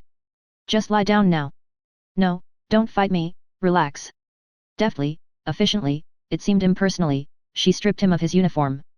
Hendley was too absorbed in the problem of remaining in place to feel more than mild surprise at her attentions. Then, without his realizing how it had happened, the woman was beside him on the bed, her uniform gone, her warm body an unexpected abundance of sweetly scented, swelling hills and dipping valleys. He tried to pick you up, didn't he? She whispered huskily. I saw him. What? Oh. Hendley realized obscurely that she was referring to the tall blonde Freeman with the red face. You didn't like him, did you? No. Listen, I didn't mean for you to. His feeble protest trailed off. There was no resistance left in him. He's always following me, the woman said resentfully. Trying to take men away from me. But you like me better, don't you? You know him. Oh, yes. We're contracted. The woman's hands stroked Hendley's weary body. They floated together on the slowly drifting bed. Hendley had a sense of unreality, of existing in the distorted world of a dream. The woman's voice purred in his ear, her breath warm. I'm glad you like me better. Wait till I tell him. Won't he be jealous? She chuckled. What's your name? Hendley groped for an answer. He couldn't think. His flesh was betraying him, betraying his weariness, denying his hopeless despair. You do have a name, don't you? The woman asked with a low giggle. You must have a name. Yes, it's... At last the answer came to him. With a cry that might have been a gasp of pain, he said, Nick 700. Part 11. Are you going to the show tonight? The doctor asked cheerfully. I don't know. For 2 weeks Hendley had waited anxiously for the show to return. The first time Anne had not appeared with the troupe. The following week she had been there. He had recognized her the moment she appeared in the red spotlight. That night had been worse than the other. He could only watch at a distance. There was no way to communicate with her. When the audience reaction began to clarify itself on the giant thought screen, Hendley could not watch it. Then the lottery began. I think we can leave the bandages off now, the doctor said. One by one he flexed the fingers of Hendley's left hand. How does that feel? It hurts. But not too bad, eh? You'll find it stiff for a while, and you'll have to be a little careful of it, but it's coming along fine. You're lucky. You mend quickly. Only the body mended, Hendley thought. The other, the deeper wound, did not heal. Tell me something, doctor, he said abruptly. What's wrong with me? Eh? I just told you. You're coming along much better than we had any right to expect. I don't mean the hand. I mean, why am I different? Why do I feel things that others don't seem to feel? Not just here in the camp, I know there are some who don't adjust to freedom, but outside, too. Why didn't I fit in? Why did I feel that something was wrong? The doctor sat gingerly on the edge of the bed in Hendley's room, as if the question made him move with caution. What makes you think you're different? I know I am.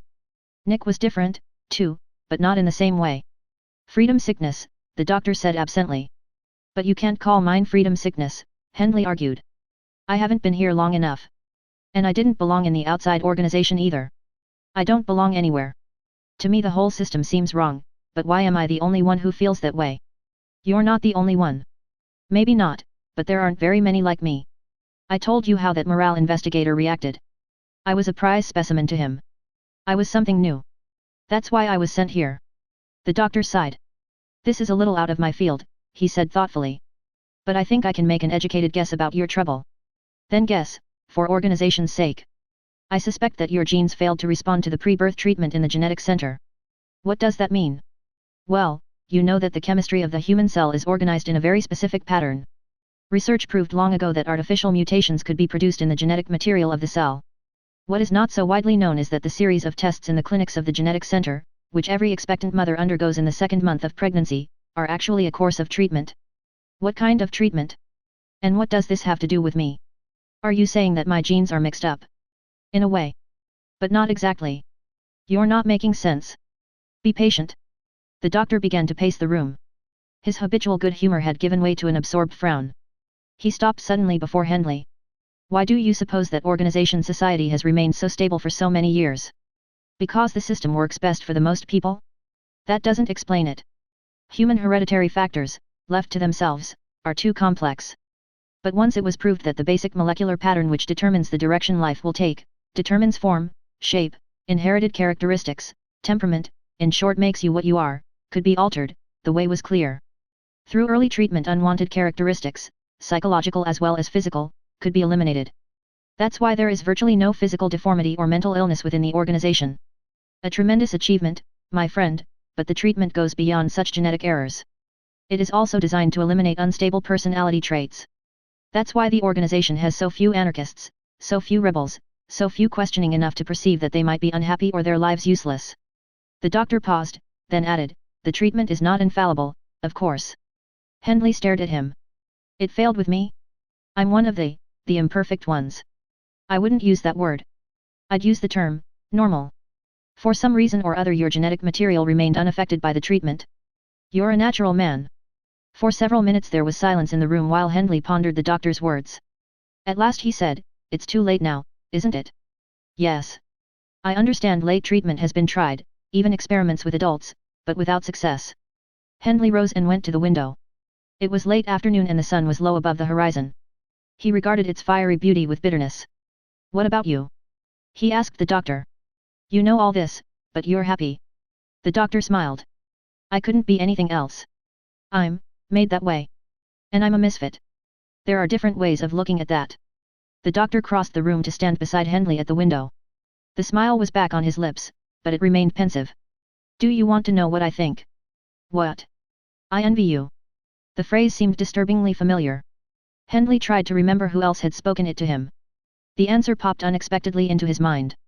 The morale investigator had voiced a similar envy on the morning Hendley departed for the Freeman camp. He did not smile at the irony. It was an hour after sunset when Hendley saw the visitor. He was on his way to the main rec hall, being unable to stay away on the night of the show in spite of the torment he knew he would endure if Anne was on stage.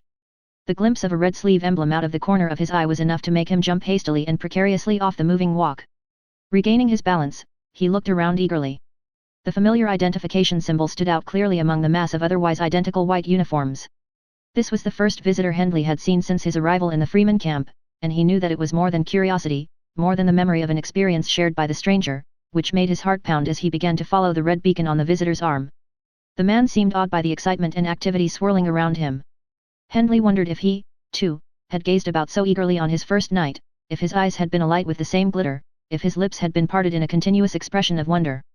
The visitor was a solidly hewn block of a man with coarse black hair, the outline of a heavy dark beard and thighs and biceps so thick they stretched the unusually loose-fitting coverall taut. But in spite of his muscular bulk, the stranger moved with surprisingly light, quick steps. Standing still, he looked heavy and ponderous. In motion he conveyed an impression of dynamic strength held in check by an instinctive caution. His alert, inquiring gaze missed nothing. Hendley had been following him for no more than a few minutes before he realized that his own curiosity had been too obvious. The visitor, pausing before the entrance to a dance hall, turned suddenly to stare directly at Hendley. The glance was bright and hard, but the man's mouth was smiling in a friendly way. Approaching him casually, Hendley returned the smile. Your first night? He called out heartily. Was I that obvious? The visitor asked. It's no wonder. This is the biggest night of my life. I guess everyone feels that way, Hendley said. He tried to remember how Nick had first cultivated him, but he quickly realized that the circumstances had been different. Nick had been prepared. He'd been waiting for a visitor to come. His every move had been carefully planned. Was it madness to try to repeat his tactics without any preparation, without help, without even a plan of attack? I'll bet there's a lot I'll miss on my own, the visitor said. The comment was almost too fortuitous, as if he were offering himself as a victim. You must know everything there is to see. Hendley could not resist the temptation. I'll be glad to show you around, he said. Great. The muscular visitor punched Hendley enthusiastically on the arm. I didn't really want to ask, but I've only got one night, and I certainly don't want to pass up anything special just because I didn't know it was there. Hendley nodded.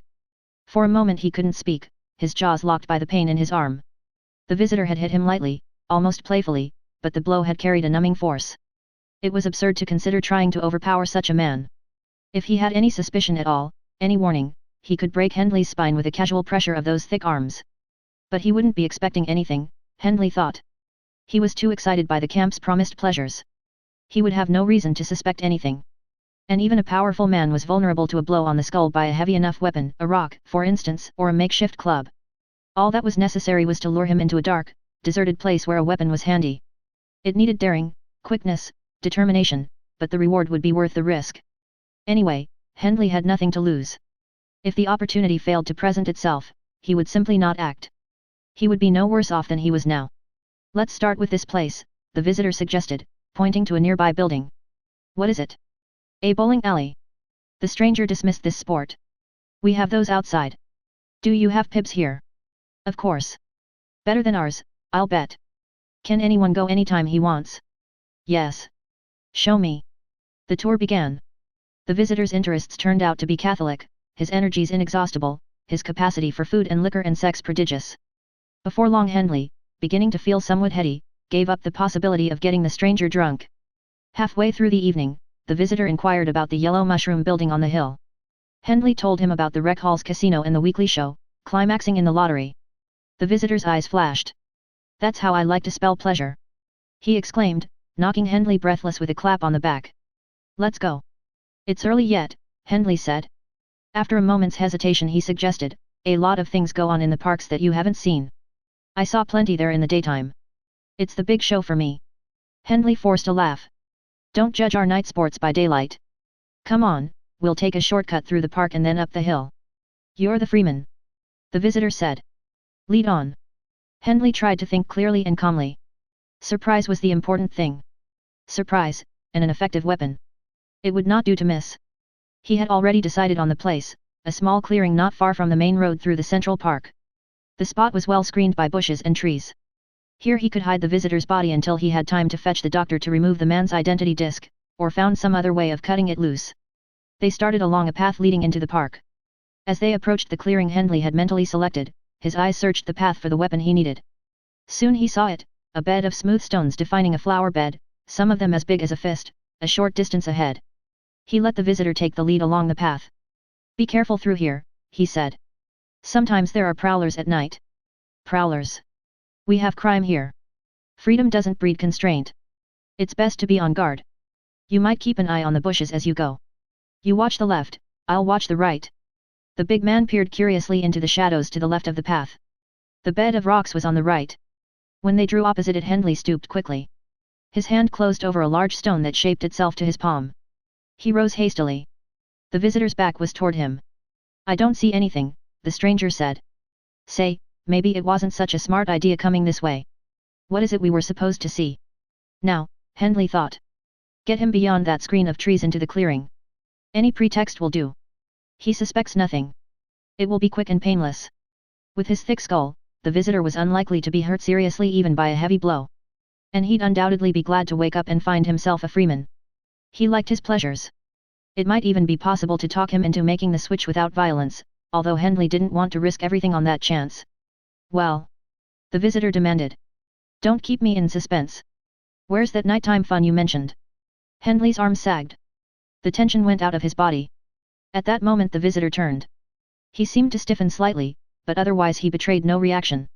In a tone that held no more than ordinary curiosity, he asked, What's that you've got there? Just being cautious, Hendley said. I thought I heard something off there in the bushes. You never know what you'll run into in the park at night. Yet. The visitor's voice had sharpened. His hard, bright eyes were fixed on Hendley's face. He was suspicious now, but it didn't seem to matter. The moment had passed for action, and Hendley had failed. He'd been unable to bring himself to the violence needed. The whole impromptu plan had been reckless, ill-conceived, doomed to failure. But even if it had not, he had lacked the necessary ingredient to bring it off, callous indifference to another man's fate. I think we'd better get back, he said. The park seems to be a washout tonight. Usually there's more going on that makes it worth the risk. The visitor laughed softly. What's your hurry? I'd like to see everything this place has to offer. Hendley regarded him uneasily. The man's response was unnatural. We don't want to miss the show, Hendley said. You told me we had plenty of time. Hendley glanced nervously over his shoulder toward the main walk. It was not far, but a bend in the path shut them off from the view of anyone riding through the park, just as Hendley had planned. He drew back, turning along the way they had come, but the visitor's thick hand caught his arm in an unbreakable grip. You're not playing games with me, are you? He asked softly. Frightened now, Hendley stared at him. The stranger, he realized suddenly, had been too eager to be alone with him, too ready to dare the mysteries of a situation about which he knew nothing. Why? At that moment it seemed obvious that the visitor was not the type to walk innocently into an ambush. Had the intended victim all along been cunningly baiting his own trap?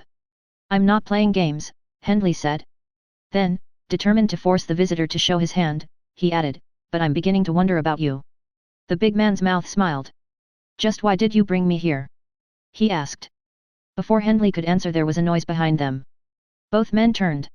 Shadows moved on the path, solidifying into the shapes of freemen. They barred the way back to the main walk. What's this? The visitor asked sharply. Some friends of yours? No. Hendley gasped. A pleasure pack. They roam the parks at night. Pleasure packs, eh?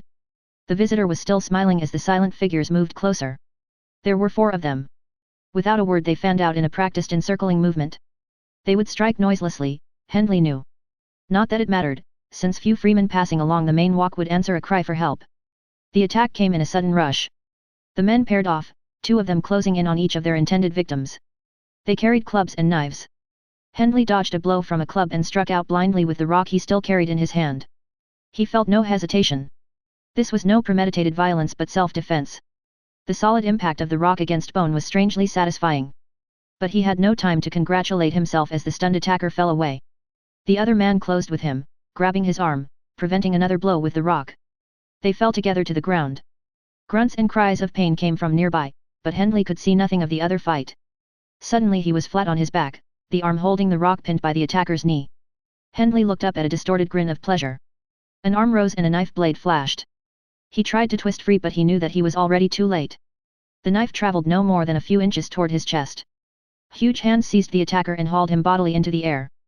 Hendley heard a gasp of pain. The knife dropped to the ground beside him. There was a soft thud, and the attacker's limp figure flew through the air. It dropped in a shapeless heap. The visitor grinned down at Hendley. I guess you did hear something in the bushes after all, he said. But they weren't much. Hendley scrambled to his feet and looked around. 3 of the attackers lay sprawled on the ground, inert. Hendley had caught one of them with his first blow.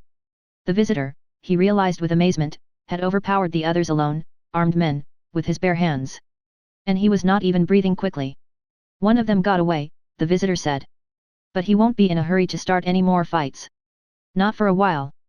Hendley remained speechless. He saw that he was between the visitor and the main walk. That was all he needed. This was no man to confront alone in the isolation of the park. He began to back away, watching the muscular stranger warily. I've been waiting for you to make the move, the visitor said. You must be satisfied about me by now. Satisfied? What do you mean? The visitor stepped toward him. The code word is BAM, he said softly. The sound was ridiculous in that moment of tension, like a child's play word. But Hendley did not laugh. The visitor was frowning. This was no game. The word had a special meaning of some kind, like the key to a puzzle which seems unimportant and insignificant by itself but acquires a unique value when properly used. Had the visitor been fencing with him all evening, waiting for him to come up with the magic word? I don't know what you're talking about, Hendley said. The visitor smiled. That's the wrong answer, he said. Without warning he charged. Only the fact that Hendley was already poised on the verge of flight enabled him to elude the big man's rush. A thick arm caught at his waist, but he was already spinning clear. The fabric of his uniform tore as he broke loose. Then he was running along the path toward the moving walk and safety, not looking back, not daring to waste even the fraction of a second it would have taken to glance over his shoulder. For the second time in 3 weeks, ABC 331 was absent from the spectacle on the stage of the auditorium. Hendley stared down at the spotlighted dancers. Each movement, each graceful pose, each tantalizing glimpse in the nearest materializer brought achingly to memory Anne's willowy beauty. He could hear the audience breathing and muttering and shifting about in quickening excitement, like some huge invisible animal in the darkness of the theater. He felt relief that she was not there, exposing her beauty to the audience like an offering, but at the same time he felt cut off from her. If only he could communicate with her in some way, let her know that he was alive and safe in the camp, even though he was a prisoner. At least the knowledge would give her some hope. Hope for what? The clear, cold question jarred him. Anne saw things with a more candid eye than his. She would know what confinement in the camp meant. She would not blind herself to the impossibility of escape. She would be relieved to know that he was safe, glad, even happy, but she would know that his assumption of a freeman's role erected a wall far more solid and impregnable than any previous barrier of social status. Shadowy images flickered on the great thought screen above the stage. Lurid shapes of desire, created by the minds of freemen who had exhausted every normal area of pleasure, writhed and twisted on the screen like fugitives from the deepest caverns of the imagination. Dreading what was coming, loathing it because Anne had been involved in that same monstrous pantomime, Hendley turned away from the screen. And in that moment, when his attention shifted, he felt again the pressure of eyes on the back of his neck. He looked around. 3 rows back, sitting almost directly behind Hendley, the visitor quietly watched the performance on stage. He was smiling thinly. It could have been coincidence. Hendley had come to the rec hall directly from the park. The show had already started, and the only remaining seats were in the balcony. The visitor must have arrived shortly after him, and it was natural that he should have found a seat nearby. But Hendley knew that the big man's presence was no accident. His seat had been deliberately chosen. Why? What did he hope to accomplish? In the crowded rec hall Hendley was safe from attack, and in any event why should the man pursue him? Was it because of that ridiculous-sounding message Hendley had failed to recognize? The visitor's gaze started to swivel toward him. Hendley swung quickly back toward the screen. The pressure was repeated at the back of his head. Bam, he thought. What could the word mean? The show went on. The erotic audience impression of it danced above the stage on the giant screen. And at last the lottery began. Through it all Hendley sat and watched, torturing himself with fears about Anne's absence and what it meant. And whenever his self-absorption wavered, he would become conscious of the patient watch of the visitor sitting behind him. The last number was called, the last nude figure stood submissively in the spotlight of stage center. The light curtain fell, obscuring the stage. There was a rush of movement toward the exits. Hendley started up the aisle, turned quickly and pushed his way through the crowd toward another escalator. The visitor was unfamiliar with the camp. If Hendley could reach the sidewalk strip ahead of him without being seen, he could easily elude pursuit. The exits were jammed. Hendley shoved and jostled his way forward, found an opening and slipped through. He rode the escalator down to the lobby, where the milling crowd again offered a human screen. He began to breathe more easily. The bar on one side of the lobby offered a natural escape route. He fought his way through the clamoring horde of drinkers and ducked out a side door. From there it was only a short distance across the grounds surrounding the rec hall to the moving walk. He broke into a run. He stopped at the edge of the walk to look back. The feeling of triumph drained out of him in a rush. The hulking figure of the visitor was outlined by the lights from the rec hall. He paused as Hendley did, regarding him impassively, no more than 30 feet away. Staring back at the stranger, for the first time Hendley felt within him the coiling presence of hatred. Hendley was, he knew, half drunk. The condition was becoming a habit, as indeed it was with an apparent majority of freemen. The easy availability of liquor was a superficial reason. More pertinent was the need to dull one's senses and artificially stimulate the mind. Pleasure seemed keener when, as in a photograph, it was brought sharply into focus against a blurred background. The casino, as always, was crowded. It was therefore safe. Hendley had had only a few chips, and he had soon lost these. Now, observing the action at one of the tables, he felt boredom nibbling at him companionably like an old friend. Gambling meant nothing unless you could play. He searched the crowd for the hard, cruel face of the visitor. It was not visible. But he was there somewhere, patiently watching and waiting. You have a long wait, Hendley thought. Tomorrow you must be on the copter heading back to the city. I can wait till then. Sleep is a bore anyway, a waste. If only he had some chips. A winner at the table, raking in a pile of chips, grinned at Hendley. No chips, friend? He asked. Not just at the moment, Hendley said eagerly. But I feel lucky. I'd be glad to share my winnings if you'll stake me. The player laughed. Your kind of luck I don't need, he said. Why don't you try the big game, he added jeeringly. You don't need chips there. You don't. Hendley glanced quickly at the big table in the exact center of the casino. It was inactive, as it usually was, guarded only by the silent, motionless robot dealer. You mean you didn't know? The player asked. No. How does it work? The player shrugged with an indifference that might have been exaggerated. It's you against the house, he said. You have a chance to win 10,000 chips, if you feel lucky. What if you lose? Hendley could feel the excitement building in him. He didn't really care what the penalty was for losing. Here was something different. He had the rest of the night to get through somehow. He couldn't risk leaving the rec hall while darkness held and the visitor waited. The game would occupy the time, and bring its own exhilaration. You don't think about losing, the player said evasively. What gambler does? The game ends at dawn, no matter who's ahead. If you last out till then, you win. Sober, Hendley would have persisted in his questioning. Instead he stared at the big table. What could happen to him if he lost? He was a freeman. Having everything, he had nothing to lose. Anyway, he did feel lucky. And the prize was huge, enough chips to gamble with for weeks. Longer than that, for you always stood a better chance of winning if you had enough chips to ride out the cold streaks and plunge when you were hot. With a kind of aggressive, defiant determination he strode through the casino. The robot dealer at the center table looked up as he approached. His plastic face was expressionless, or rather it was set in a perpetual attitude of slightly curious amiability. He could not care whether Hendley played or did not play, won or lost. That in itself was an advantage, Hendley thought. Desire had something to do with luck. He slipped onto a stool across the table from the robot. I want to play, he said. With the instant response of the machine, the robot placed two identical stacks of large chips between them. They were a half-inch more in diameter than the usual casino chips, with smooth white surfaces marked by a red cross. The robot pushed one of the stacks toward Hendley. Depressing a button, he activated two pairs of small view screens, one set for each player. Only one of each pair of viewers was visible to the opposing player, the other being the player's own record of his moves. There was a faint whirring, like an old-fashioned museum clock winding up to strike, and the robot's voice mechanism announced, "We play 100 game." It was to be a direct, head-on contest. Hendley knew the game, whose rules were simpler than the play actually was in practice. It was an electronic version of the child's trick of guessing how many fingers are pointing when the hands are held out of sight, except that the possible combinations of numbers were infinitely greater, with 100 as the maximum total. Bets were made for high or low figures, with each player free to draw additional numbers after the first two or to stand with what he had. The odds were, on the face of it, even. But Hendley knew that the robot's precision instrument of a brain was capable of exact, rapid mathematical calculations far beyond his powers. He had to offset that edge by turning his human fallibility into an asset, by doing the unexpected.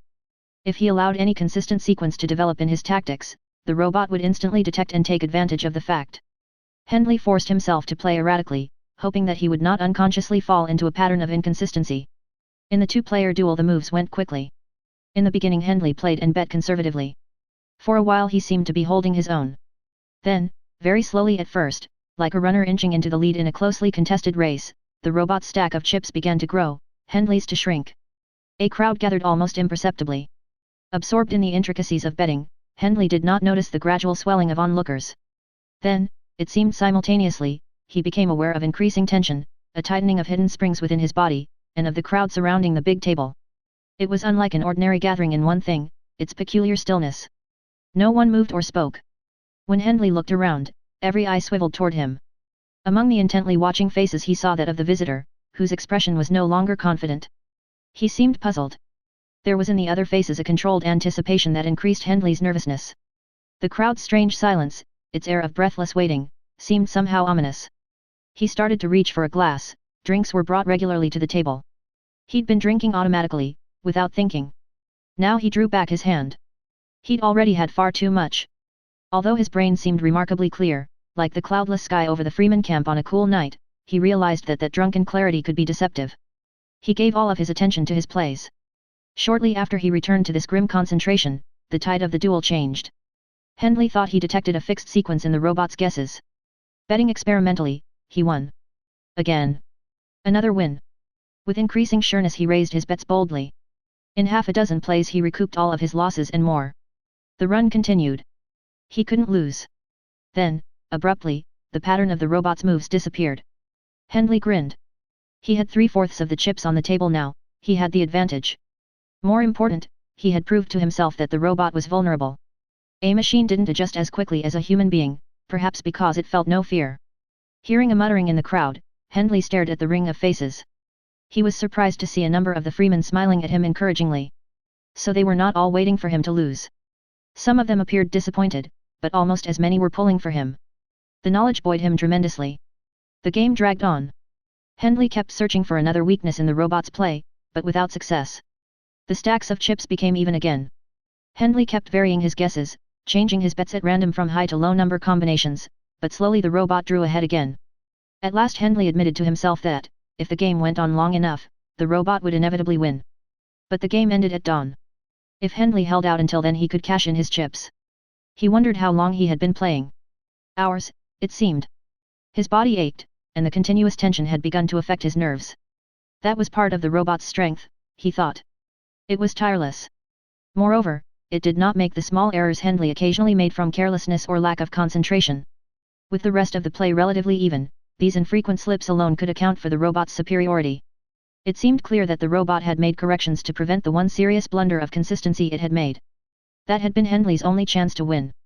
Now all he could hope to do was stave off defeat until the first light of day. The end came with the suddenness of a physical blow. Only afterward did Hendley realize that the robot, like a fighter sensing weakness and stepping up the tempo of his attack, had quickened the speed of play. Hendley lost several bets in succession. Instinct warned him that so many losses could not be accounted for by chance alone, but he was already panicking. He cut his bets down to the minimum. Still the robot won. Frantically, Hendley stalled for time as much as he could, groping for the pattern in his play that was betraying him. Now the mind which had seemed so clear and sharp was a dizzying confusion of numbers.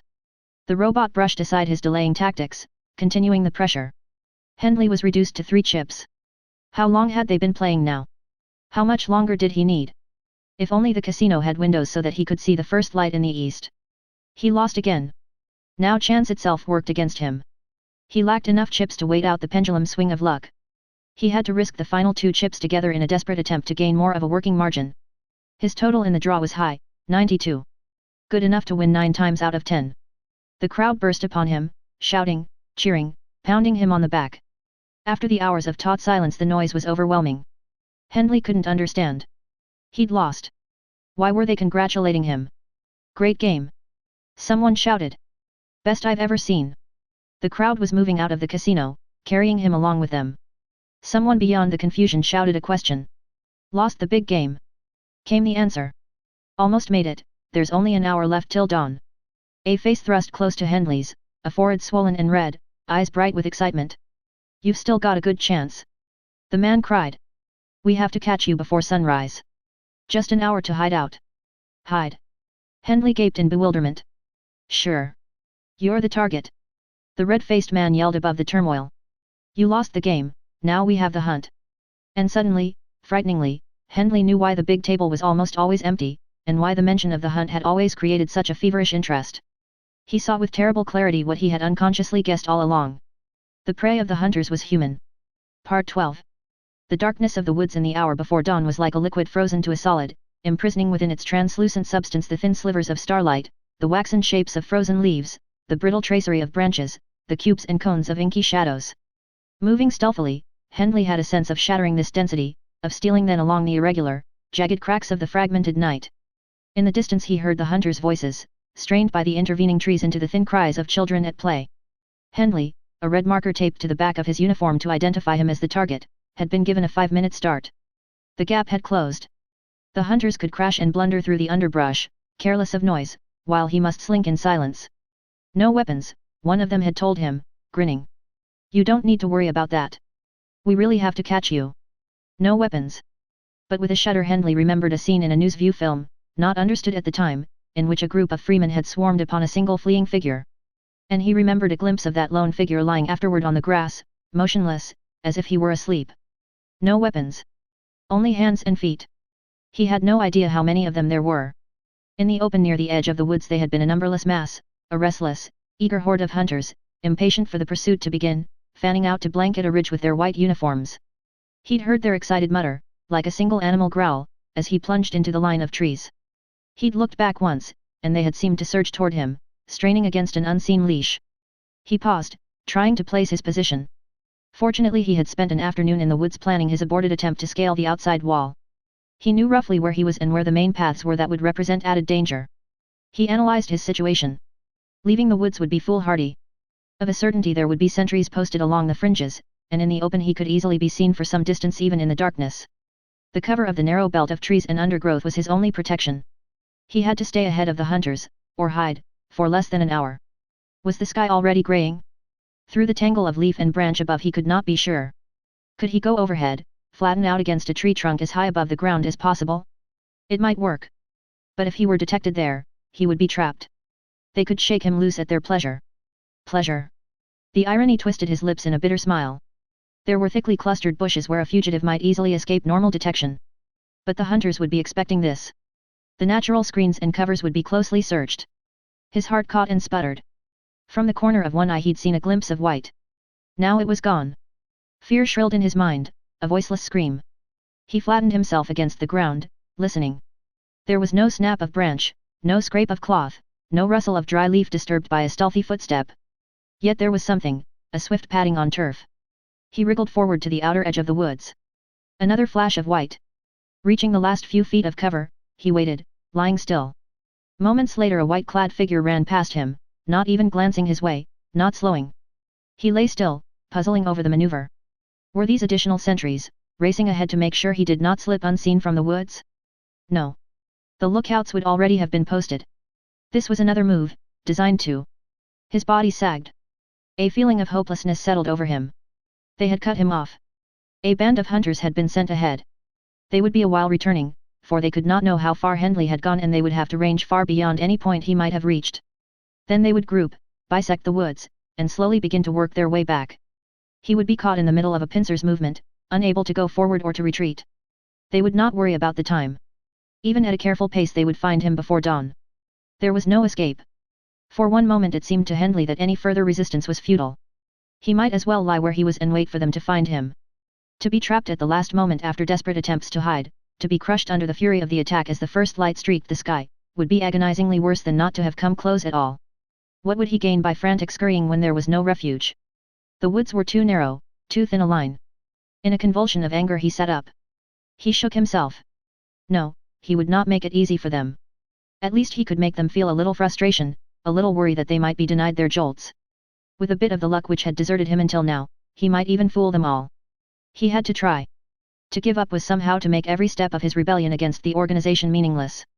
He had sought to find some value in life other than the mechanics of push-button work, other than, as it had turned out, the purposeless pursuit of pleasure in freedom. If he had failed, perhaps he had simply not known where and how to look.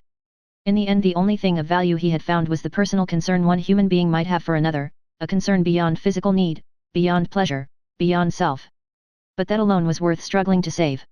He might never find Anne again. He could not give up trying so long as he was alive. If only he had not drunk so much. He felt a physical letdown now, a heavy fatigue, that might tell against him.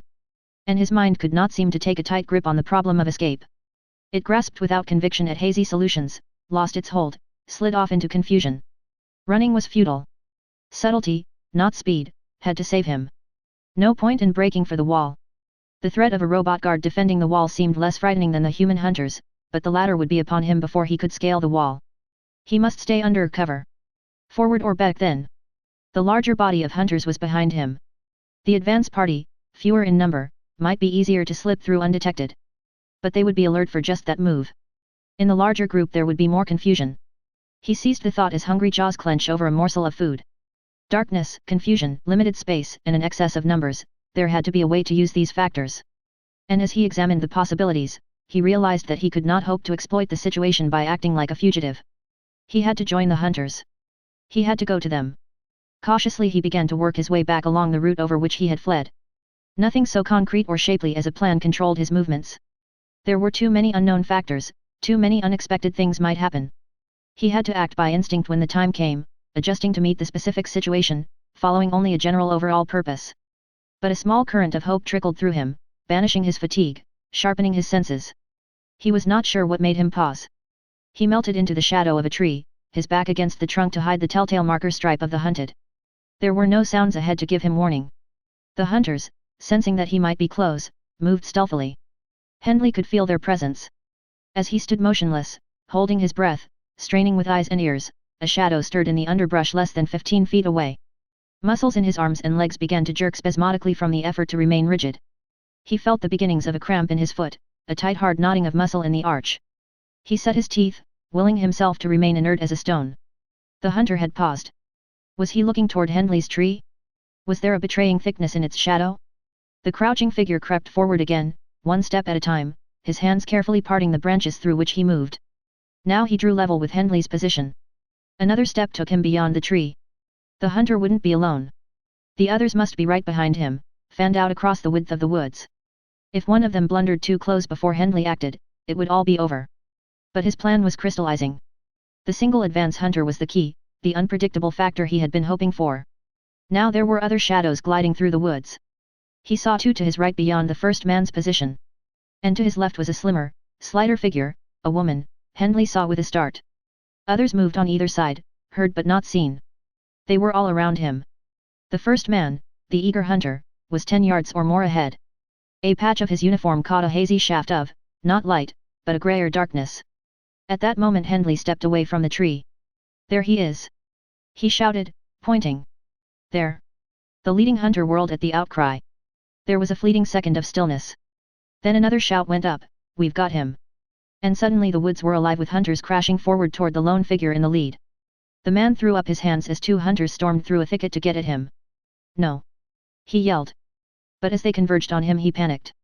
He turned and ran. They were on him before he had taken 5 steps, burying his cries under the fury of the attack. It wouldn't have mattered what the unlucky man had shouted, Henley thought. The hunters were too tense, their excitement drawn to too high a pitch. He'd relied on that edginess, but the success of the ruse brought no feeling of satisfaction. They would learn their mistake all too quickly. Any second someone might notice that the victim lacked the marker stripe of the hunted on the back of his uniform. Henley forced himself to wait. It would be fatal to turn abruptly and run from the scene. He would draw attention, and he wore the mark of the target.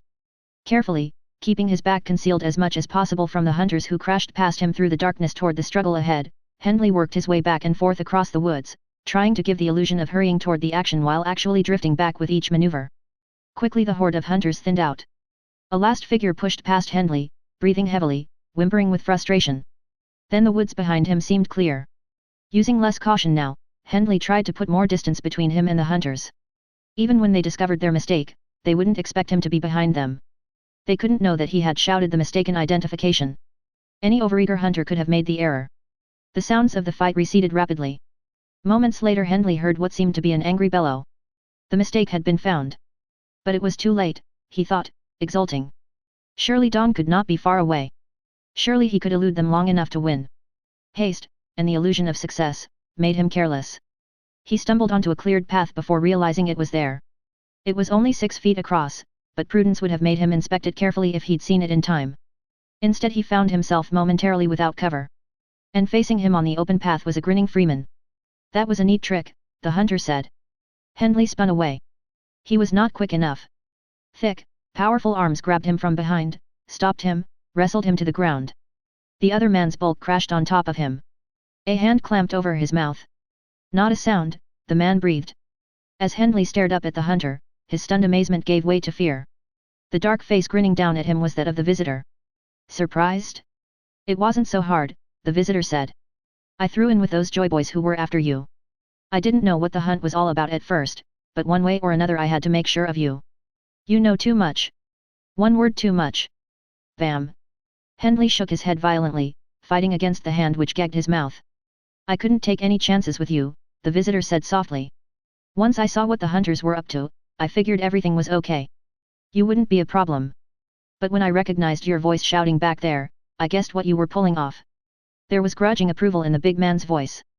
"After that it was easy," he said. "I heard you working your way back through the trees. I just slipped out into the clear and got ahead of you." Suddenly the visitor brought his other hand up, carrying the belt from his uniform. Before Henley had a chance to speak, the belt replaced the hand over his mouth, forcing his teeth apart to press against his tongue. He tried vainly to shout against the gag. He began to choke. "Sorry it had to be you, friend," the visitor said, easily controlling Henley's struggles to squirm out from under the crushing weight of the big man's body. "But Bam is too important. If you hadn't been acting funny, following me around, you wouldn't have got involved.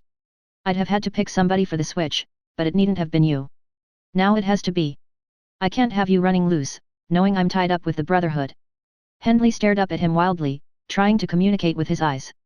Ignoring the look, the visitor abruptly shifted his weight, flipping Henley over onto his stomach. Jerking Henley's arms behind his back, the visitor tied them securely with the belt from Henley's uniform. "Now," he muttered, "the first thing is the identity disc. You're going to become me, friend, and when they find you dead I'll be officially dead, and they can stop looking for me. I guess you really didn't know about the Brotherhood, did you? We're against the merger, you see, the Brotherhood of Anti-Mergers.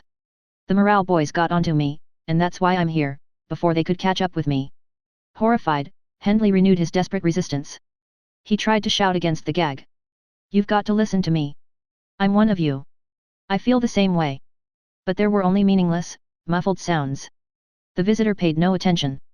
He was trying to tug Hendley's identity disc over his hand. You fool! Hendley thought.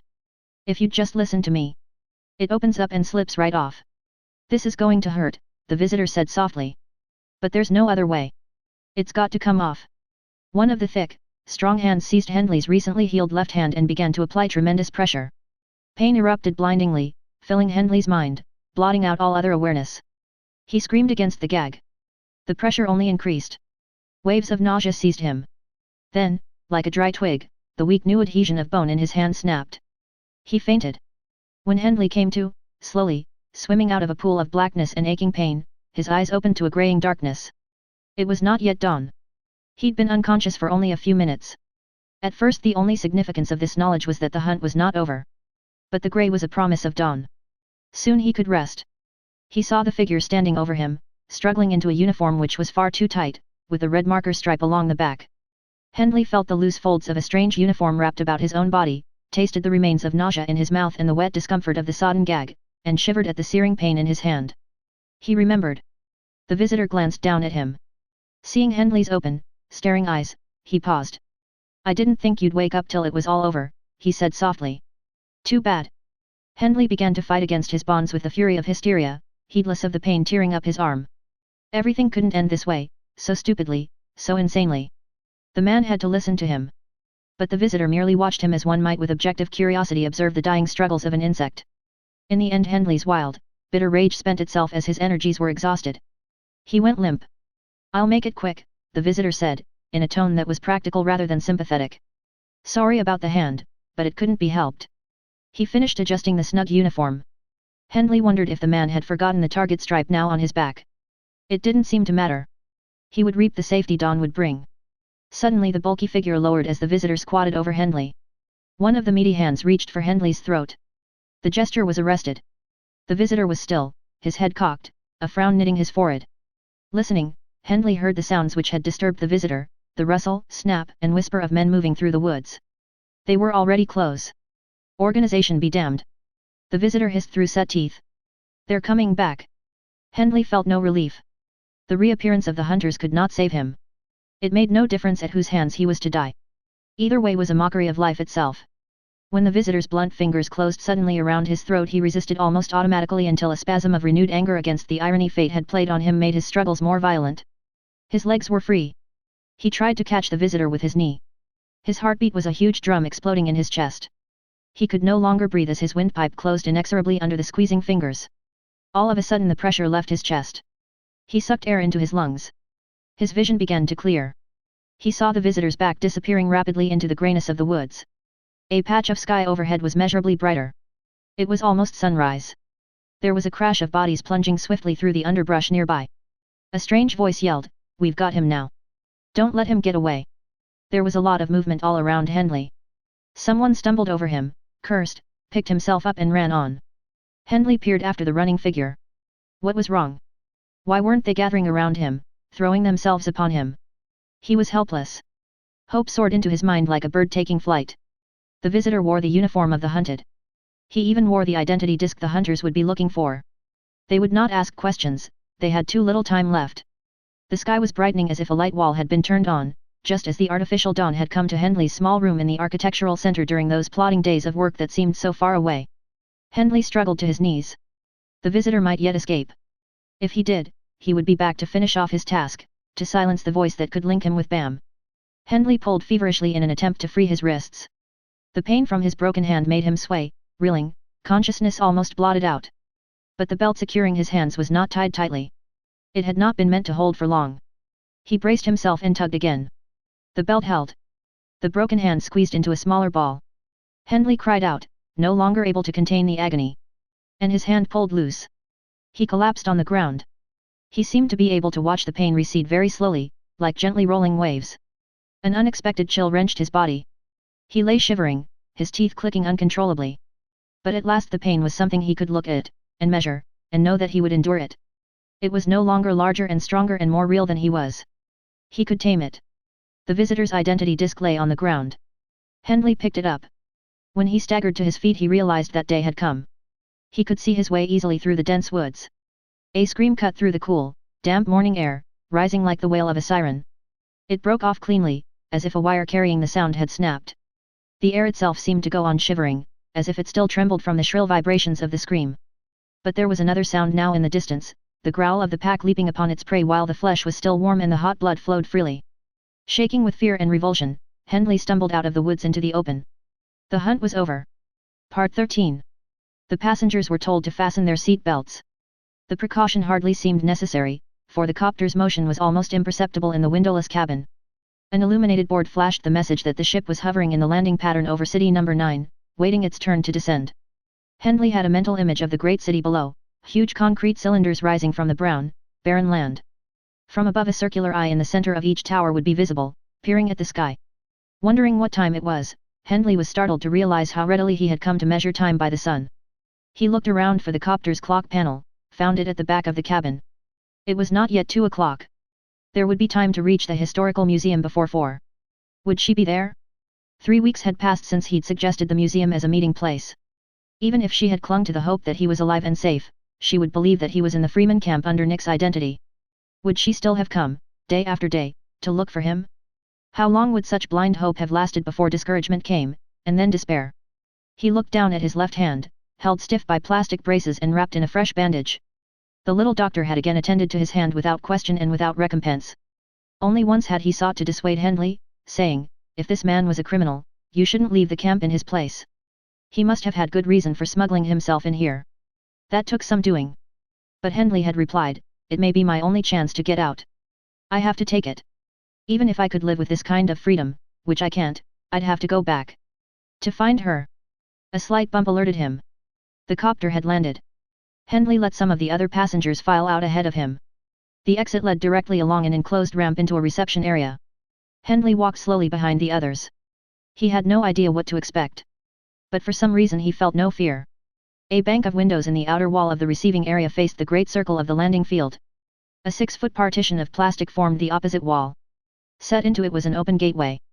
Attendants stationed on either side of the gate watched the passengers with routine curiosity, conveying no impression of special alertness. But Hendley knew that it was not these he had to be concerned about. It was the master computer stationed by the gate, its unblinking eye waiting to record the identities of all those who passed through. The more impatient passengers were already filing through the gate. As Hendley loitered at the very end of the line, one of the attendants inspected him idly, looked away, then let his gaze wander back. Hendley began searching his uniform pockets. When he dared another glimpse, the attendant had lost interest and was no longer watching. Everything was all right. The computer might reject his identity number, but the gateway was open.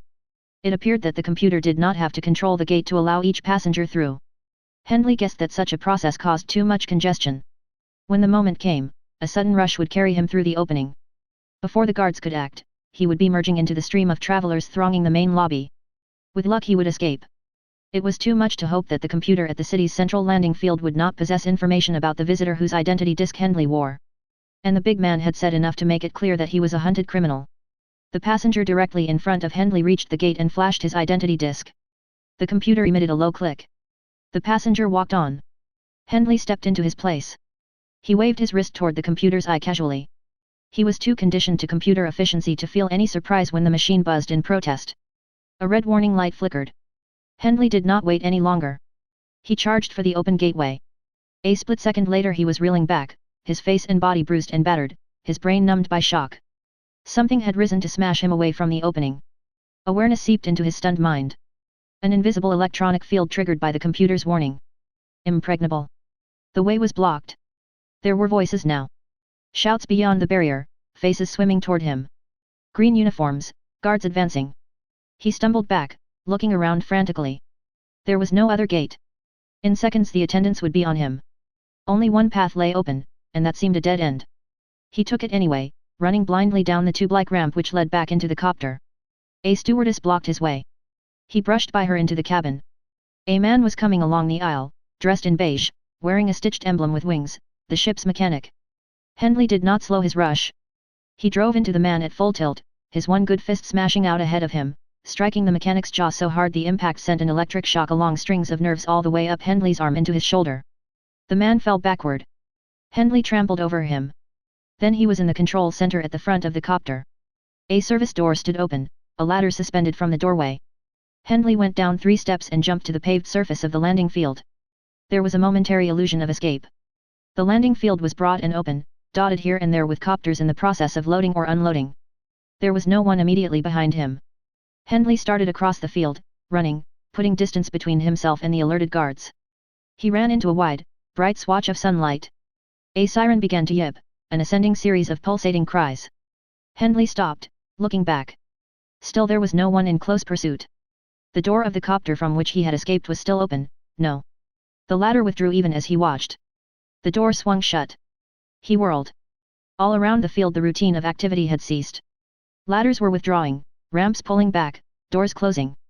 2 men at the far side of the field, mechanics, ran toward an opening and jumped through it just before a panel sealed the doorway. Hendley was alone in the center of the deserted landing field, standing in the glare of the sun as in a spotlight, exposed and defenseless. The siren's wail died as if it were running down. Silence shut down upon the great expanse of the landing field like a lid. Hendley took a couple of aimless steps. The thud of his footsteps echoed across the pavement. He saw movement behind the high windows all around the field, faces pressing close to the glass, mouths gaping. From somewhere high above came the slow, deep grinding of a giant machine rousing itself, groaning, heaving into motion. Hendley looked up.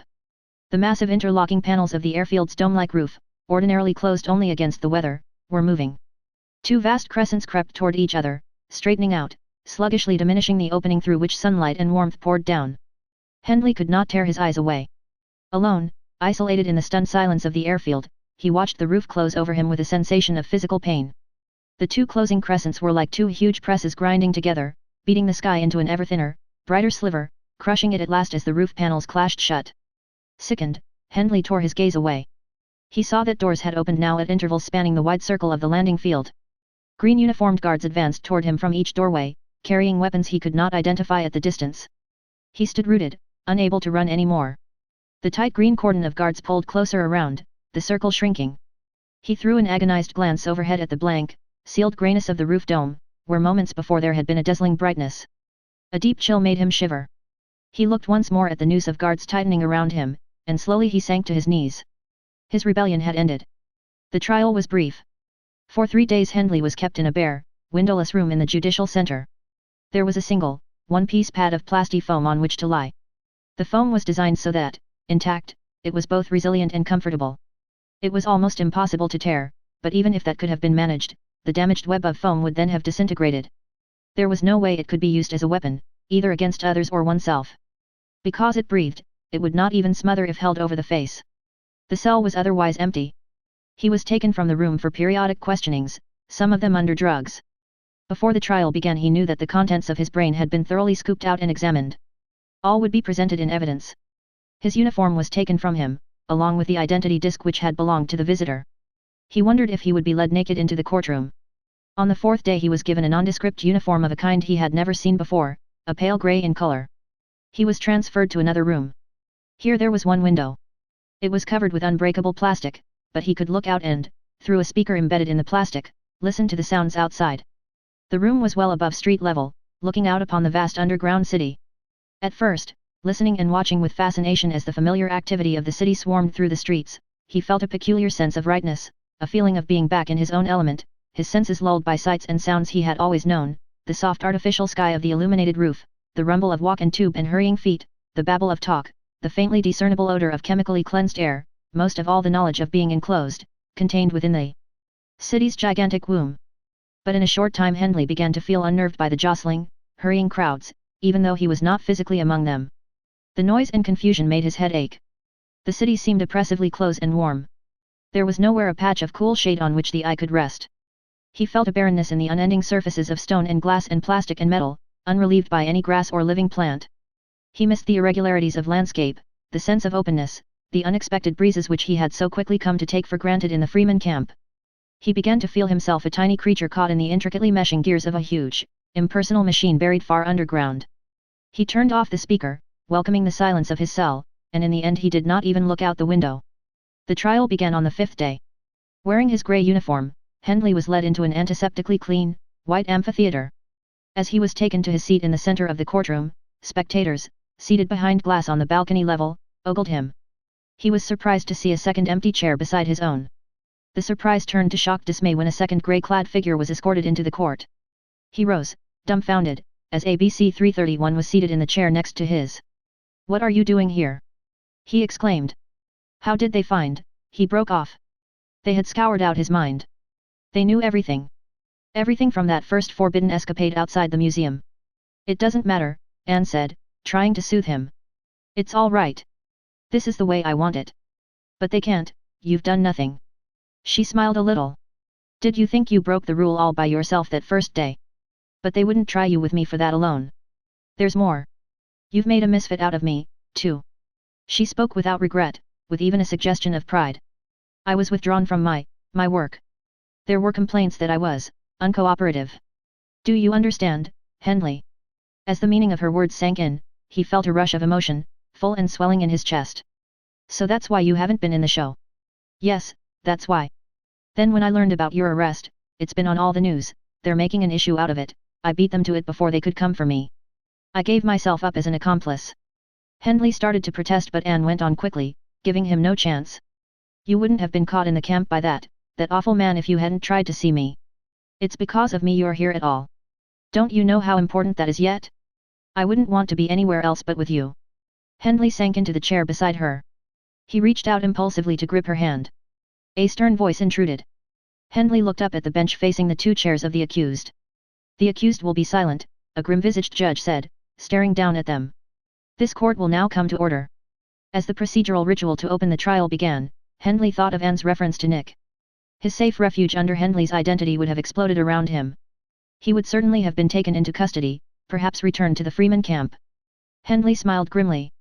Two beige-clad men came forward at the judge's order. One was designated as a pleader for the defense, the other for the prosecution. There was also a bailiff, several guards, and, ranged along one wall, a bank of 12 computers, 6 in each of 2 rows. Each was of a different design and manufacture.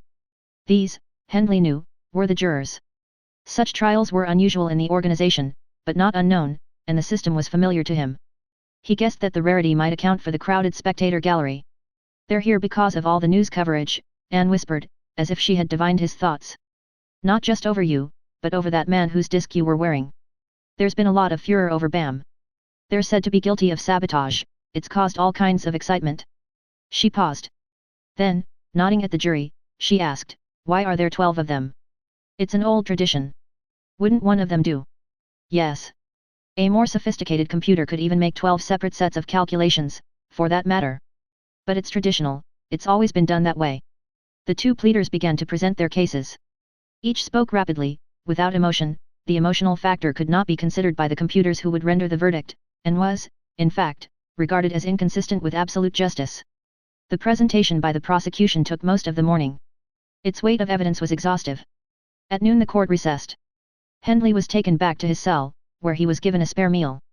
When the trial resumed, it seemed to him that Anne was paler, more drawn than before. The defense made no attempt to refute the evidence, pointing instead to the instability of morale shared by the two accused, and to the series of events beyond their control which had driven them into infractions of the organization's rules of order. The defense was palpably weak. A sense of the hopelessness of their case began to weigh upon Hendley. The defense rested. 2 legal computers were brought into the courtroom and hooked up to the jury.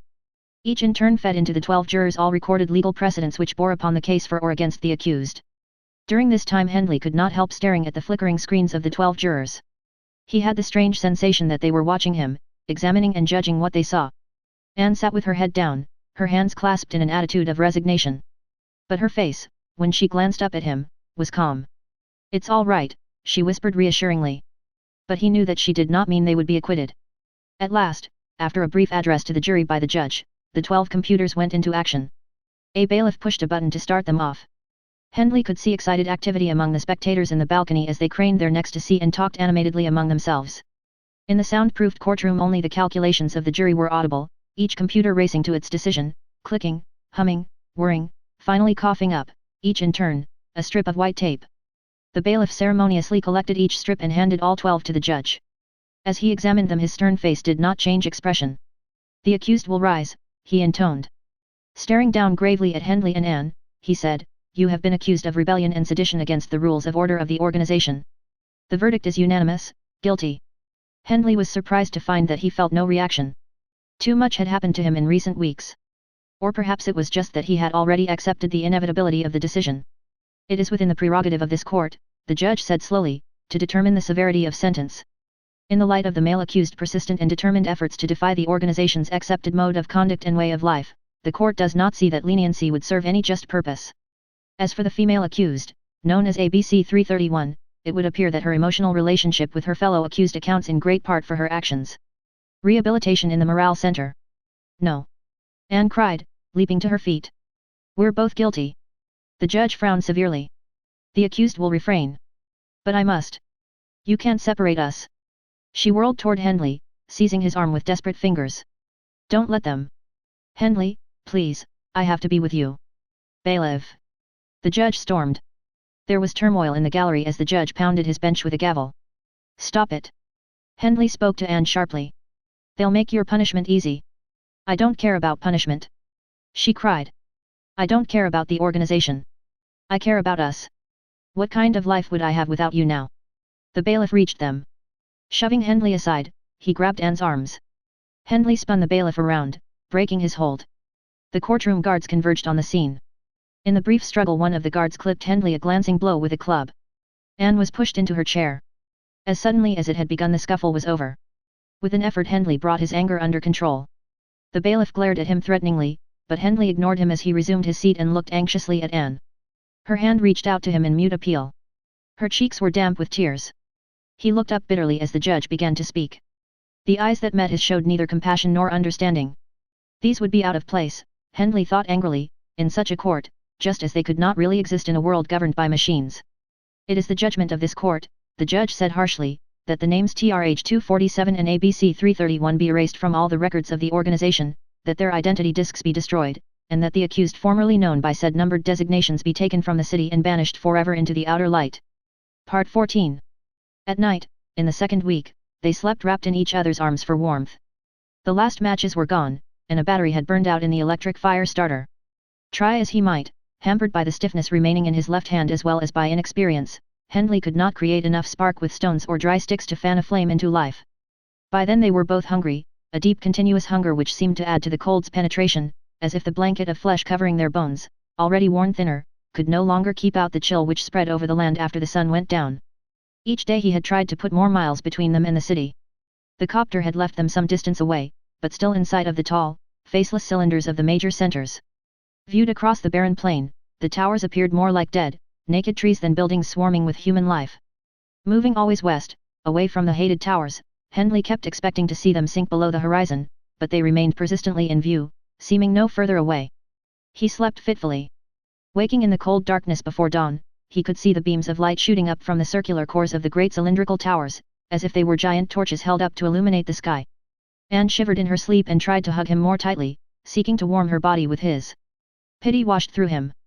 Holding her, he felt a growing, spreading ache that was like the cold but deeper, that would not yield to warm rays of the morning sun. He had brought her to this, and he was failing her. Once, in the first week, he had trapped a small animal, one of the few species that seemed to be alive on the plain. He had had matches then, had built a fire, and it seemed they had never tasted anything more delicious than the fresh meat they shared in that festive meal. "I think," Anne had said, "Hendley, I think now we are really free." For the first time. Later that night, lying before the warm glow of the fire, they had made love, and it had been like that first day of discovering each other. Now they no longer made love. They were both dull with fatigue at the end of each day, even though they rested during the period of brutal midday heat. They were weakened by having had little to eat for days. They had tried various wild plants and even grasses that looked edible. Some were acceptable to their stomachs, some were impossibly bitter, one had made both of them sick. Hunger and thirst had jealously driven out other appetites. The need for water, Hendley knew, would soon be more urgent even than food. In all this brown, empty land they had found no stream, no spring, no sign of water. They had started out with a 2-week supply in the canteens provided them, but in the first days, unused to the weight of the desert sun, they had drunk too generously. It was only near the end of the first week that the necessity for strict rationing became painfully clear. There were mountains to the west, creeping infinitesimally higher each day, and Hendley reasoned that there must be water flowing down from the mountains, but he wondered, the strange new ache piercing to his heart as he held Anne more closely, if they would find it in time. Really free, he thought. It was true. But this freedom was demanding. They were unprepared for it. Nothing in their lives before had equipped them to cope with it. Everything had always been provided, all the needs of mind and body. The social machine had taken care of its moving parts. Could they manage even to exist cut off from the benevolent machine? There must have been others banished from the cities. Hendley could not guess how many. Had any of them learned to survive? Where would they have gone? Instinctively toward the mountains, as he had, in search of shelter from the sun and life-giving water? Had they begun to regret their transgressions against the organization, to wish themselves back in the familiar routine of work and reward, the accepted pursuit of an artificial freedom? Had any of them crawled back to the cities, begging to be taken in? The last question made Hendley start. A new chill crawled up his spine. Was that part of the punishment, reducing the criminal to abject surrender? Did they expect Hendley and Anne to return to the towers as beggars, shaken by cold and tormented by hunger, ready to accept any terms of rehabilitation? Angrily he shook his head. There was an insidious weakness in the direction of his thoughts, a half-wish concealed behind the resentment. But the wish was for her, the woman whose body he covered with his own, feeling the bones more sharply outlined, seeing the pinched look of hunger around her mouth. He waited until the sun's first rays lanced through the concrete fingers projecting along the eastern horizon. Very carefully he eased out of Anne's tight grasp, trying not to wake her. She stirred once, then fell back into the drugged sleep of exhaustion. For an hour Hendley labored, doggedly, frustrated and tormented by his repeated failures, until at last a puff of smoke drifted from the small pile of powdery leaves and wood pulp he had fashioned. Perspiring in spite of the early morning chill, his face flushed with anxiety, he fanned the first sparks into a steady glow. At length, adding fresh twigs and seeing firm tongues of flame lick around them, he sat back on his heels and luxuriated in a sense of triumph. He had made his first fire. There was powdered coffee remaining from their meager rations. When he had heated water he carried a cup of the steaming beverage to where Anne lay. He woke her gently. "We may not have a feast," he said. "But there's hot coffee, and a fire to take away the chill. Come on over closer to it." Her happy exclamations of surprise and praise amply rewarded all his effort. He felt a slow surge of pride as he watched her crouch close to the fire, warming her hands and face and thin, shivering body. She drank too deeply of the coffee, scalding her tongue, but when she looked up at him, choking and smiling, her drawn face was flushed with color. There were some things he could do, he thought with renewed determination. There would be other small animals he could trap, perhaps more of them near the mountains. There would be a fire each night to give them warmth and to cook their food. He would have to learn to strip the hides of any usefully covered animals so that the hides could be saved and warmer clothes eventually made from them. He would have to learn a lot of things. It would not be easy, but he had made a beginning. "That was marvelous of you," Anne said, reaching for him with one slender hand, pulling him down beside her. When he let the fire die later, the sun was well above the horizon and the air was warming. He felt, at the last, a sense of being cheated. They had reached the foothills ascending in steps to the great purple vastness of the mountains when Anne collapsed for the first time. Hendley was sure that water could not be far away. The last drop had been squeezed from their canteens 2 days before. Yet even this conviction of being so close to the desperately needed water did not affect him as much as the tracks on which they had stumbled. They were human tracks, feet soled in what seemed to suggest smooth leather. The tracks had crossed their path a day before they reached the foothills. They had eagerly followed the apparently purposeful line of the footprints, not a single set of prints, but many, indicating that the trail was frequently used. Their own progress was slow all that day, held back by Anne's weakness. In his excitement over the discovery of the freshly made tracks Hendley had found an untapped core of strength and stamina, and not until Anne stumbled twice late in the afternoon did he become sharply aware of how weak and sick she was. He had insisted on stopping immediately. Hurriedly he built a fire, before which he made her rest while he scoured the area for fresh roots. From these and the juice squeezed from green plants he made a kind of thick, stringy soup.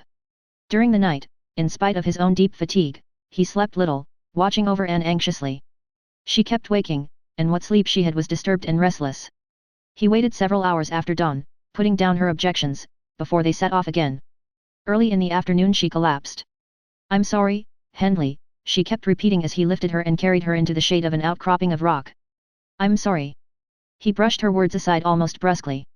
"What have you to be sorry for? I've been pushing you too hard, I should have realized. I haven't let you rest. It's not that. If only I had some water." Hating to leave her for long, he made quick forays through the remainder of the afternoon searching for some sign of water. The foothills were greener than the main desert plain, there had to be water not too far away. It must be there. But, though he ranged farther each time, he found nothing, returning after each trip with a sharper fear. Night again found him watching over her worriedly, listening to her dry, hacking cough. Her lips were cracked and swollen. He was vaguely surprised to find his own lips split so that one was bleeding. And on his last scouting trip he had stumbled badly. A low grade had exhausted him. His strength was waning. They could not live long without water. The human trail they had followed for 2 days must surely lead to help, to a source of food and water. But time was running out on them. Should he keep following the tracks, or strike out across the foothills, searching for a stream? He didn't know, and the uncertainty plagued him through the long night. Falling into fitful sleep, he dreamed of a rushing mountain stream, clear and cold, frothing as it boiled over beds of rock, cold and sweet and nourishing. In the morning Anne seemed stronger. They set off at an easy, careful pace. Hendley helped her when the way was steep, carrying her over the most difficult stretches. They climbed steadily, following the fresh trail. When she could go no farther, he lifted her across his shoulders and went on, laboring. They made little progress. At noon he had to rest. Because the day was cloudy and cool, with a stiff cutting wind whining through the gullies and bending the grasses that covered the foothills. Hendley searched carefully for a sheltered cove. He knew they had gone almost as far as they could go. Alone he might have struggled on for another day, perhaps more. But he would not leave her to save himself. After a brief rest he made one more fruitless search for water. Exploring a ravine which looked promising, a slash across the hills once carved by a river but now dry, he was gone longer than he had intended. When he returned, he found Anne sprawled on the ground, only half conscious. They were absolutely alone in the vast, empty land. To the east now there was only an endless reach of denuded prairie. The towers of the city were no longer visible. The only sign of human existence other than themselves was the tauntingly recent trail they had been following. What men were these? Where did the tracks lead? How far? He felt again the sense of being cheated, of a promise made, a hope nurtured, which could not be fulfilled. Shortly after dusk he heard the buzz of an aircraft overhead, but he could not find it. This remote sign of life quickened no hope. The blind copters droning across the sky carried no one who could, or would, save them. Anne came out of her delirium to stare at him. Her eyes were large, wide open, unexpectedly lucid. You must go on without me, she said calmly. You can make it without me. He shook his head. There is nothing without you. You could find help, come back for me. No, Anne, he said gently. We have to face it. There is no help. And I won't leave you alone. She stared at him for a long moment. He saw, peering closely, that her eyes were liquid with tears. Are you sorry you came? He asked, not knowing until the words were out what he was saying. Would you go back? She seemed to gather strength for her reply, drawing from a worn, thin body a surprising vigor. Her eyes shone. Never. She cried. He lay beside her on the ground near the fire and folded her into his arms. Nor I, he said. When, some time later, the fire began to die, the two figures bundled together before it did not stir. The fire slowly darkened, its orange glow turning to grey ash, and then to black, obscuring the last feeble flicker. Part 15. Epilogue. So few of them survived, the hunter reflected. So few lasted long enough to be found. And of those who did, few were able to adapt to the rigors of the new life. But the survivors were strong. The tribe was growing stronger all the time, larger and stronger and more skilled. While those in the cities were growing weaker. Time, he thought, is on our side. For a moment longer he gazed thoughtfully down at the two prone, wasted figures. The branches of a gnarled, twisted tree reached almost over their shelter. Absently, the hunter probed with his hand into one of the low-hanging branches to pluck one of the round fruits concealed among the waxen leaves. With strong white teeth he bit through the outer skin and sucked up the delicious juice. He scraped out all of the nourishing pulp with his teeth. When he had finished he tore the rubbery skin into strips and placed these in a pouch at his waist, except for one piece which he kept in his mouth to chew on. Using a blanket, he repeated his earlier smoke signals, alternately smothering and exposing the fire he had raised on the coals of the old one. He worked patiently, whistling softly through his teeth. The woman must have been very pretty, he mused. The curling puffs of smoke climbed into the bright morning sky and scattered slowly before the wind. After several minutes the hunter desisted. From a leather gourd he poured water into a crude, hand-shaped cup. He knelt beside the two strangers and, for the second time since his arrival, forced a little water between their cracked lips. The man was breathing well now, he noted. The woman had been much weaker, her heartbeat almost imperceptible. But with care she would live. They had come a long way, he thought. The man, stronger, could have continued. That was important. Love and loyalty were always important. These two would be valuable additions to the tribe. And from them would come another generation, born to freedom, stronger and more adaptable than their parents. It was a pleasure to watch the children cope with the new world so easily, so naturally. While the hunter was still engaged in caring for his two sick charges, the drone of an aircraft wove a thin thread of sound across the bright blue sky. Reaching the drifting smoke signals, the aircraft swung in slow circles, each one lower. It was a crude craft, lightweight and spindly looking, but very maneuverable. The hunter glanced up. Banking low above him, the aircraft seemed to balance on one wingtip. From the windowed cabin the pilot waved. The hunter, smiling, returned the salute. As the plane veered off toward the flat plain below, where it would be safe to land, the hunter rose. He began to search the area for materials from which to fashion a stretcher. It would take, he reckoned, a half-hour for the pilot to reach him, another hour to transport the two strangers down to the aircraft. He set to work. The man on the ground stirred and opened his eyes. Rigid. Locked. Enslaved. That was our Earth in 2200. East and West had merged at last, so there were no more wars, no more political differences. Citizens everywhere could concentrate on working off their tax debts. If you were capable and industrious, you might be able to make freeman status for the last few years of your life. No one questioned. No one spoke out. No one rebelled until one bright morning citizen TRH-247 decided not to go to work, and worse than that, became desirous of a girl below his own classification. Thus he made himself an outcast with the whole world against him and mere survival dependent on his wits, his daring, his strength.